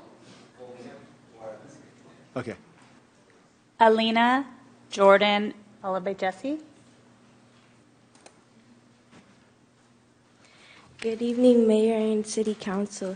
Thank you for the opportunity to speak. My name is Alina. I go to Christopher High, and I am a young person from Gilroy. I am a part of a group of youth who conducted a survey with other youth here in Gilroy to better understand how cannabis use is impacting our community. According to the city's report, there are 45 tobacco retailers in Gilroy, which is 1 retailer for every 1,353 residents. We also note that 9 of these retailers, about 1 in 5, are located within 1,000 feet of schools. From our youth survey, 63% of young people said cannabis products are very or somewhat accessible in Gilroy. As youth, we are experiencing an environment where these products are highly visible and easy to access. Because of this, we are asking for fewer tobacco retailers and stronger distance requirements, especially around schools, so youth are less exposed in our daily lives. Thank you for your time. Thank you.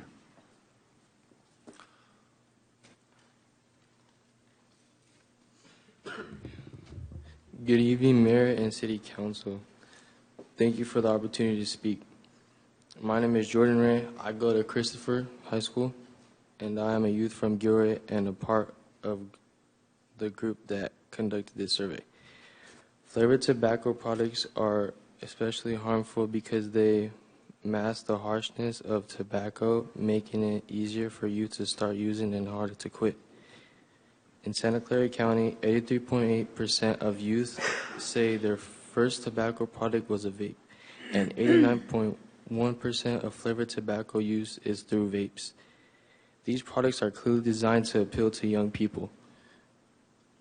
From our survey, we know youth are already interacting with these products and flavors make them more attractive.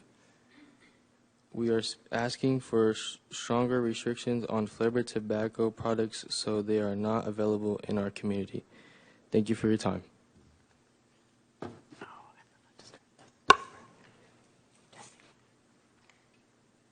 Sorry about that. I forgot it was my turn. Hi. Good evening, council members and mayor. I just want to say thank you for your time.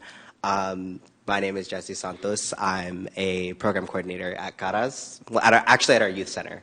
And I'm very glad that Hilton brought up talking about a youth center. Because when we talk about specifically the buffers, where only school zones are brought up. But it really does need to include discussing about youth centers, because we've had our youth hub for, I think, oh my gosh, it's going to be 2 years now. Crazy. But it's crazy because of the fact that we now have two places that sell tobacco-related products, which is crazy, that are, I think, within less than this 1,000 feet, which is weird because our youth used to go to this store. But it's bringing me to want to talk about, that in Santa Clara County, in the report, it said that about 40% of the cities in Santa Clara County are talking about these density restrictions in regards to tobacco retailers. And, it's great that we're talking about this because they're used to reduce clustering. Because when they're spread out, youth are less likely to be exposed to said paraphernalia. Sorry, checking my time. And I would love to say that Gilroy has strong protections. We don't. Our protections are more so, I would say, adequate. They're okay. They're not great. And I would love for us to be where we're saying they are strong.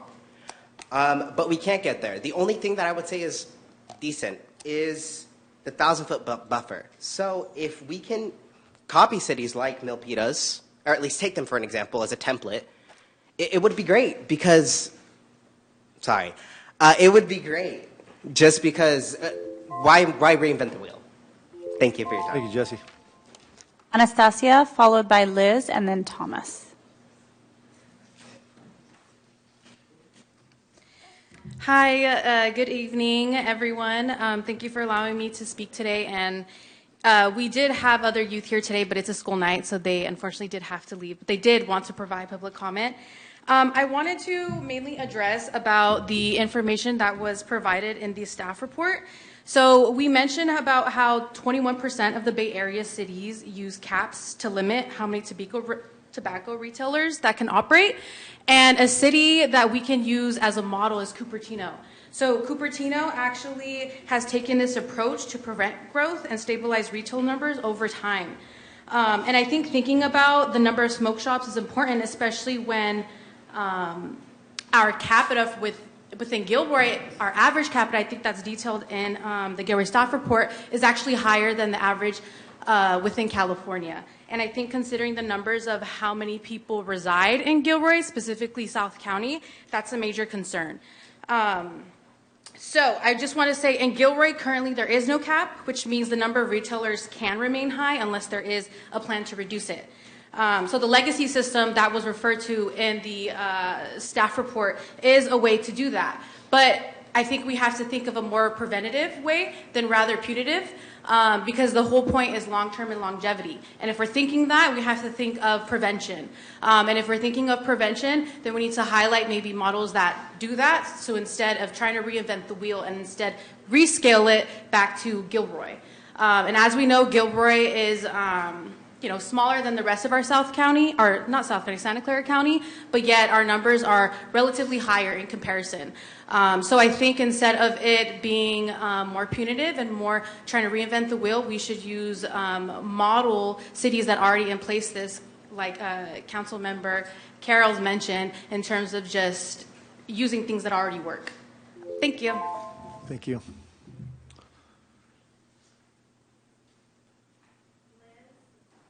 Liz, followed by Thomas.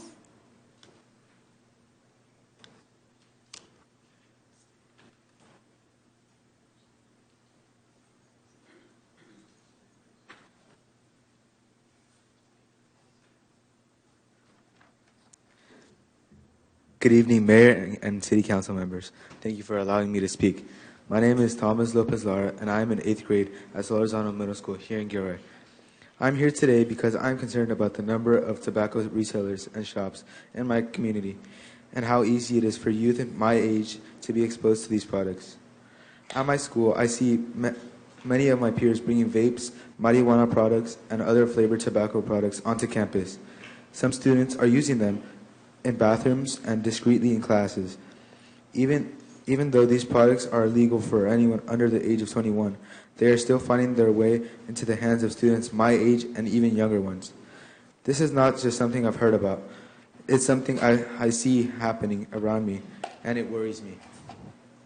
As a Latino student, I am also concerned about how these products are more common in communities like mine. Many tobacco retailers or vape shops are located in Latino neighborhoods, and it feels like our communities are targeted. This makes it even harder for youth to avoid these products. Youth like myself are growing physically and mentally, and using tobacco or marijuana at the young age can have a long-term impact on our health, our ability to focus on school, and our future.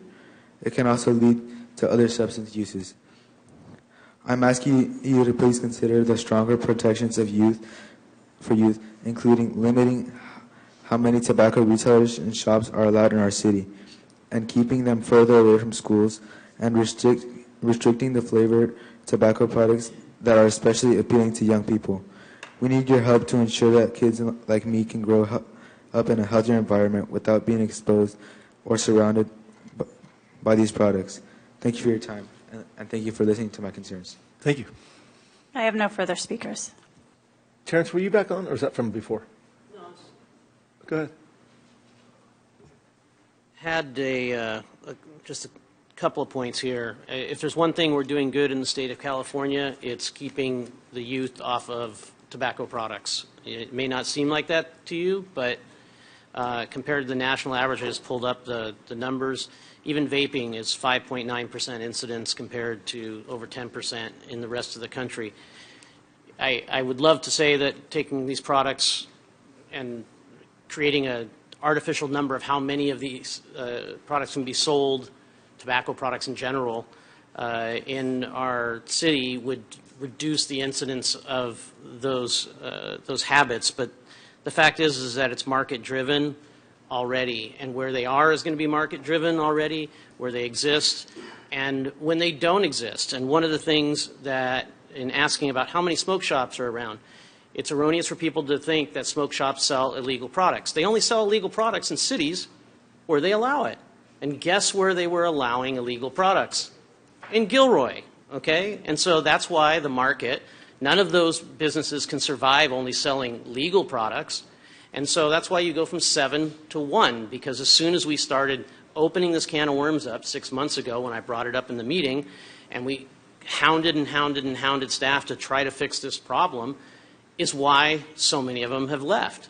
And I don't believe putting together a whole complicated schema in a situation where we already saw the reduction in numbers in those places is an appropriate thing for an issue that is that small. If you want to go after something that's really harming youth, if this is where we're going to go, start with alcohol, because the incidences of death and injury and organ damage and brain damage and everything else is way, way more with alcohol. So start closing down the liquor stores in town, start closing down, any kind of beer open on the aisles in the supermarket or wherever else, because that's really what's causing the most amount of harm for youth.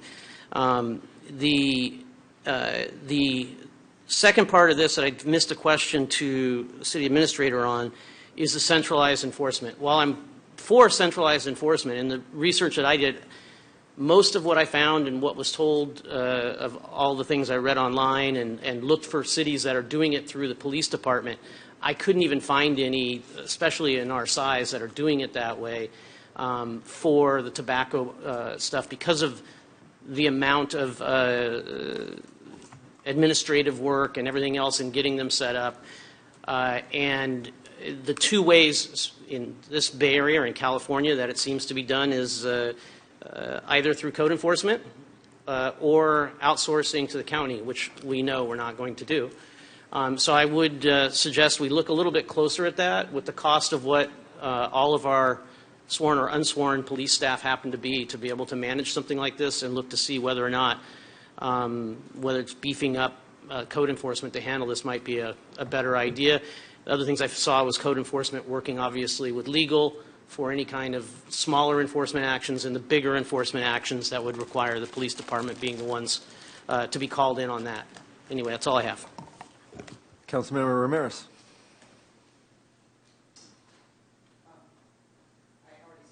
Councilmember Hilton. Thank you. So a couple of the other things, building on what Councilmember Fugazi said, is that, sometimes when we spread this out across multiple departments, and I am for, putting this in one department, is that it also led to smoke shops masking themselves as gift shops, right? So you've got, oh, sure, gift shop sounds legitimate, and they don't check the tobacco thing, they start selling it. And it also created an environment where if businesses, legitimate businesses, had an actual license to sell tobacco, some of them just couldn't resist the urge to boost their profits and sell illegal stuff, right? Because we weren't looking, and they were boosting it. So over this next 30 days, because this is coming back June 1st, right? So you're looking for feedback at this point is what we're trying to do. So here's a couple of questions that I have that I want to be able to make sure we can add into this. And I'll just start throwing some stuff out there unless anybody else wants to make comments. So I would like to see if we could do other sensitive use sites such as community centers, youth centers. Santa Clara Valley Health Plan has that new community center that's right on Leavesley. If staff needs help knowing future ones, then please come ask us, because I can tell you that at Second in Monterey, they're planning the Gilroy Impact Youth Center. We obviously have CADAS getting ready to celebrate their 2-year. I personally, as much as I would love to be a little more progressive and say we should have a density buffer of 1,000 feet between businesses, the thing that concerns me the most is that I think we have pushed the illegal part of it out, and I do think that we do have this fear now, which is a good fear, that a legitimate business, you could have the police department do an undercover buy or a tap on the shoulder, and if you're selling bad stuff, I think they already know what's going to happen. It just happened to other people. I think legitimate businesses, like we had Circle K that got caught up in this, I think that, that they're a legitimate corporate business that is not going to get into the business of selling illegal stuff. But I am concerned about some of the places near, like, the south end of our Gateway Center that want to develop. Maybe they want to put in more gas stations and stuff like that, and maybe they want to sell tobacco products to their loyal people that go to one service station over the other. I don't want to get in the middle of that. And I'm tired of seeing dilapidated buildings and weeds grow up, so I would rather have commerce there. So I'm considering, I would like to see a 500-foot buffer, though, between these places.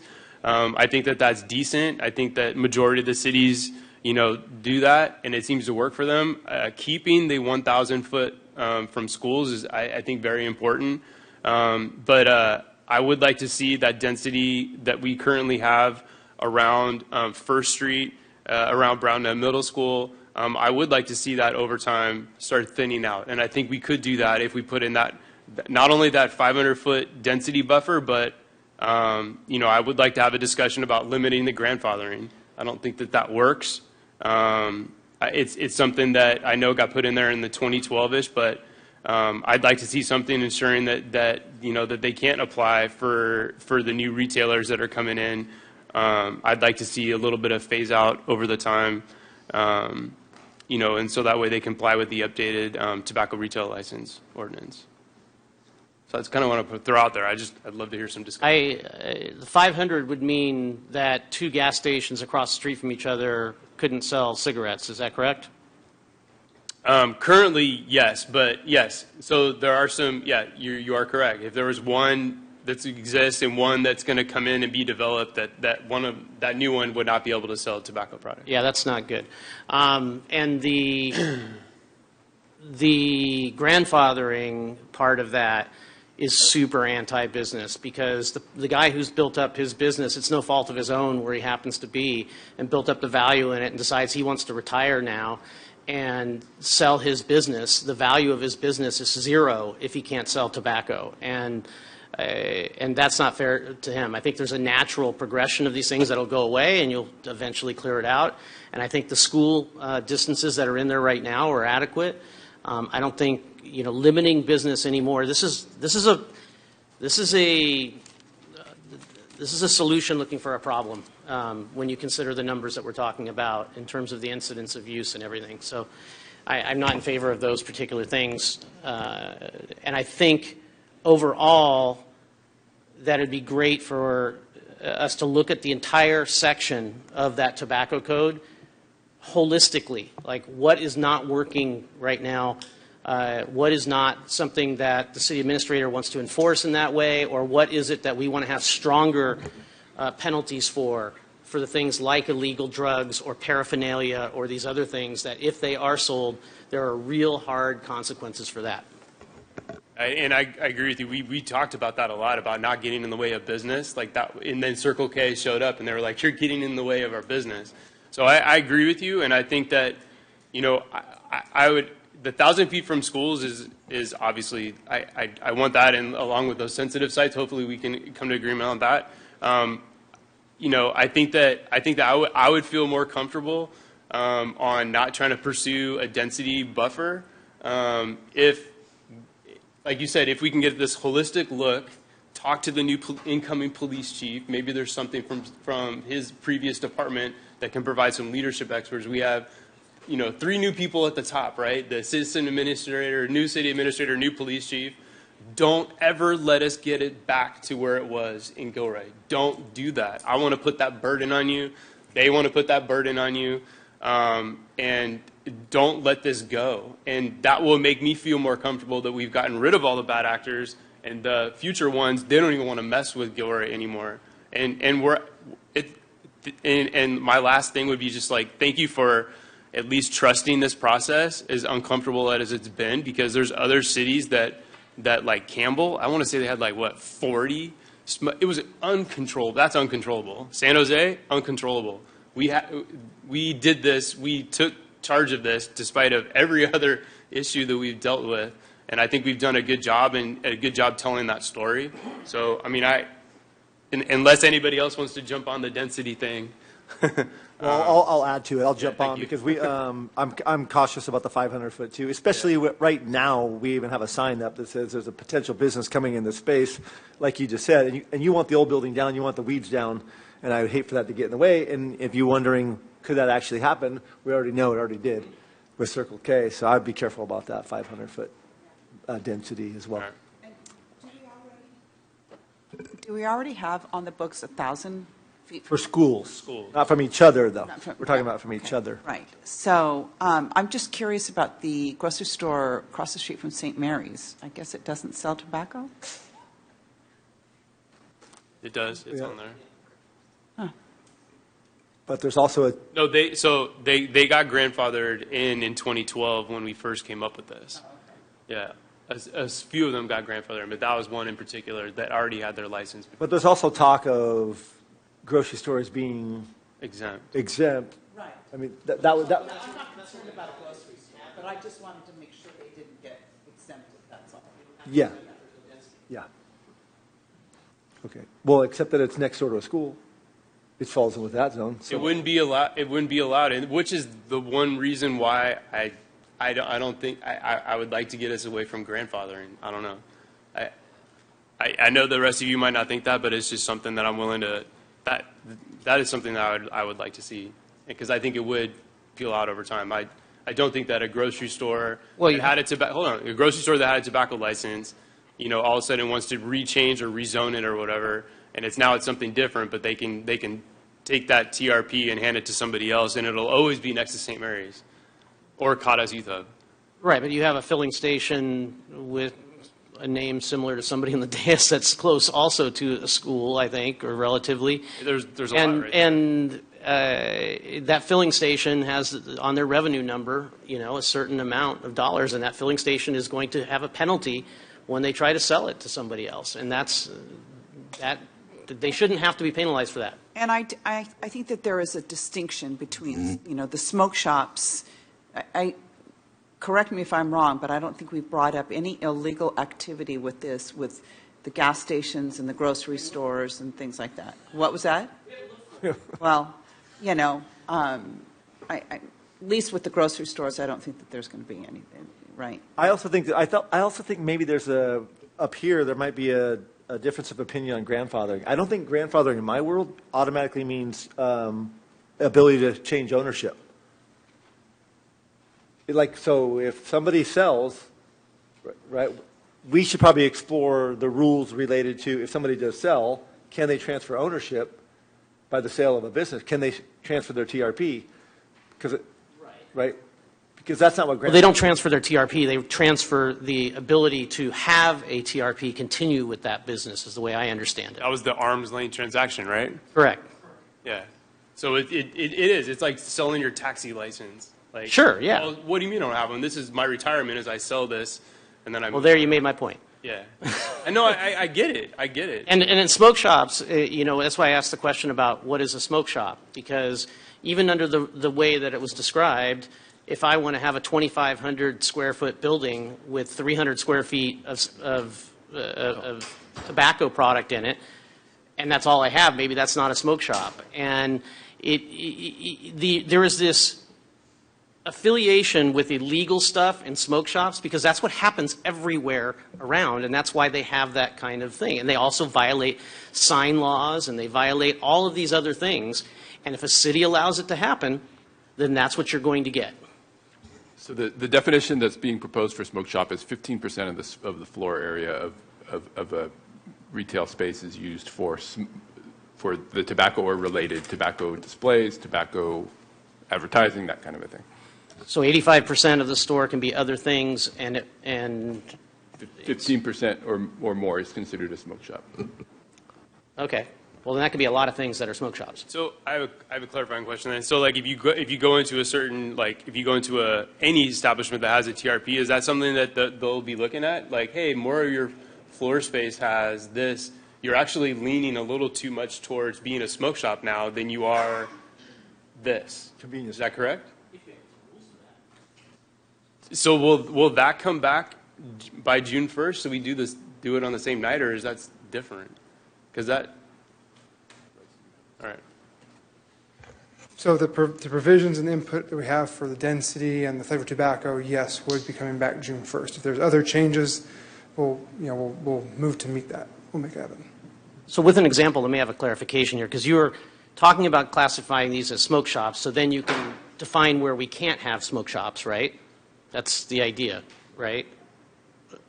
So in other words, like downtown, right? You can say, oh, well, there can be cigarette sales downtown, but there just can't be smoke shops downtown. Land use in downtown. Right? And that's the reason why you're creating these delineations between the types, right? So therefore, if you are a mini mart downtown that has 14.5% of their square footage for cigarettes, you're perfectly all right. And guess who goes into mini markets more than they go into smoke shops? Kids. So it's not really going to lead to anything of benefit by having a different delineation for something that's a smoke shop. Well, it has to have some certain percentage. What do you suggest? I don't think you do. It doesn't matter how much percentage somebody is selling of something in order to now define whether or not they can be somewhere. Why would you care if a 500 square foot place, even downtown, is legally selling legal tobacco products? Their storefront looks like it's supposed to look like. They're obeying all of the rules. Why do you care? You don't care about selling frozen slushy alcohol on the corner of 5th Street, right, that kids can see with a placard out front. Why would you care about that downtown? So I'm just completely opposed to creating any kind of nomenclature that defines the different ones. I'm totally in favor of the school limits, totally in favor of strict enforcement against illegal things that we have, and unifying the enforcement in one area. But I don't think there's a need for that. In fact, that's why we have one smoke shop. I doubt you're going to even have more than 1 or 2 more pop up, because there's 6% of Gilroy smokes or uses tobacco products. It's 11% total tobacco products. That's 6,000 people. How many stores selling tobacco products do you think you could possibly have to service 6,000 people? It's not that many. So we're okay with also adding in the community center and youth centers too, along with the schools? You're okay with that? Yeah, I don't have a problem with that. Yeah. All right. Okay. Do you have the correct direction at this point, Bryce? At this point, the direction I stand is that we're not pursuing density restrictions. We are adding sensitive areas as described, the youth centers and community centers. The one element is the holistic review. I believe that was part of the direction as well, but I want to make sure that is consistent. To be a little bit more specific, we've talked about a number of different things tonight. That's why I was referring to it that way. We did speak about, or I spoke about centralized enforcement, but also the ability to tighten up the penalties for truly illegal products or illegal drugs in a way that is legally, we're able to do it legally. Add more teeth to it. Yeah, and I think those teeth are going to it has to come back, somehow rise to our occasion to be able to put that in the code to say, no, we're not giving you discretion anymore on, it's like, no, you violate it. It's 1 year away, 2 years away. I think that's what we're looking for, right? Yep. All right. Thank you, Bryce. Thank you.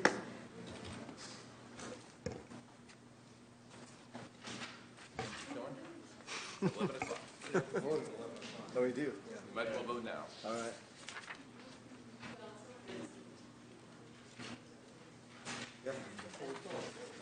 We have a long way to go. Well, so here's where you can go. Is you can literally just say, can we bypass this guy?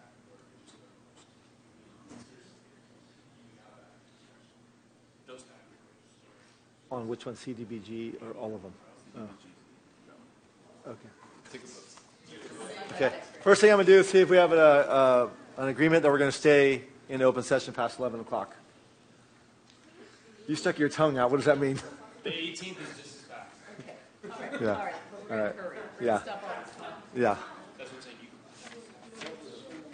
Okay. Huh? Well, there is, isn't there? So for the record, CDBG. the vote is to continue, is that correct?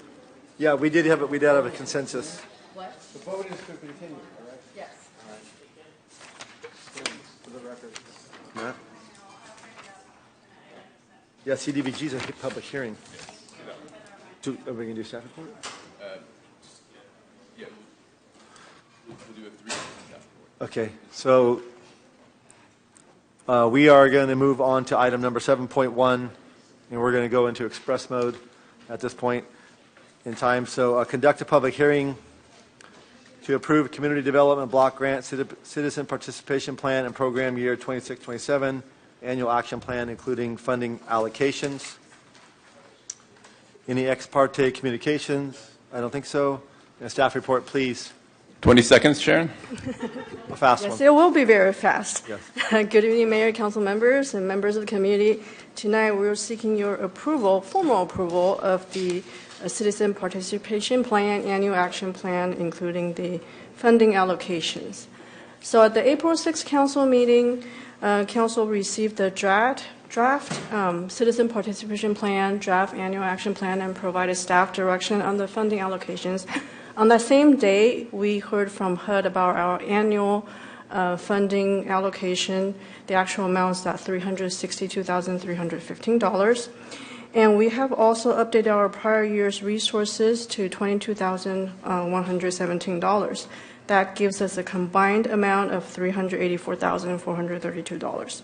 So based on the council direction received that night and all those actual numbers, we have adjusted the proposed allocations accordingly and proportionally according to council direction.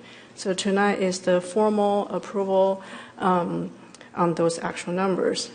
So here's just the tabulation of the numbers I just talked about. And then this slide is based on the council direction, the allocations for each nonprofit organization. And the total full table, you can see that on your PDF, the agenda packet PDF page 130. The adopted budget contains staff's original estimate of $400,000. And as I mentioned, the total amount turned out to be $384,000. So staff has drafted a budget amendment resolution to basically reflect that difference and is seeking your approval tonight. So here's staff's recommendations for you to approve the CDBG Citizen Participation Plan and the Program Year 26-27 Annual Action Plan, including the funding allocations, and direct staff to submit this to HUD, and also authorize staff to make any changes as needed to comply with the HUD CDBG submission guidelines, and then adopt a resolution amending the 26-27 year budget within the CDBG fund. Thank you. Thank you. Any questions for Sharon? Okay, I'm going to open the public hearing. Ask the city clerk if there's any public comments. Oh, I do believe there's a public comment.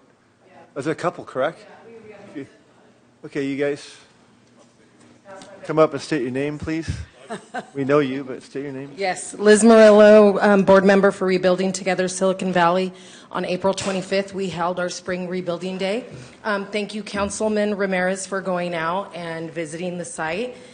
Each of you do have a sheet that goes a little over what we did on Doris Court.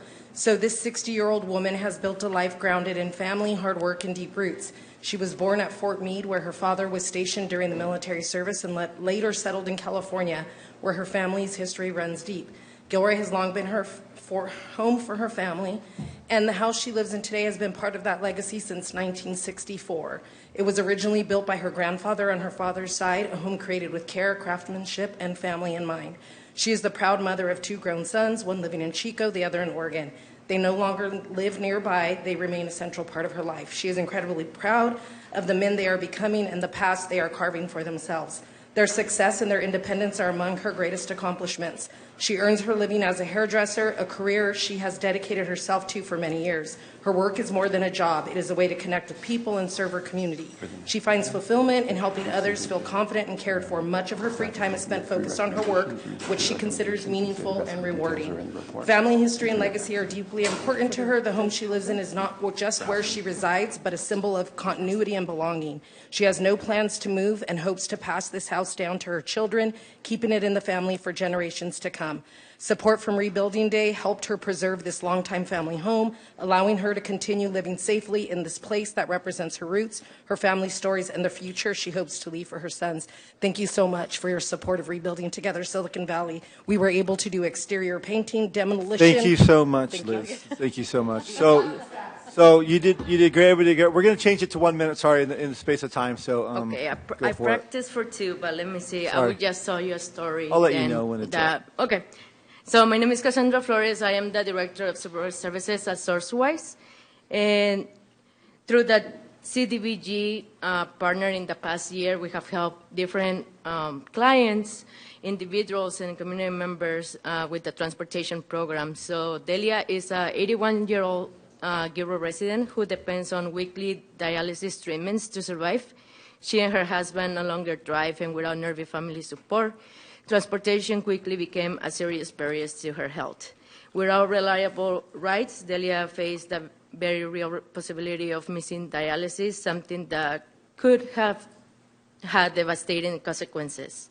That changed when she was connected to the SourceWise Senior Transit Program, and in her own words, SourceWise has been a blessing. They get me to dialysis appointments for me. This is a matter of life or death. Dialysis is what it keeps me alive. and Delia has made 100% of her dialysis appointments. Thank you. So Great job. Perfect. Who's Good evening, Mayor, council members. I'm Deanne with Rebuilding Together Silicon Valley. You've seen me a lot this spring, and I appreciate the opportunity to continue to share with you about our organization. In the interest of time, I would like to just share with you about our upcoming Lunch and Learn this Thursday in San Martin. We're partnering with Gilroy and Morgan Hill as part of Affordable Housing Month, where we're inviting contractors, volunteers, and potential clients to come and join us and learn more about our program. In fact, Julie found out about us last year at our Lunch and Learn that we had here in Gilroy. So thank you for your support. We appreciate it, and we look forward to our continued partnership. Thank you. Elizabeth? Oh.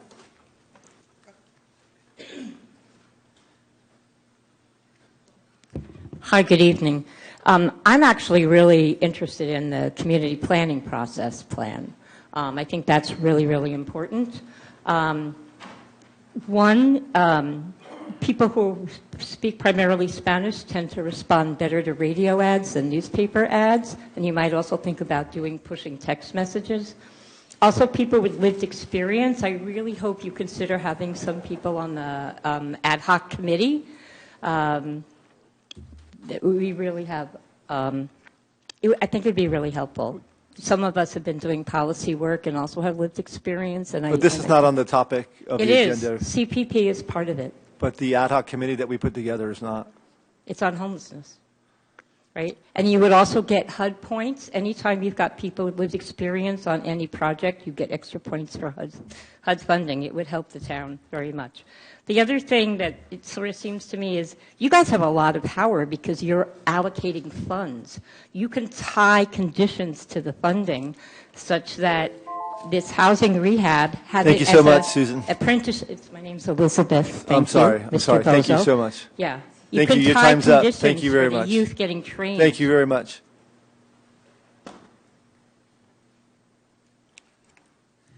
Good evening. I am Angelica Holgain. I am the Director of Programs for Silicon Valley Independent Living Center. The Housing Services Program for Gilroy residents with disabilities has assisted residents and their families to acquire the knowledge and skills to be able to retain current housing or transition from being unhoused or institutions, unstable or temporary housing to permanent affordable housing.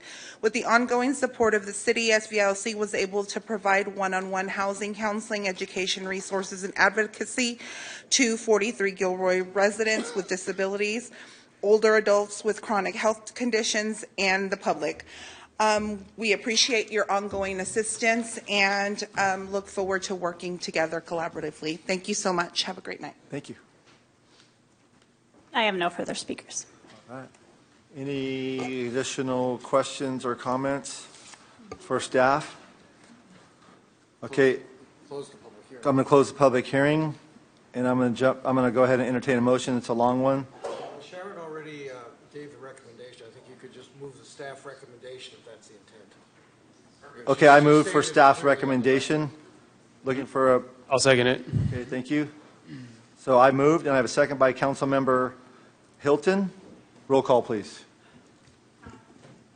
Councilmember Bracco? Yes. Councilmember Klein? Yes. Councilmember Fugazzi? Yes. Councilmember Hilton? Aye. Councilmember Marks? Yes. Councilmember Ramirez? Yes. Mayor Bozo? Yes, motion passes 7-0. Moving on to item 7.2, adopt a resolution approving tentative map TM 2401 and architectural and site review AS 2407 for the construction of 42 townhomes located at 95 Housing Street, APN 790-36012. Good evening. My name is Vanessa Sanchez with the Community Development Department, and the item before you tonight is a tentative map application 24-01 and architectural and site review application 24-07 located at 95 Houston Street for proposed 42-unit townhouse development. Detailed information can be found in the staff report, so in the interest of time, we're going to go straight to the recommendations.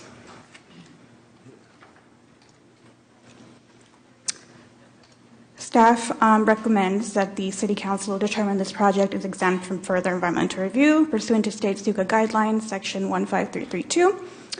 Adopt the resolution approving vesting tentative map TM 24-01, subject to the findings and conditions outlined in the draft resolution. And lastly, adopt a resolution approving architectural and site review permit AS 24-07, subject to the findings and conditions provided in the draft resolution. I'm available for any questions, and we also have the applicant here as well. Any questions for staff? Yep, go ahead, Councilmember Rivers. Just a quick question. The 80 cars that are going to be, approximately 80 cars based on the number of units. The intersection of Housen and Monterey, will this project trigger that signal to be no? No. No, it was analyzed in the transportation analysis, and none of the intersections triggered any improvements.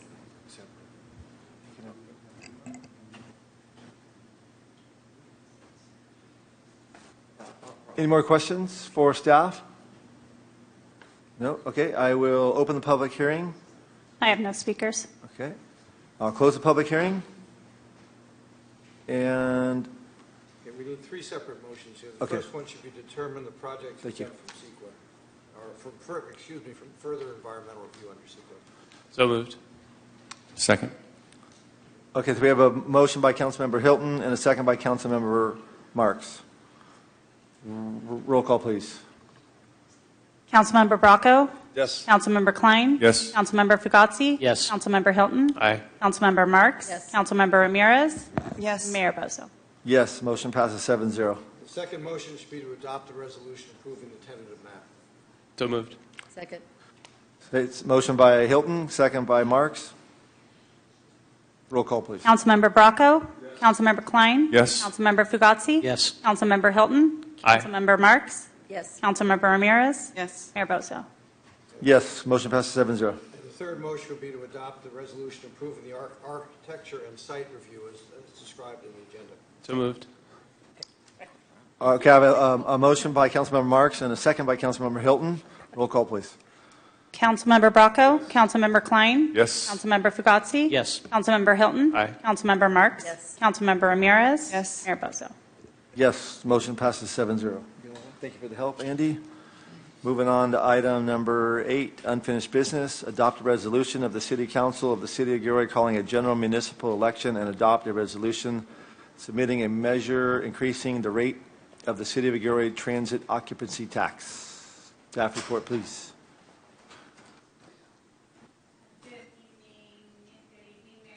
Is it on?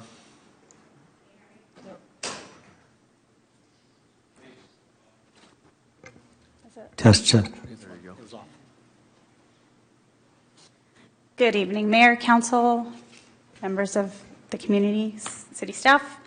Today we're here to adopt a couple of resolutions calling for the general municipal election. The municipal election is scheduled for November 3rd. We are requesting consolidation with the county for the election. We're also going to be placing a TOT measure on the ballot. Concur with the initial TOT rate at 11% and approve a not to exceed rate structure of up to 13%. An election overview. The election date for this 2026 is November 3rd. There are 3 council seats that are up for election in districts 4, 5, and 6. They are all for 4-year terms that will end in 2030. We're looking for the county coordination is required for the ballot and voter materials as well as polling and tabulation. Some key deadlines that we have: the nomination period. It opens July 13th, 2026 and closes on August 7th, 2026.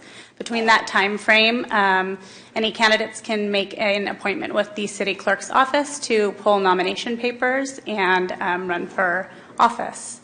The ballot measure resolution deadline is August 7th. Arguments are due on August 11th, and rebuttal and impartial analysis are due August 18th. The deadline for submitting the resolution calling for the election is July 1st. I'll quickly cover the TOT. In addition to calling the election, we are placing a TOT measure on the ballot as well. Consistent with the council's prior discussions and directions, we have brought forward the measure and crafted it in a manner achieves two things. One is increasing the TOT rate from the current 9% and changing the rate structure to a not to exceed 13%, and then also we're recommending and asking the council concur with the initial rate of 11%. That's consistent with some of the feedback that we had gotten from the community, not the community survey, but the lodging operator survey, as well as our partner organizations, the Chamber, as well as Visit Gilroy. So that's how the ballot measure is crafted. It provides the council flexibility, again, having to adjust the rate over time in the future. The ballot is crafted in a manner that it is a general tax, so it does require a majority voter approval. From a fiscal impact perspective, the cost of the elections are approximately $214,000. In the adopted budget, we have budgeted $300,000 within the general fund. We're also having discussions with the council on a potential sales tax ballot measure. If the council were to subsequently at a future council meeting add that, the additional cost would be about $86,000. All of that would still be accommodated within the existing appropriations. From a revenue standpoint, particularly from the TOT, correction there in the staff report, there's a reference of $300,000 million. It should be just $300,000. At 11%, it would generate approximately $300,000 a year. At a maximum not to exceed, it would generate approximately $700,000. Those are in current today dollar values.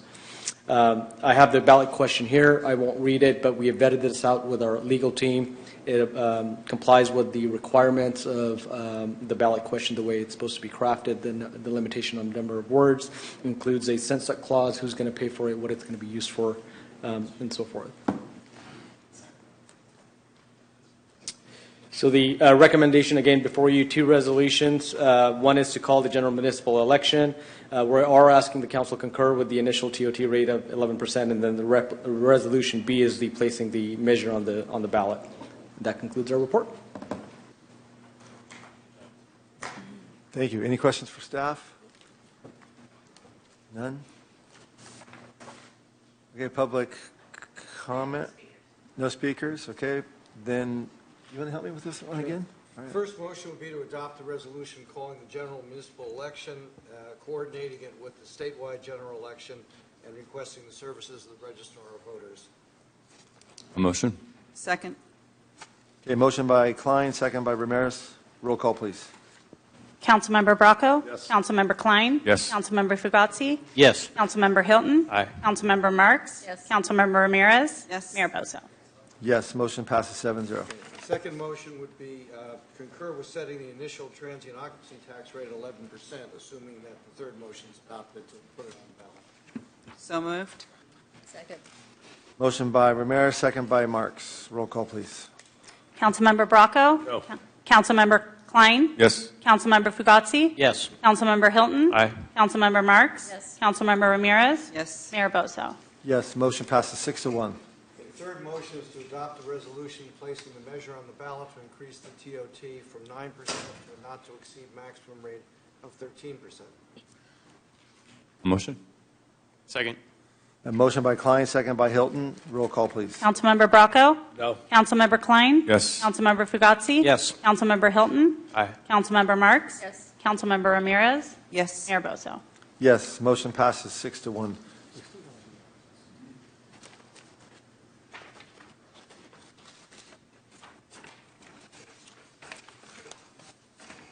Okay, last item is 9.4, review and discussion of campaign finance laws, contribution limits, and related enforcement.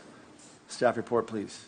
Yep, I'll go ahead and open up this item, introduce this item, and then I'll turn it over to council for discussion. The item before you is a legislative agenda item for the council, which is to review the city's campaign finance laws, contribution limits, and related enforcement, particularly as the city has transitioned to district-based elections in 2025. The city's campaign finance regulations are codified in Chapter 8B of the City Code, which is attached to the staff report in itself. It was last updated in 2012, as well as 2015, where the contribution limits were increased to the current $750 for the election.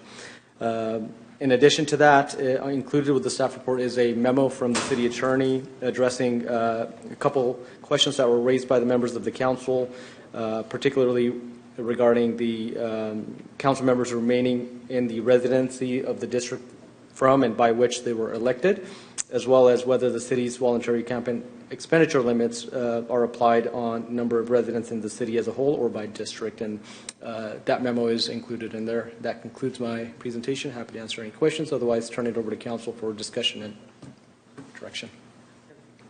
What is the model that other cities that have moved from at-large to district, do you know any, in terms of how would they change their voluntary limits?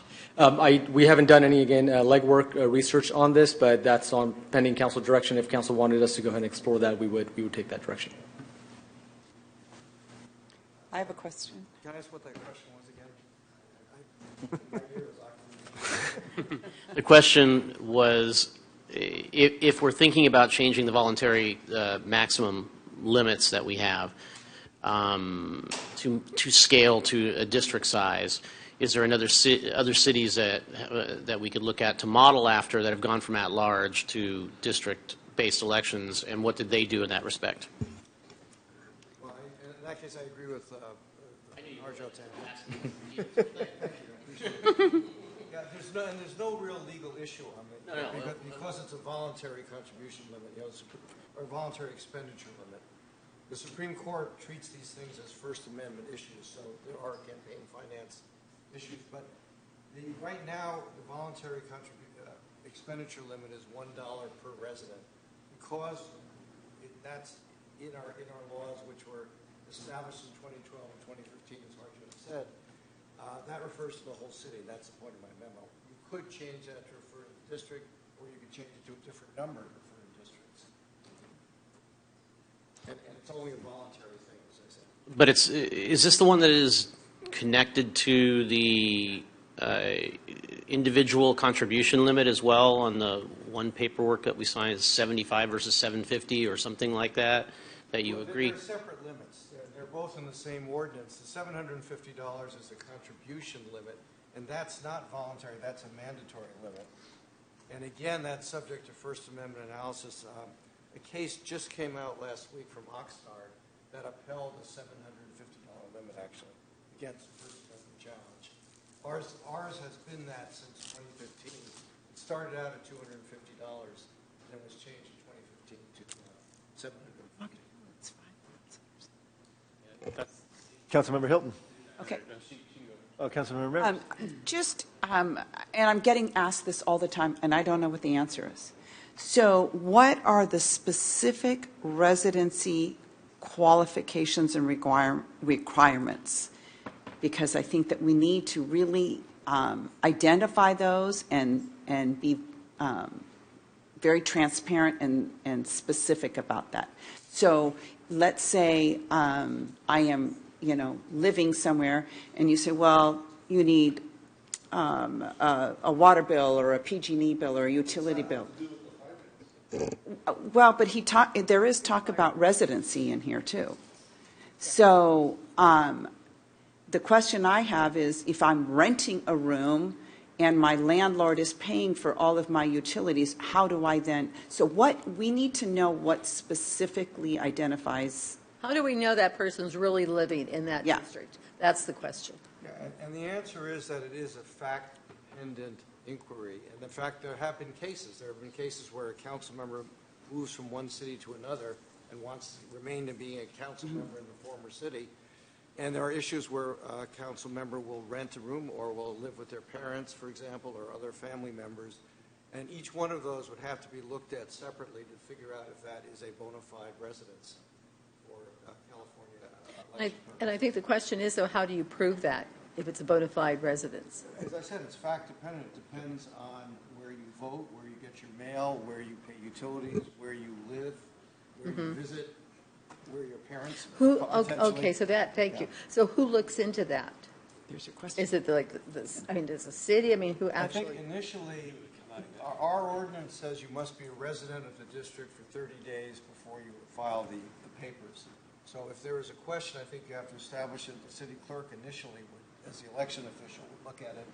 If it's challenged by somebody, then it could become a legal issue that we have to.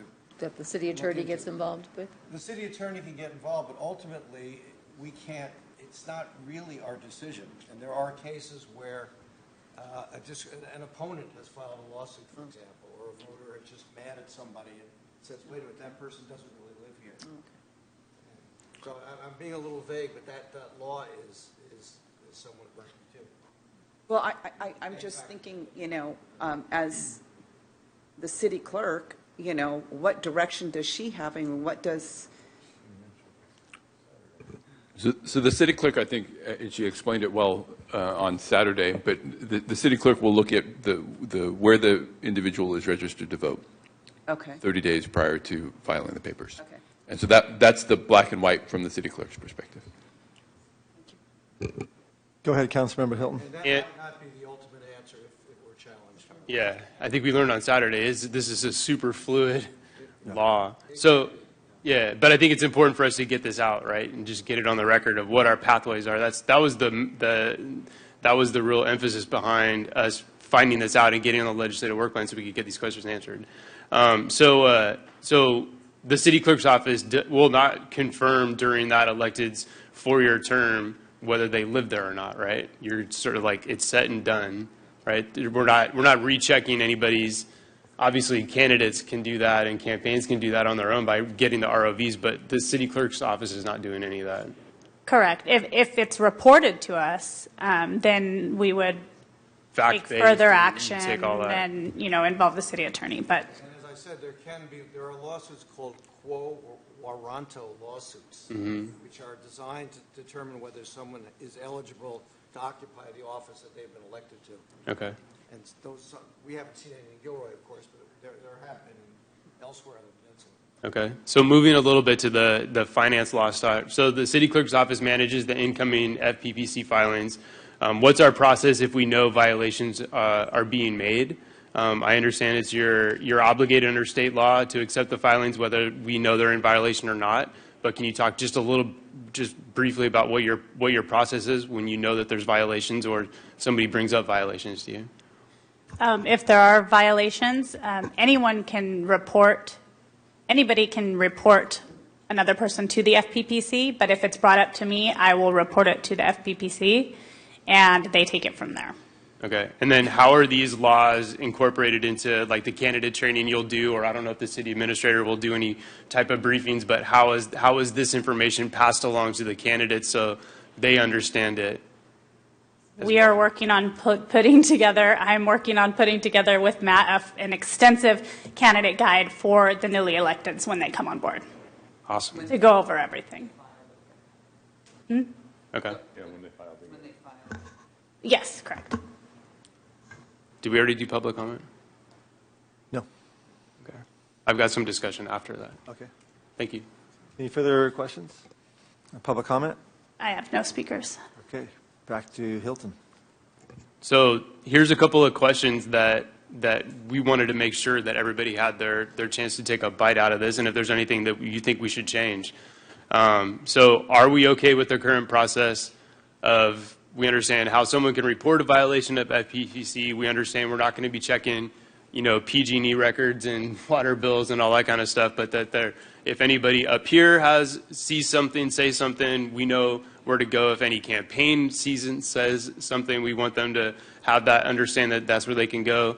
I think that's one of the biggest things that we wanted to get out there is to try to deter people from thinking they can just kind of get away with stuff like that. So that's one, is everybody understanding? Number two is, do you think we should lower the voluntary expenditures? I actually don't know. And me and Terrence have talked about this a lot. I honestly don't know. I don't know if it would benefit somebody or not benefit somebody, or like Andy said, it's voluntary anyways. You don't have to check it.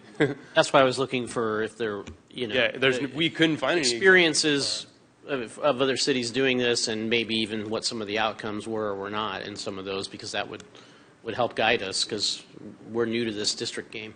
Well, one of the arguments that's often given in favor of districts is that the campaign should be cheaper. Yes, right. Right. No, Well, the reality, it will be.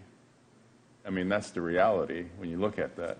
But I don't feel like you should put any restrictions on that, on the limit as far as, I'm perfectly good. With the expenditure. So we shouldn't put our hand in there and say we should divvy this up, divided by 6. No. No. Well, But I would say, I'm not sure. Sorry, I'm not sure I'm clear. Before you go any further, I'm not clear with what you just said. When you talked about those expenditures, you're talking about the maximum allowable that a campaign can spend. And so what I'm just heard Klein say that it's okay for a district to raise $60,000. Yeah. Okay. No, not raise. Spend. Spend $60,000. Yeah. Okay. Right. But I also, with what he said, see comparables as another way to look at it. Yeah. So we get that. Or you could go ahead and put a limit on it and then see how it works, and then can you always change it later, Andy? Well, it's voluntary anyway, right? Yeah. Voluntary. Yes, it's an ordinance, but we can change it. Oh. Yeah, we can change it if we want. I mean, because it's voluntary, you're looking for people to have guidance really here, I think, is what you're looking for. The downside that I can see happens in certain districts where you might have a more affluent district or a very split affluent / not so affluent district where you can have a lot of contributions come in against a person who will have zero chance maybe of getting that much money coming in. And then there would be this big difference, right? Because even at $750, right, you can get to that $40,000 maybe even pretty quickly if you know a lot of people in that area and they all have husbands and wives, $1,500 a pop, you're there. But the other guy might go, I don't have those connections, and we only now have to spend the $40,000 on effectively a much smaller area. So I'm also leaning towards staying with what it is right now at the voluntary cap, just because everyone up here is experienced in at-large, and we have connections to get us to these seats in the at-large space. That took money, I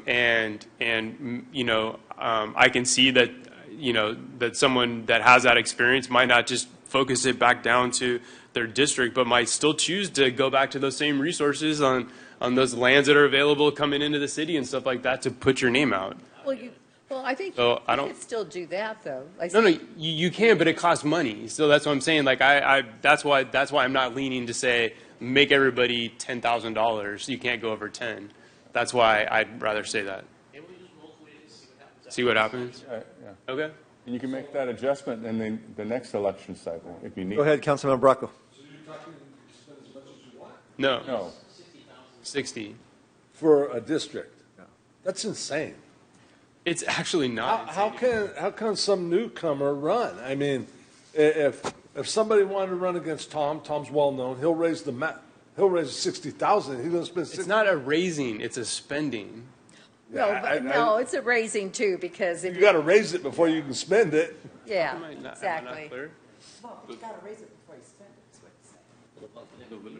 Yeah, and Terrence, I like what you said earlier when you said, can't we get some examples what other districts are doing before we sit here today and say it's okay to go to that the expenditures or the raising is $60,000. I would like what you said is that they give us what other areas are doing as they transition from at-large to district. And we watch what happens next. Because I'm sort of feeling like Councilmember Bracco right now. It just doesn't feel right that a district is at $60,000. And I think we should do that for the individual contribution amount too, because that's other areas have a higher interest. Yeah, that was going to say that's another decision point. Do we want to raise it or lower it? I want to hear what other places are doing. I talked to my consultant that did my campaign before, and he said most of the cities, they've just divided it up. So it's around Gilroy, you're talking probably $10,000 for a campaign, a decent campaign in a district. Is that okay from this body, though, that the guidance we're asking for is what are other people doing? And that's what that's what they're coming back to us with. But is this indefinitely going to stay on our legislative work plan? Because I know you guys like to be done with it and take it off. We do. We hate kicking it down the road. I know. We need some more information, so we'll do it. All right. The final feedback that I want to give, and hopefully this can be part of your training for the city minister and the city clerk, because it's been a huge problem in the last couple of cycles, is surplus funds at the end of your campaign.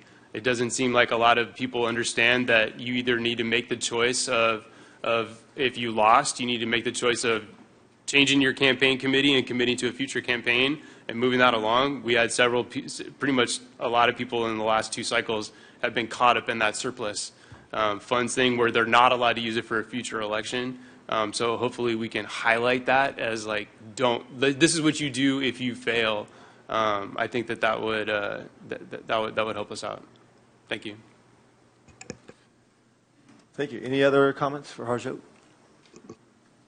Thank you. Okay. All right. City Administrator's report. No report. City Attorney's report. I was going to have a long discussion with you about the Louisiana voting rights case that you've all read about, but it's 92 pages long. Given the hour, I don't intend to do that. The short answer is it probably doesn't affect us because we districted under California law, and that case is under federal law, which is quite different in many respects. We can talk about it at another meeting when there's more time. All right, so I have a question for council. Anybody interested in moving this closed session to another day, like this Friday at 9 or Monday at 9? Just putting it out, neither? Neither. I'm sorry? You mean in the morning? Yes. I'm throwing out, I'm just... The most important person over there. Yeah. Monday at 10? I'm just throwing out options.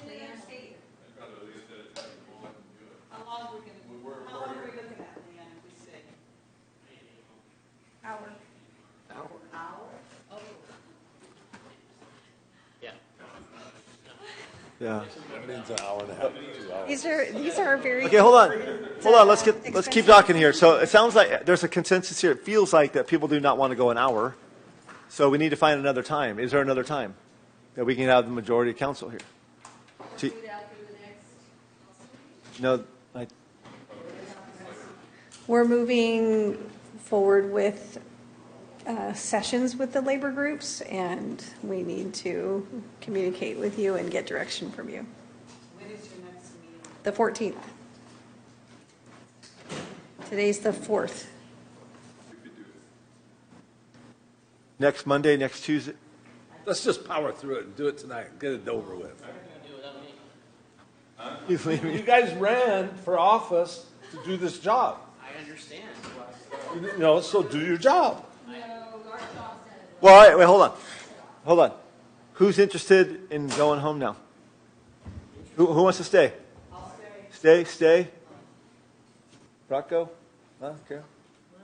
I will. I might not be paying attention, but Well, I it feels like we're staying. Sorry, staff. I know some of you have been here since 7 a.m. Okay, so we're going to adjourn to closed session. Okay, well, let me, I better announce it then. Yeah. Okay, item 12.1 is conference with labor negotiator, collective bargaining pursuant to Gilroy Code Section Government Code Section 54957.6, Gilroy Code 17A11.4, collective bargaining units, AFSCME Local 101, general and supervisory units, representing employees affiliated with AFSCME Local 101, Local 2805 IAFF fire units, city negotiators Matt Morley, Leanne Phillips, anticipated issues, wages, hours, benefits, working conditions, etc. Okay, so now, is there any public comments? Any public comment? I have no speakers. All right. So the meeting will now adjourn to closed session. The council should take a vote to stay in closed session. That's the first item in the closed session. That's a reportable action at the end of the meeting. Thank you. You're welcome.